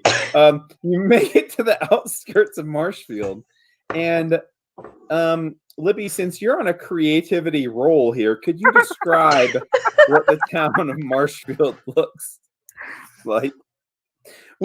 Keep in mind, with the rolling hills, the Niangua Hills rolling off to the northeast of town. Yeah. It's kind of in a valley by the river and some hills. Mm-hmm. It's a farming community. Definitely. Mostly farmers. There are some smiths and things of that nature. I think I remembered you saying something earlier about there was like something to unity in the town. Didn't you say that, Doug? Whenever you were talking about my father? Yeah, there's actually a kind of like a center pole in the town, kind of like a totem, and on the top of it is the symbol of unity. The holy symbol of unity, which you've just found out is the holy symbol of unity. The pole is about 30 feet tall. And it is kind of like in the center of the town. Yeah. It's a modest town, mostly average wealth of people from doing trade with torch, mostly right. Mostly farming goods and a few items that we have that people can make. But it's mostly it's all the children are half elves. Women are all human. All human. The women that have remarried have married humans or elves or maybe a half orc here or there. Who knows? Yeah, I'm sure there's some half orcs. That makes sense. Who knows? They pass through. Yeah, they do. There's actually a lot of orcs, obviously, in this in this country. So yeah, Um, yeah, just a small. but everyone's pretty plain. Kind I of mean, yeah. you know, Since we're so close to Torch, and it's mostly that's who we mostly trade with. Nothing too crazy. yeah. Do we need to know anything? Like, do you guys have any weird traditions? Like, am I going to offend somebody? Not really. Couldn't think that. Oh, Not that I know of. you do see some vessels there that have been docked right on the outskirts of town, and it does look like they are two Bloodgar rafts, which are basically like flat, like river vessels.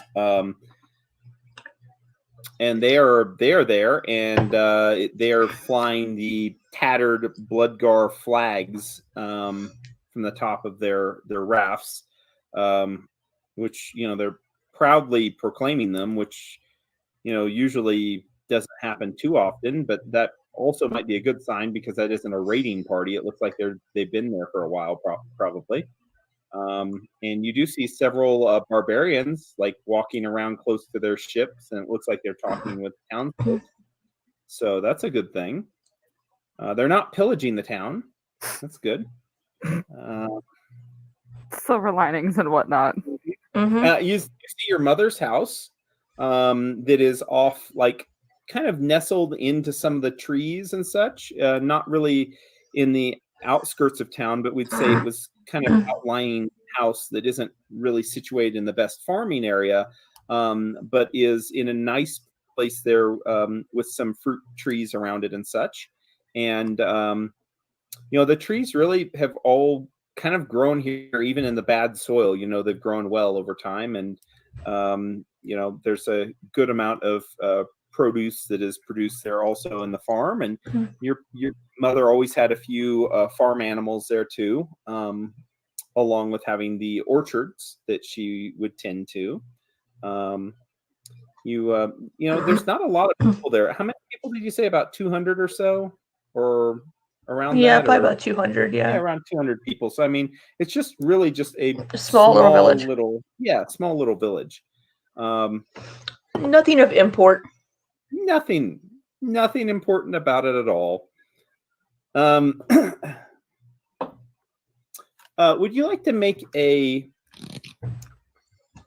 Delstria, as you look down over your village, could you make a this is going to be great.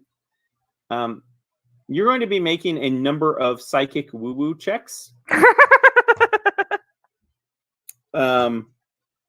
This one is going to be, I think it's the psychometry. Is that what it is?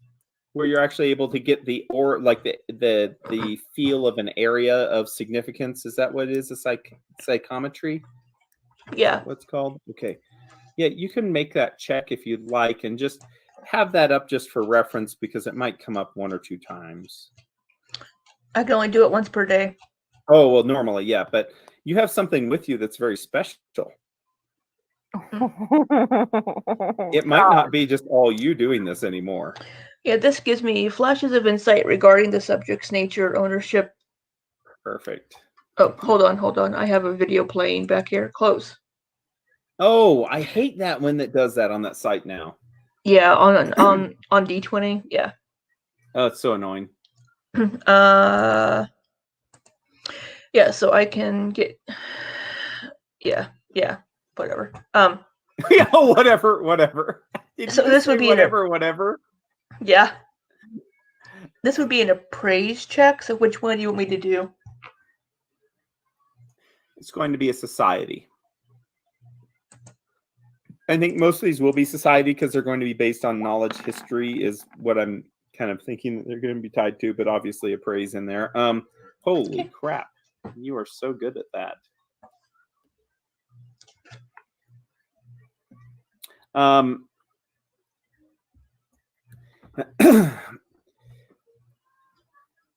As you're looking down, you have a vision that hits you, as your group is kind of surveying from the top of the rolling hill there going into the valley where Marshfield is, and you have a vision of that hits you much like what you felt in the spaceship. You see yourself looking down over a village that's being constructed, as you see houses being pulled together from fallen timbers, and you see a number of people there working and laboring, and looking among the people, you can see the different men all working, all the elven men working in concert, working together, almost as in unison, working together. And you look down and you see the women who have recently come here from all different places. And they are working also side by side to construct this village from nothing, from this kind of this marshland from before. And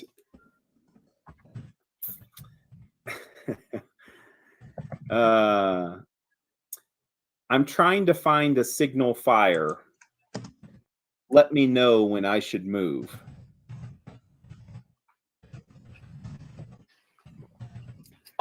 This will get her attention.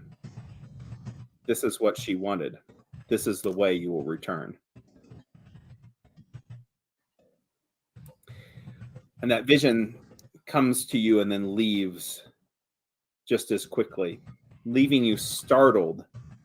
Normally being able to prepare yourself for the psychometry and being able to read where you're at and be grounded. You feel like almost you're floating outside of your own body, not able to control the vision as you normally do, not expecting it to come and then leave you as quickly as it did.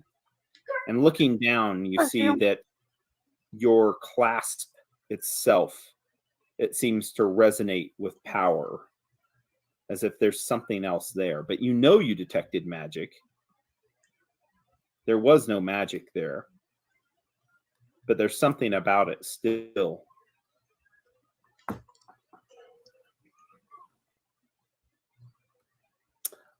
You point out the house where your mother lived, and you see outside in the orchard, you see that there's two young men that are in trees.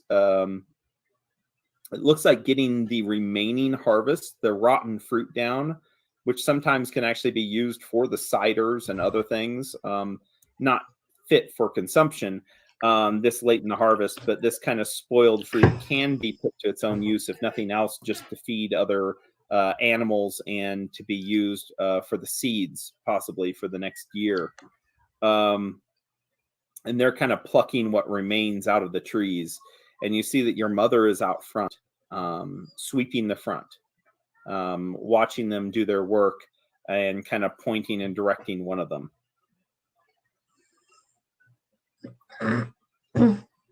Still a long ways off, but you've got great eyes, as we've seen with your perception check. You can see about anything. What would you like to do first? Entering into Marshfield. Yeah, go to my mother's house. V-line it. V-line it right there. As I said in my character background, Delstria feels very protective of her mother and wants to make sure that she's safe since her father's been gone.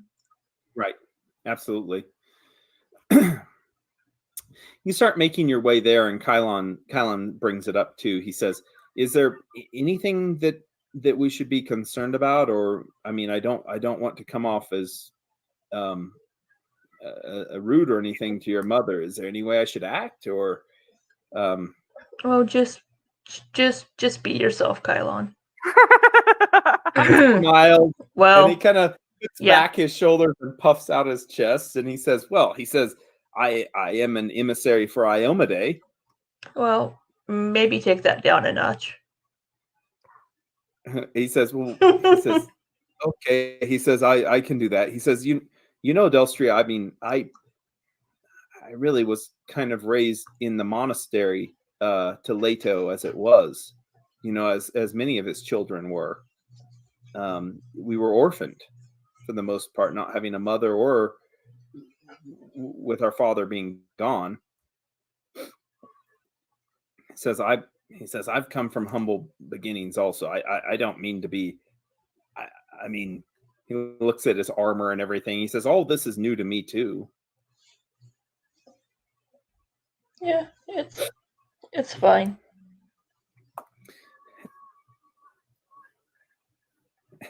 Just she turns, seeing you coming back towards her, and she smiles and she says, Delstria, is that you? Delstria. And she puts down the broom and she starts walking out just hurriedly towards you and has her arms wide.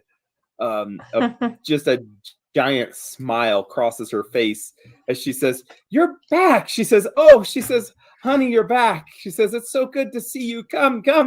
She says, come on in.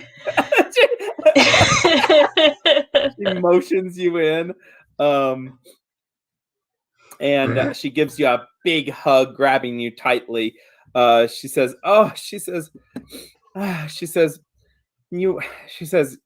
you gave me a startle there for a bit. She says, I thought you were off on one of your quests like you always go off on. Well, you have explored before, but you haven't gone on anything like this. You Not don't like know for if your mother 40 maybe days. realizes the extent. Yeah.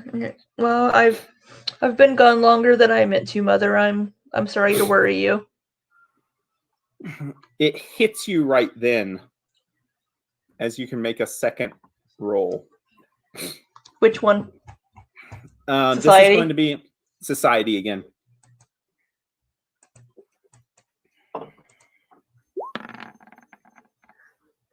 Oh, you're so good. You're so good at your rolls. That's two. That's two of them. Yay. And the family's pleading, don't look into that cabinet. There's far more bad than there's good. I don't know how it got there. You remember now reaching up into the cabinet as your father, not you. And your wife looking at you from afar.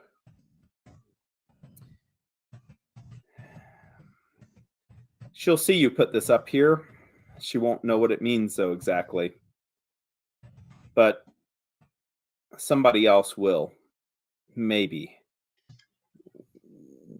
When the time is right, your daughter might know.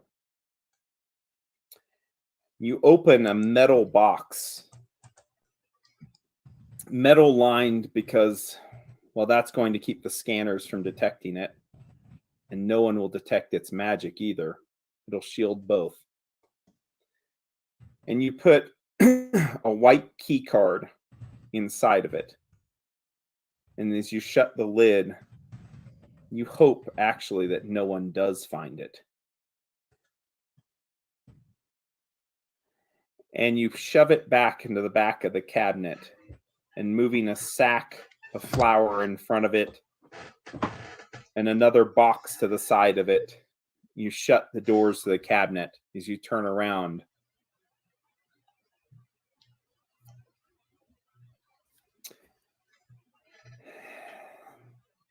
And then you see yourself looking over past the wife that you're holding into a crib beyond her.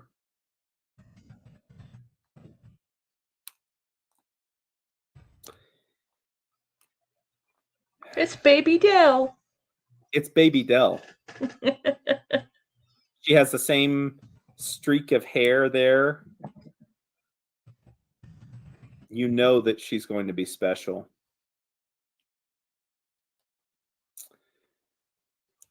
And you think to yourself, with pride and also a sadness. You can go anywhere, but you are where you came from.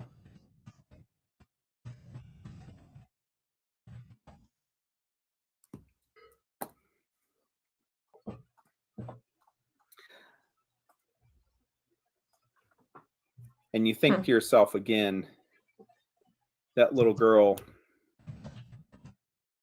she's cursed by your ancestry.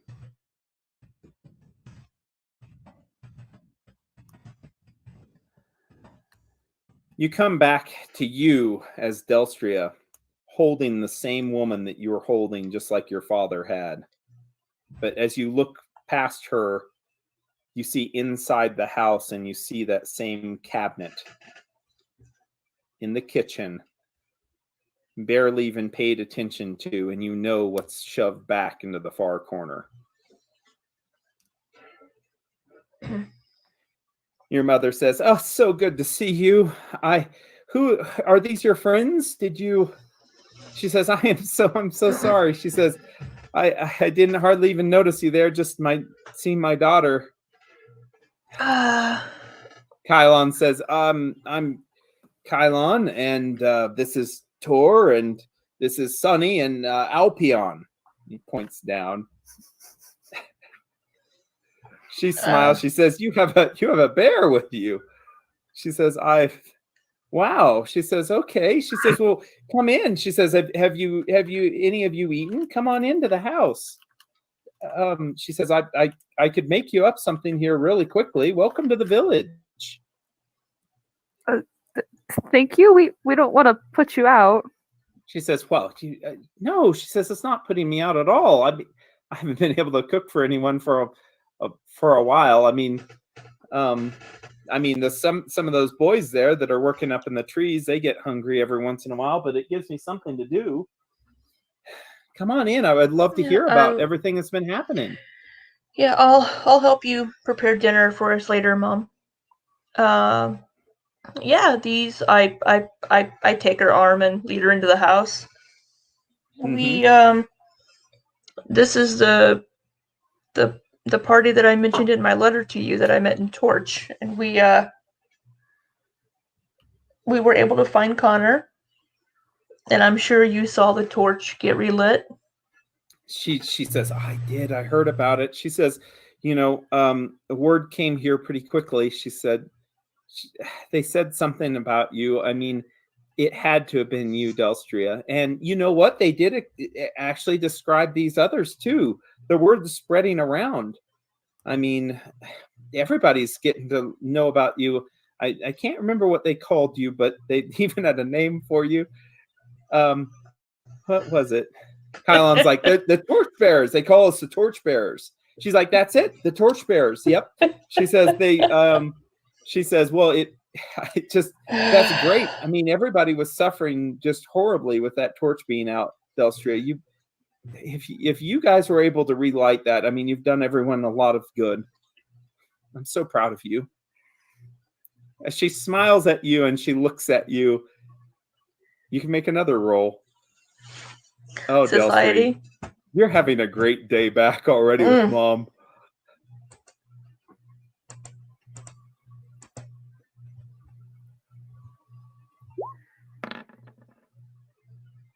$22.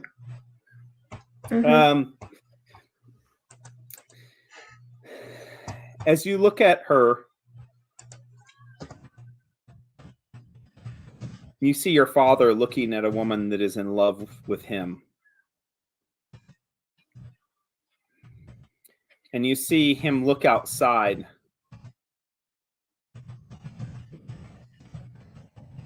And he sees another couple, another elf and another human.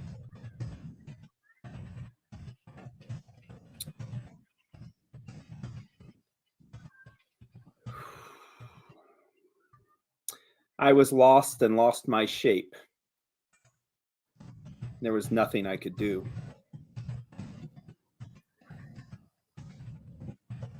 It's another one of you. It's another one of your copies that you see outside. He looks different, but he's exactly the same. And he's exactly the same in his purpose also. He's found another woman that will fall in love with him. Not maybe completely from her own choices.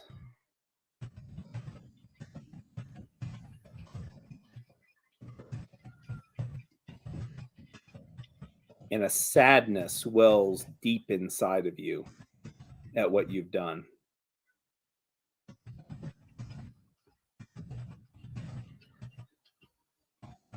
Your mother's looking at you with a big smile on her face.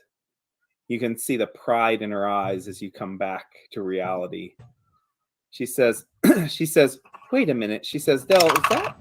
She says, she points now to her clasp. She says, where did you find that, honey? That's, did you find that out somewhere? That's, I know that. That's, oh, she says, I think that's your father's, honey. Did you? And she just stops staring at you now, and her hands start to tremble. Yeah, that's one of the reasons why I wanted to come back home. Why don't we have a seat? She nods. She says, oh, she says, yeah. She says, I better sit down. She pulls out a seat. She says, oh, and all of you, you can sit. She says, there's chairs in there in the other room, and just by the fireplace, there's an extra one. And she just kind of sits down, and you see that just like the energy is drained from her now. Actually, Del, I think me and the guys are gonna go take a walk. Right, guys? Kylon nods. He says, I think that's a good idea. He says, it's nice meeting you, ma'am. There's a stable up the road if you wouldn't mind taking our horses. Perfect. Yeah, we can go do that. Kylon nods. He says, I think we should probably go now, Tor. And he grabs Tor's arm, starts pulling him. Tell the stable owner, let's see, what's his name? Clyde. Huh? Clyde. Clyde. Tell Clyde that Delstria sent you. Sure. Your mother nods. She says, oh yeah, he'll take care of you over there. Yeah, he'll help you out. Okay. Yeah, boys, let's go. She looks back to you, Delstria, and she says, they seem like they're really nice. They are. They've saved me numerous times. She says, she looks up at you and she says, honey, she says, I don't feel too good right now.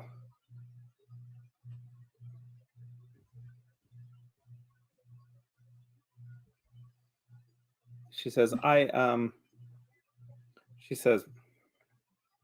got some, she says, I have, she says, my mind is racing. I just don't know why. It's just all these thoughts of your father has come back to me just all of a sudden. Things that I just haven't thought about for a long time, I guess. I don't know. She says, I reach into my backpack and I pull out my father's nicely folded cloak. Okay. And I hand it to her. I found. Takes it and she just holds it close to her. I found him after all these years, but he won't be coming back. She nods. She says, I'm glad that you found him and glad that you I hope you're able to find out more about him. You know, Delstria, I'm going to tell you right now, She says, I can't remember much about him. I can't remember much about how we met.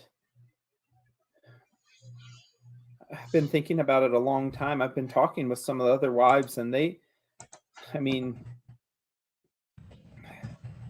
can't remember much about before becoming here. I know I was young.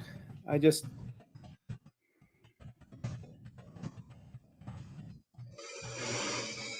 can't remember too much about it. Huh. That's She says, I never thought about it strange. before here recently, but you know, these other men have come into the village, and you know, I see some of the other women, they've been, you know, courting others, and they've moved on and had different children, and she said something just seems really odd. It just, none of us can really put a finger to it, though. I just, something just doesn't feel right. Yeah, there's definitely something strange about our home, that's for sure. She says there's something strange about Marshfield. She says they always said there was something in the water. She says they always said there was something in the water, you know, and she says something about it. She says, I just don't know. She's like, she says, something, I just can't recall. It doesn't make sense, honey, but I tell you, with you walking in that door and wearing that again, it just brought back some things. It's almost like he's walking back in. Out of character. I could hypnotize my mother. You know what? You might want to. Yeah. Mom, just lay down and count from 20 backwards in here. Look at the Watch the clock. You're getting sleepy. How much do you want to remember, or do you want to remember from before? She looks at you and she says,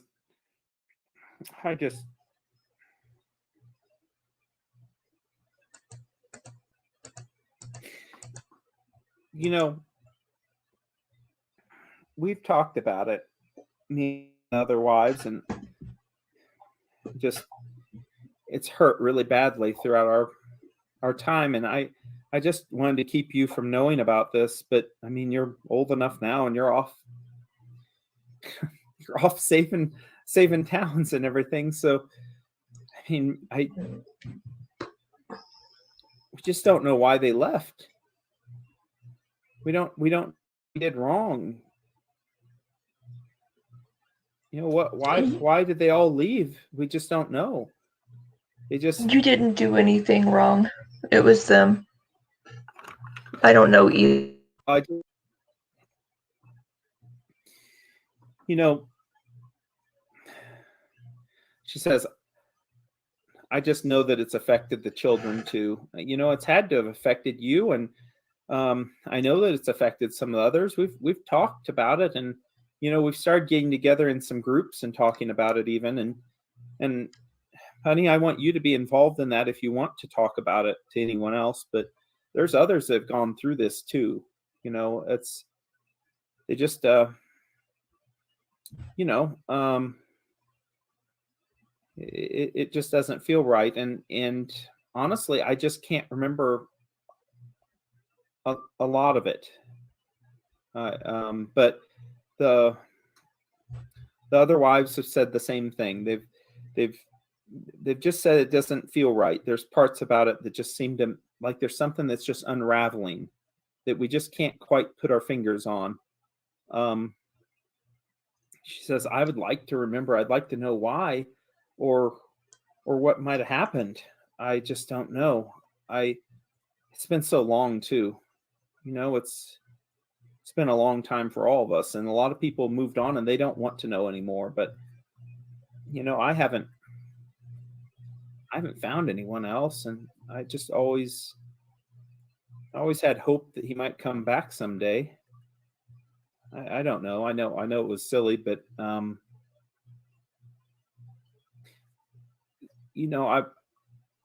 if I could remember, I think I would. I'd like to remember just so I could move on, if nothing else. Maybe that would help. Well, you know that I can help you, Mom. I know you've always been special, honey. You've always been really special, and you've had gifts, and we tried to keep them, to ourselves, when you were younger, and then as you've gotten older, I mean, it's just, you've been special unlike anybody else in this village. And she says, if you could help me, I would. She says, I know if anybody could, it would be you. Okay. Can you help me to remember? Or I can try, Mom.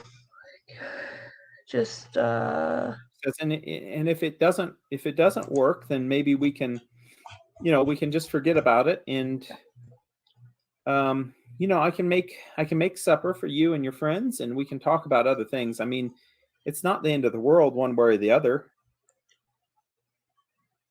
In other words, you have one attempt. Yeah. Yeah. Good luck. Yeah. Good luck. This is when you either roll the nat 20 or So if I use a hero point, I get a +4. +8 before the roll. +8. +4 after the roll. Before results are given, whether it's successful or not. All right. I'm going to use Do you have a hero point left? I have 1 left. Oh my gosh. Oh my gosh.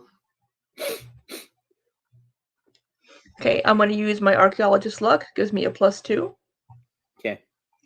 And I'm going to use my hero point to give me a +8. Oh my god. Literally, just don't roll the super scary number, okay? Roll 1. Don't jinx me. Why are you saying it? Sorry, can't curse it. My name's not Will. I'm pretty sure you're safe. Yeah, you're safe. You're safe. Okay, that's what hypnotism is. Her will save is a +2. Okay. Is this going to be because it's an appraise, so which one? This is going to be once again a society. Or I'm sorry, it's diplomacy, my bad. Oh, it's diplomacy anyways, isn't it? Yeah. Okay, then it's an influence check. It's influence. Sorry, I was thinking of psychometry. Right, me too. Mm-hmm.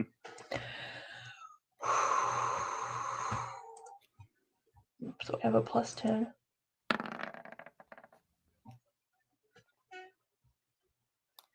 +10 is 26. You needed that, huh? That was a bad roll. I rolled an 8. Yeah, I know. You needed that bonus. Yes. That's really good, though. Still glad that you spent the hero point on that, too. That was really good. You don't see this, right? She remembers it, though. She remembers it. Oh, God.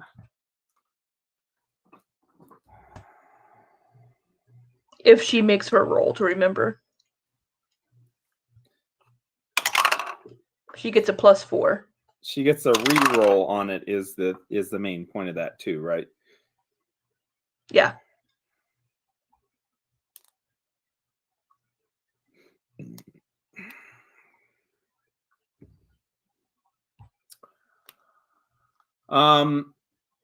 Emotion just comes out of her as she starts to cry.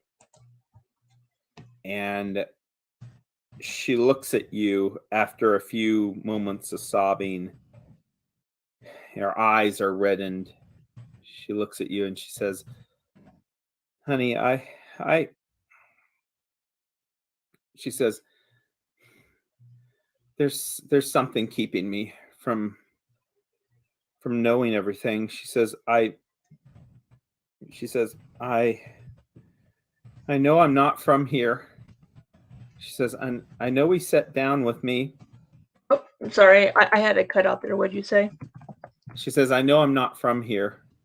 She says, I know that I was brought here from somewhere, a place named Valtride. Valtride came out. She says, but she says, I remember your father, he was sitting down with me.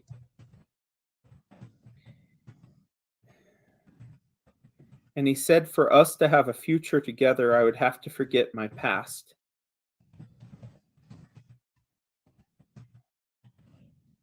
And he used something. He told me he was going to use something to where I couldn't remember everything.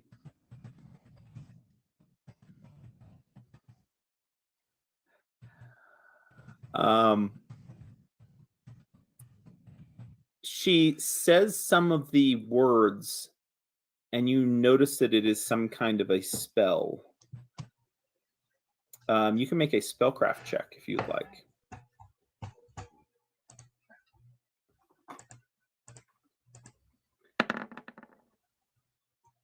$31. Oh, fucking hell. I just love it.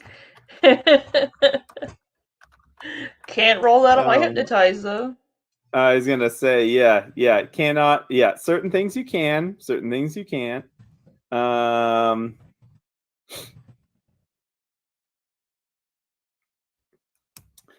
This is the closest magic that would be able to be explained is the spell Modify Memory.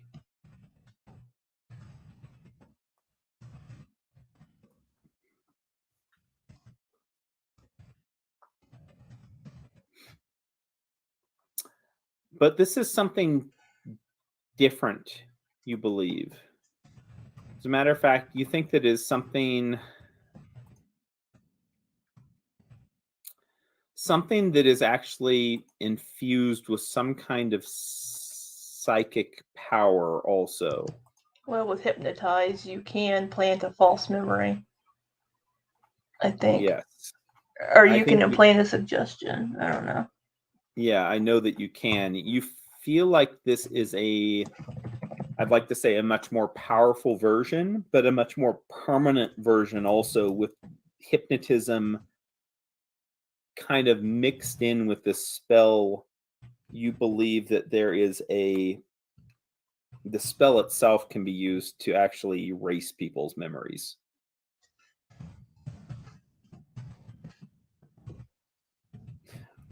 But it would be an unlimited event with the Modify Memory, and it's a powerful magic spell. It wouldn't be for a long period of time, meaning that whatever your father did, it seems like it was something that he asked permission for, but it was also something that was much deeper. Masking or erasing the memory of your mother.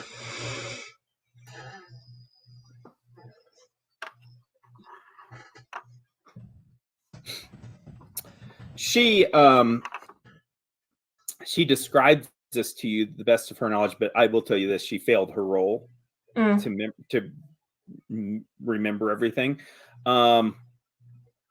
She has failed her role, both her role and her re-roll with a bonus. Because first was a 2 on the die, and the second was an 8 on the die. She seems to remember enough, though, to know that she had been asked to basically forget her past or her past life to be able to make one with him. You kind of have a feeling, though, that you think that this was done to her, and it's been done to other people here, you feel that some of this was definitely more than just your father taking advantage of someone else. Like, this seems, you get a feeling just, this is just undeniably wrong. It's not quite taking away one's free will, but it's definitely, by taking away a person's past, you really limit their perspective. Mm-hmm. And you limit the choices that they have. If they were to leave, where would they go? They don't know anywhere else. If they were to need help, who would they seek help from if they don't know anyone else? There's a kind of a dark shadow that comes from this. And you see in your mother's face, like, she doesn't fully understand, like you do, probably what this means or the spell and how it could be used. But there is, basically, think of it as like a psychic block that's been installed, you know, a block from a vast portion of her life before arriving here.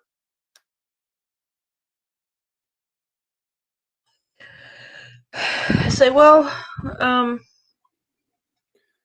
at least we have closure now, and She nods. you can move on with looking towards the future, Mom. She says, I'm so glad, you know, that you tried to help. She says, I'd like to find out about this Valtride. She says that word keeps coming out. You can do a the best thing to do probably is another society check, actually.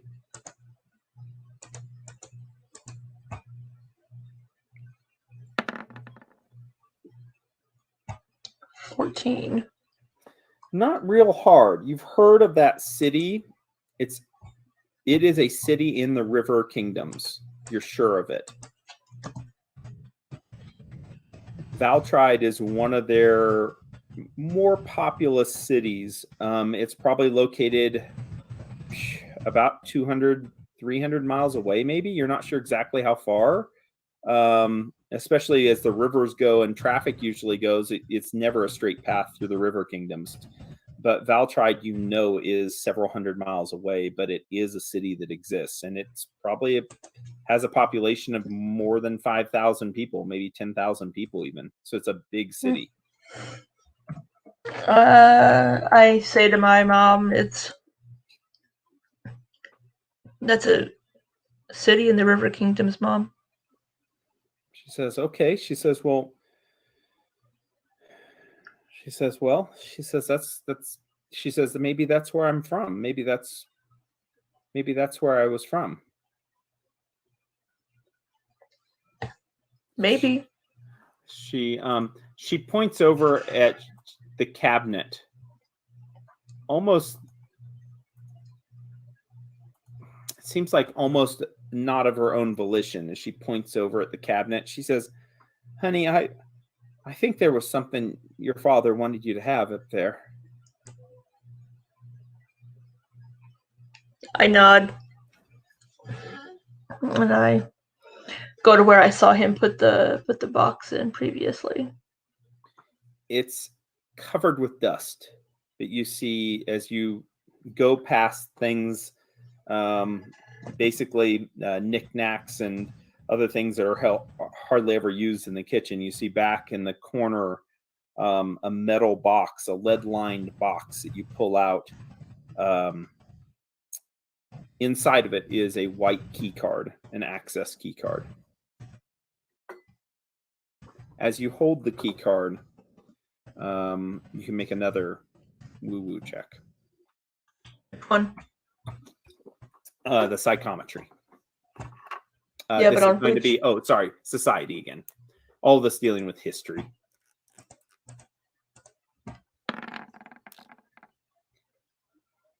$27. Holy crap. Okay.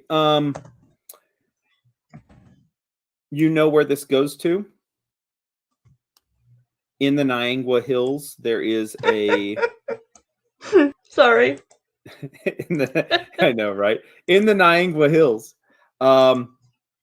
there is a. You see yourself walking as your father, walking through an illusion of a wall, and on the other side of this illusion, you see a blinking access panel and a door there. And you see him reaching down with the access card and scanning it up against the door, and the door opening up to the lab that he used beyond. Oh shit! There's a secret. Oh, he's a shit. super villain. You Is turn this- around and operating out of Niangua. Is this really a volcano? His like secret lair in the volcano. You're going to find his mini-me pretty soon. Starts with lasers. Laser. You turn back to your mother as she says, "Well, what do you think that your friends would like for dinner?" And the pit of your stomach, you just do not feel hungry right now. It's like clenching up, like you're being jogged back and forth from yourself and this person that is not you. And I'll run down to the market and get some meat, Mother. she nods. I'll She be says, back. "Maybe I could make a stew then, or a casserole." Yeah, stew sounds good. I'll She nods. run down to the market to get what's needed. She says, "Of course." She says, "Well, I'll start, and then and don't have them feel like they need to be staying anywhere else. I mean, I can put out enough bedding out here where everyone could stay here. It wouldn't be a problem." Thanks, Mom. She says, I give she her a says, and she says, and there's that she says, there's that man down in town. You might want to look at some of his wares. His name's Jason, and he has some pottery from the River Kingdoms, actually.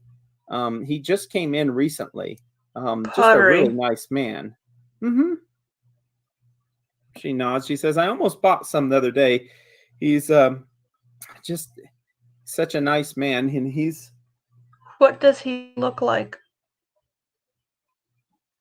He has short blonde hair, spiky. And doesn't look like. He said that he was from Galt. Says, but I have no idea.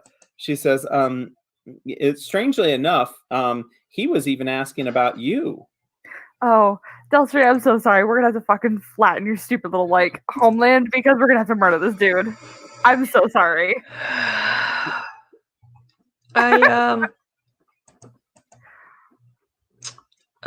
He was asking about me. She says, yeah, and she says he said that he had heard about you saving Torch, and he wanted to meet with you, and he's not always at his market stall, but he one of the remarried Marjorie remarried that. Oh, he wouldn't know him. Anyways, they have that young. God, you sound like my real mother. That yeah, no, right. It's too close to home. Sorry. That young. Yeah.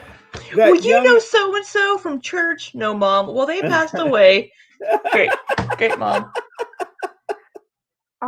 Can we take a moment? That young child, the Fostran's child. She is usually tending his stall there whenever he's not in. Creepy, Dougie. Why is he like attracted to these young like kids? Like why does he kill off little children? This has to stop, dude. We're gonna fucking murder him. Sonny's come to life now. Great. Well, you're like, great, Mom, and you're just shutting the door. You're like, I'm gonna fucking kill him. I'm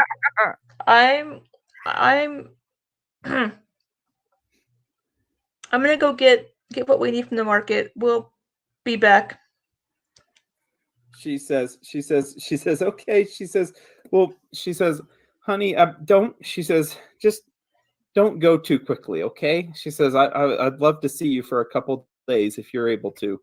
And Yeah. she says, I don't know if you got my note or not, but there are a few young men here that are new to the village, and I did get your note, Mom. she smiles. I really need to go check on this before the market closes, and you can tell me all about the new people in town whenever I get back. She says, okay. She says, that sounds good. She says, I give her a I'll smooch be on the right cheek. here. Meanwhile, Sunny. I'm gonna head towards the stables. Okay, towards the stables. Sunny, What up?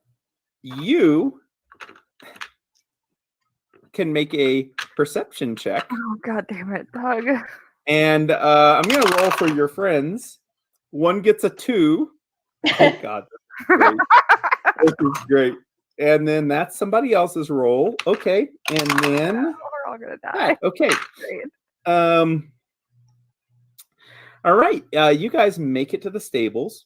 Clyde is really nice. The older man.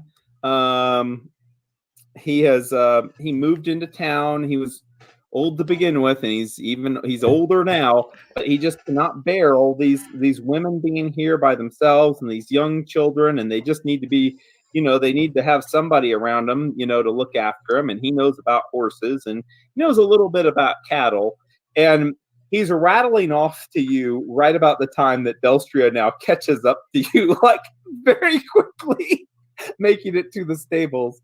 Right as Tor's like nodding, paying attention to him, kind of egging on Clyde to keep talking, and Kylon is already looking around like bored as shit. Like I'm just like, how can I get out? Hi. Clyde's like, oh, and this is my favorite mare is over here. She's named Blackie, and you can see she's black and she's got a little red spot on her, but I like her feet, and they're white. And here, let me show you. Is food ready? Because man, we are just starving. Yeah, we're gonna go to the market to get the ingredients that Mom needs. Clyde, thank you so much for taking our horses. I will pay you in the morning. Clyde looks back. He says, "Oh," he says, "I think I know you, don't I?" It's Delstria, Clyde. Delstria. He says, "Oh," he says, "Of course." He says, "It's been a long time." Lavu's daughter. Okay. Yeah. And then you leave. Yeah. I'm like, guys, Sandoval's here. No. Yeah. He's selling pottery, but he's glamored his appearance. He has blonde, spiky hair. Can we go find him? Let's go find him. Well, Mom told me where he was setting up shop, so. Perfect. Is it near the market? Because, you said we were going to the market, so let's go to the market. It's a small town, we'll say sure. Oh, yeah. Everything's really close.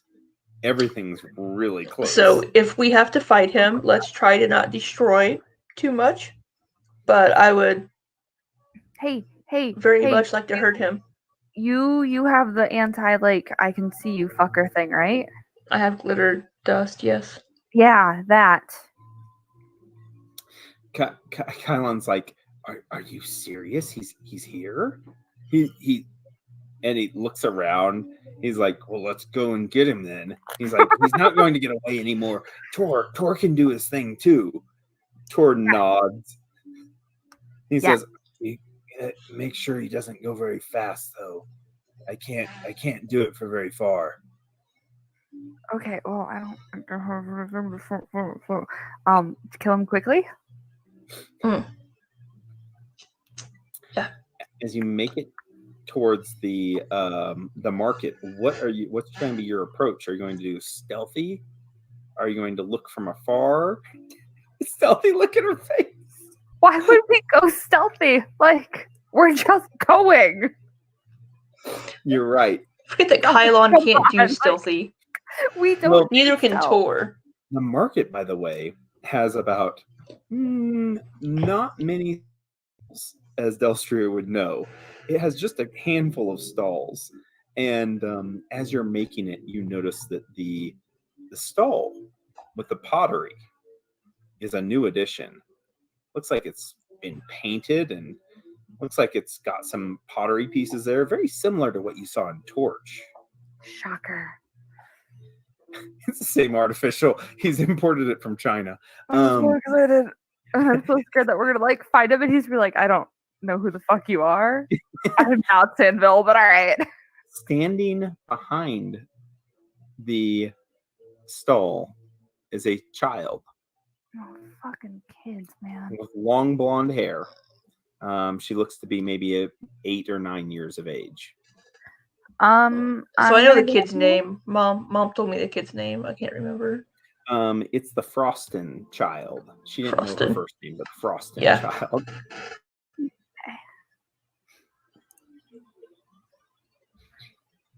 All right, let's Okay. walk over to the child and Yeah. hi. Hey, kiddo. How's your mom doing? She How's Miss looks up. Frostin? She looks up. She says, you came back. She says, I heard stories about you. Everybody's been telling stories about you. And she points at Delstria. She says, my mom's fine. She'd love to see you. Look, I'm selling pottery now. This man gave me a job and he's paying me 2 silver pieces a week just to help out. Wow. And you know what? She says, he's really nice. Cool. Do you know where he is? She says, he was here just a little while ago, but then he left. He went that way. And she points basically into the woods surrounding some of the more remote houses. She points that direction. She says, he doesn't even stay in the town. He has a tent that he lives in out there. Oh, let's go track him. Let's go Great. find him. Well, I heard that he was looking for me, so I'm gonna go find him. Thank you, sweetie. She says, if you want any pottery, she says, I'll give you a good deal. And then Maybe we'll she check winks back at you, later. winks at you, and she says, he trained me to say that one. She says, it doesn't really work. She says, I haven't sold much pottery anyways, but he thinks it's going to be the best thing here. It's too expensive. Says, Okay. Mom can't even afford it. Okay. Well, we're gonna go. All right. All right. And you're leaving. Now. Everybody's so chatty in my hometown. Right? Like, don't you say get you're a- so quiet. Like, where did it come from? You get a wave from another person as they see you waving as they walk by. Okay, into the woods. Okay. All right. Yeah. And no matter what happens, we are not using chase cards. But what Although- if there is a chase? Although I think we could maybe make those rolls now, but I Oh, think we could you too, but like, I okay. think you definitely could. Okay. So, Make perception checks, everyone, oh, as you're shit. going into the woods. I don't know what that says. Oh, 17. Oh, a 17. That's good. That's a good roll. 25. I have a 17 also. Bow is out, of course. Bow is out. Great shit. sword is out. My super Albion shocking has gravity attack bow. ability, but I can't get his thing to load, so that's a thing. You can't get his character. I can't get his sheet to load. Yeah, Oh, it's broken. Alpion's broken. Albion's broken. That's fine. He's fine. Don't worry about it. He's fine. I'll figure it out. Yeah. We're fine. Well, he can be doing a check on the smelling too. You know, smell check. Cool. Let me pull up his sheet that's not in Roll20.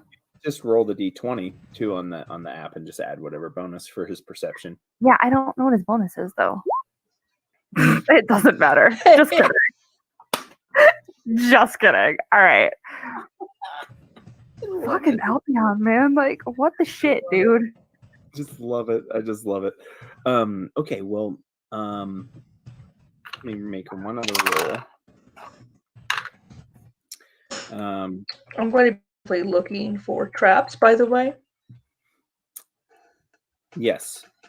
As you're kind of in a, there's a few trails that go off into slightly wooded areas, and you do see within just a few minutes, you see several tents that are set up around a fire, which the fire has a pot over it, and it looks like it is bubbling with food.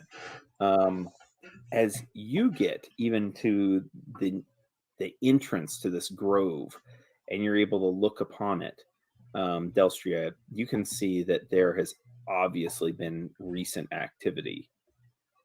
What concerns you, though, is that you don't see anyone right there right now.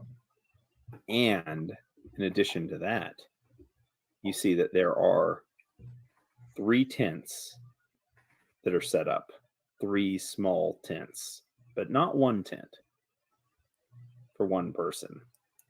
Oh, wait. Hold on, I have a thing. Oh, Delstria, you also shit, see something I don't have else. a thing. It looks like heavy humanoid footprints in the area. It looks like as if things were wearing heavy metal shoes with deep indentations in the soil here. Because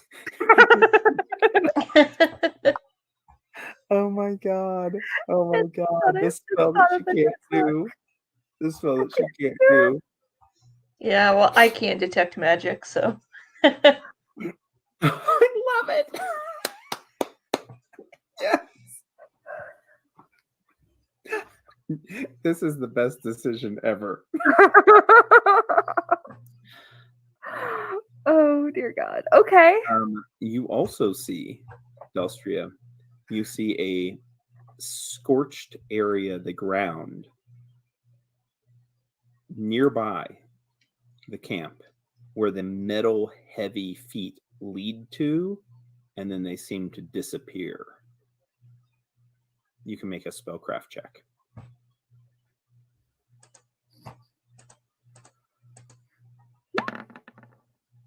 $24. Teleport. Something just recently teleported away from here.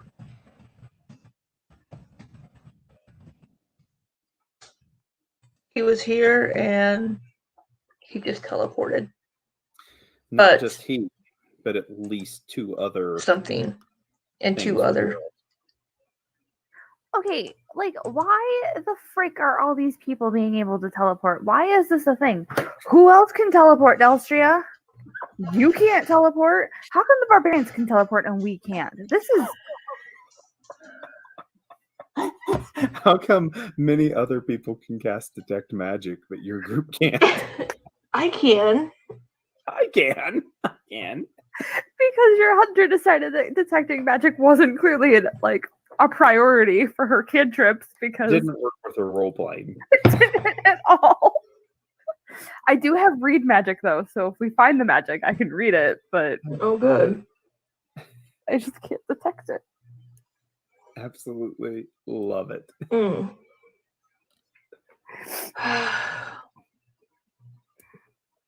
Whatever. Okay. Anyways, Well, they could be So- anywhere. yeah. Hey, Delstria. It's probably not safe to stay here.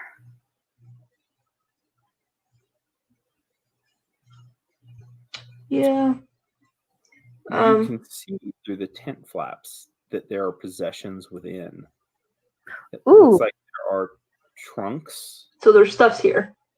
It looks like their stuff is here. There is bubbling food on a pot. So they're going to be back.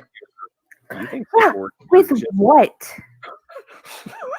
you think people were here very recently, and if somebody is teleporting, that might note that somebody from the Technic League is here. Yeah, Sonville. Well, Sandro couldn't teleport before. Yeah, he's went up in level, I'm sure.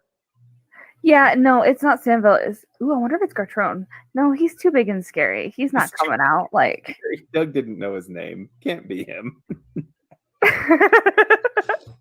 but I have questions for him. I want to find him. No, it's the stupid wizard that Connor didn't know the name of. Yeah. Yeah. Well, we could hide and ambush them when they come back.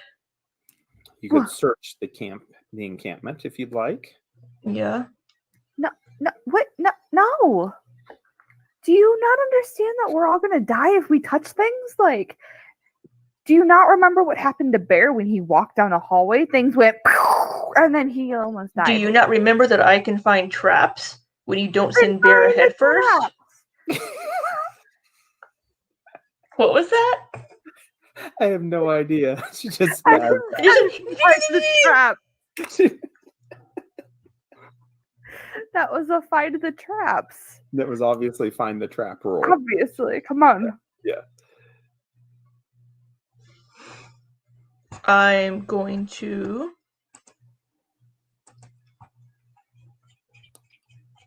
I'm going to go towards one of the tents.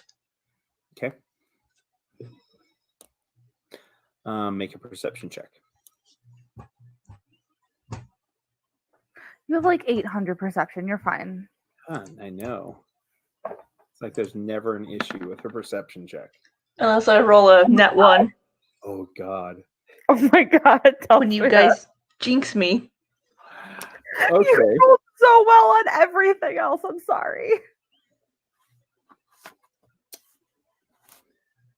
There's a lot of things I would like to say right now. Sadly, you look into one of the tents and you just see that it looks like there is there's women's clothing set out on a folding chair, a small folding chair that's been set there inside the tent. And there seems to be a cot inside the tent also. Inside a open chest, you see other garments, bright colored robes and such that are there. It does not appear as if this is where Sandville would be living. Okay, go to the second tent. This one, as you go into it, you smell... Hold on, do me to roll that one? Yes, please do. 16. You smell something odd in the air, and you look around suspicious of traps. But you see in this one, there is a small table that has, once again, like this small chair, it's been put into this tent. And on the table, you see it looks like there is a blackish gray powder, and you see little pieces of metal, like little tiny little metal cups that are aligned along the table. You smell leather, and as you look around, you also look to see what appears to be a goo tube, which is opened and emptied by the side of this cot, and next to that you see a small jar of it looks like some sort of a grease of some sort.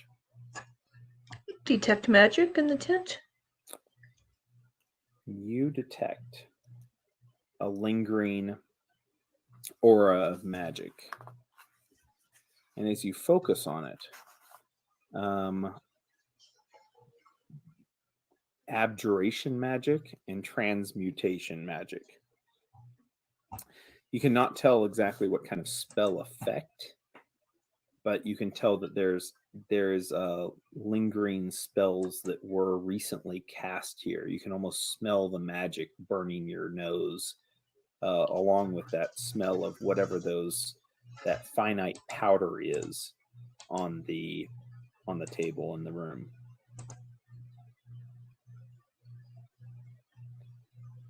Well, with a transmutation, he's probably changing his appearance. All right. You heard blonde hair before, which he obviously did not have blonde hair.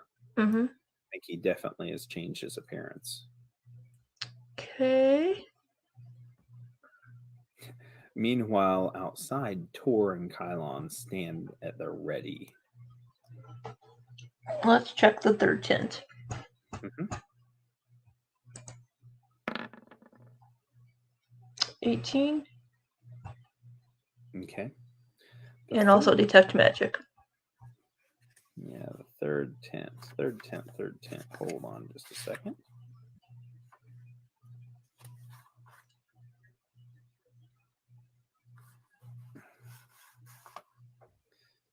The third tent, in it, you see 2 potion vials sitting right beside a cot, and the cot being the only piece of furniture in the room except for a small chest. Not like a big clothing chest, but this one's small, only a foot by a foot. And you detect magic in both of those vials. And upon studying it a few more rounds, you detect conjuration magic. These are potions of cure moderate wounds. 2 of them. I think I'll take those. I'll take those. This room, the cot, its sheets are tightened, straightened, and tucked, completely in nice order. Somebody here had an attention to detail. And beside the potions, you also see, it looks like on the outside of this box that's in that room, a small chest, I should say, you see that it looks like it's been painted on the outside of it, much like the pottery colors that were at sale at the booth. Bright reds and oranges. Is there anything in the chest? Opening it up, you see just nothing much except for some paint. It seems like there's also some adhesive also that someone might use in repairing pottery. Okay. Looks like this is some kind of artisan's kit, which actually is an item, I believe. I'm going to take those 2 potions. Okay. Kylon, watching the outside area with everyone else, he says, I think whoever he was or wherever he went, he's gone now.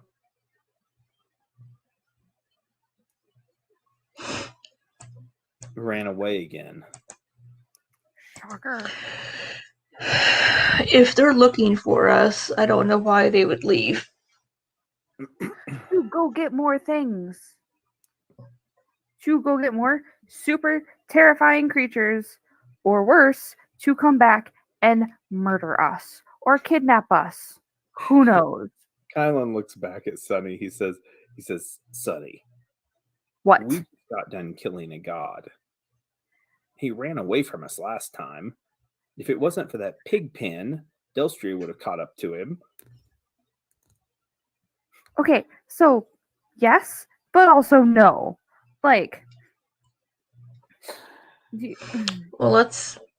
Oh, you can make both of you can make a spellcraft check. oh, Also. fun. I like spellcraft. I don't actually. Hold on. 31. Oh my god. 22. I don't know why I make these rolls. Delstrina knows everything. Oh, you're fine. You know what? Sometimes he rolls a 1. Yeah. 30 is what was needed, actually. Delstria, as you're looking over the ground again and looking around the site, you notice once again these big, heavy footprints that look like they're just really heavy indentations in the ground. And you notice now on the tread on the bottom of their feet, these are without a doubt, these are some kind of robots. I was thinking it was those two gearsmen You think that matches up perfectly? from Torch. These are gearsmen. You could almost guarantee that if these were compared to that one gearsman that you guys decimated inside, actually, you were able to take a look at it here recently because you've been down back under Torch. Mhm. You would be able to verify that its feet are exactly the same size and have the same kind of striped tread across them. These are gearsmen for sure. These are the same people from the Technic League that were in Torch. You can guarantee it. Cool. Does it change our planning at all? Well, I think they'll be back. I mean, you're not just going to leave 2 potions of cure moderate wounds. I mean, it's the Technic League. They can afford whatever they want, but okay. Kylon says, I think they were running from us, though. I don't know. Obvious that they were running from us. Well, I guess I have to pick up the ingredients for dinner before it gets too late. If we're not going to be killing Sunville today. Tor says, I'm hungry. Kylon nods. He's like, okay, yeah, we're getting back to the important things now. Now we're eating, and there's no meat vendor, so this makes sense. And he says, let's stick together though, just in case. Okay. Sure. Let's stick together. And that is where we will end today's session, as you guys are in a precarious situation, possibly with a group of Technic League agents at a village, getting food for dinner. I don't like that Our they. group kind of thing, like food. Well, Sunny doesn't want to ambush them because Sunny's being all paranoid. Okay, normally Sunny is all on board for like, let's do terrible things to things, but like, I don't know, super high level wizard who can cast teleport for multiple people and they just vanish, they're gonna come back with multiple things. And I don't know, Sinville Trent kind of kicked our ass the last time we saw him. You can only teleport so many things with the Right. spell. That's true. Absolutely true. Which Delstria's roll earlier.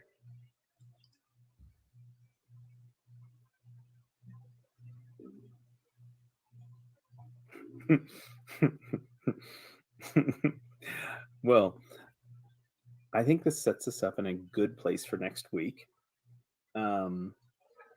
Between the visions that Delstria is having, a secret villain base possibly that she suspects is very close. Actually, it's very close.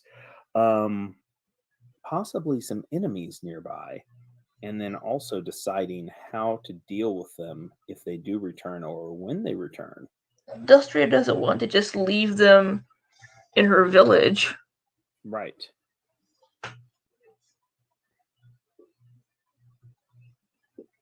That'll be something to think about and to plan about. And if we need to, we can detail your entire village. I've got several of those on hand. Some that will probably fit pretty well. Yeah. Cool. Well, that's where we'll end it tonight then. And so glad that we're back playing again. And I think there's going to be some great things that are going to be coming up next. And I would say that you'd level up, but it's not quite there. But I would say get your character sheets ready for sure, because next session I will say that you're definitely going to be leveled up to level 7, which is going to be an exciting level. So Will we need it on the? I know it puts you in a weird position. I don't think we'll need it on the app though for rolling things. So I'd say by the end of next session you'd be leveled up. Okay. But during the session you will probably be level 6 still. There's not a lot for me that changes at level 7. I know there isn't a lot except the feat. Mhm. Really, the only thing I can think of that's going to be, and some classes are really affected by it and others aren't so much. Yeah. So, yeah. So, cool. I hope you had a good session. I know I did. There is going to be more and more stuff coming up, and I think next session also we might even get to Eidenvey. You never know. The question is Sandville Tret going to come with you? Is Sandville Tret going to come with you to Eidenvey No. or not? What part of we're not adding like? Her goal, one of them is strapped. Like what part of like we're not adding like tent spouses? Do you not get like? No. You guys get to decide. He said Sonville No. Tret, not Sammy. Not Sammy, Sandville Tret. Although it'd No, be great if I'm Sandville completely aware of who he said. I'm just saying that like that would be great. weird shit happens to our group. Okay, we're not adding people to this group. We're happy. We're a happy little tribe. We're good. Oh, I was thinking he'd be joining you in a different way. But if you want to have him as a tent spouse, we could talk about that. I don't know what kind of way you're thinking of him joining Captured? us. Because the fuck are we gonna do with a captured Sandville? Murder him. He ranks pretty high in the Technic League, No, probably. he doesn't. He's a lackey. He's a lackey. But you know what? If he gets you guys, then he's going to go up like 2 notches. Ooh, is it like Scrapworth where It is. It's exactly like Scrapworth is actually based on the Technic League system. Yes. Yes. That's brilliant. That's brilliant. Well, All whatever. right. Well, good night. Good night, guys. Thanks for playing. Night. We'll see you. Bye-bye.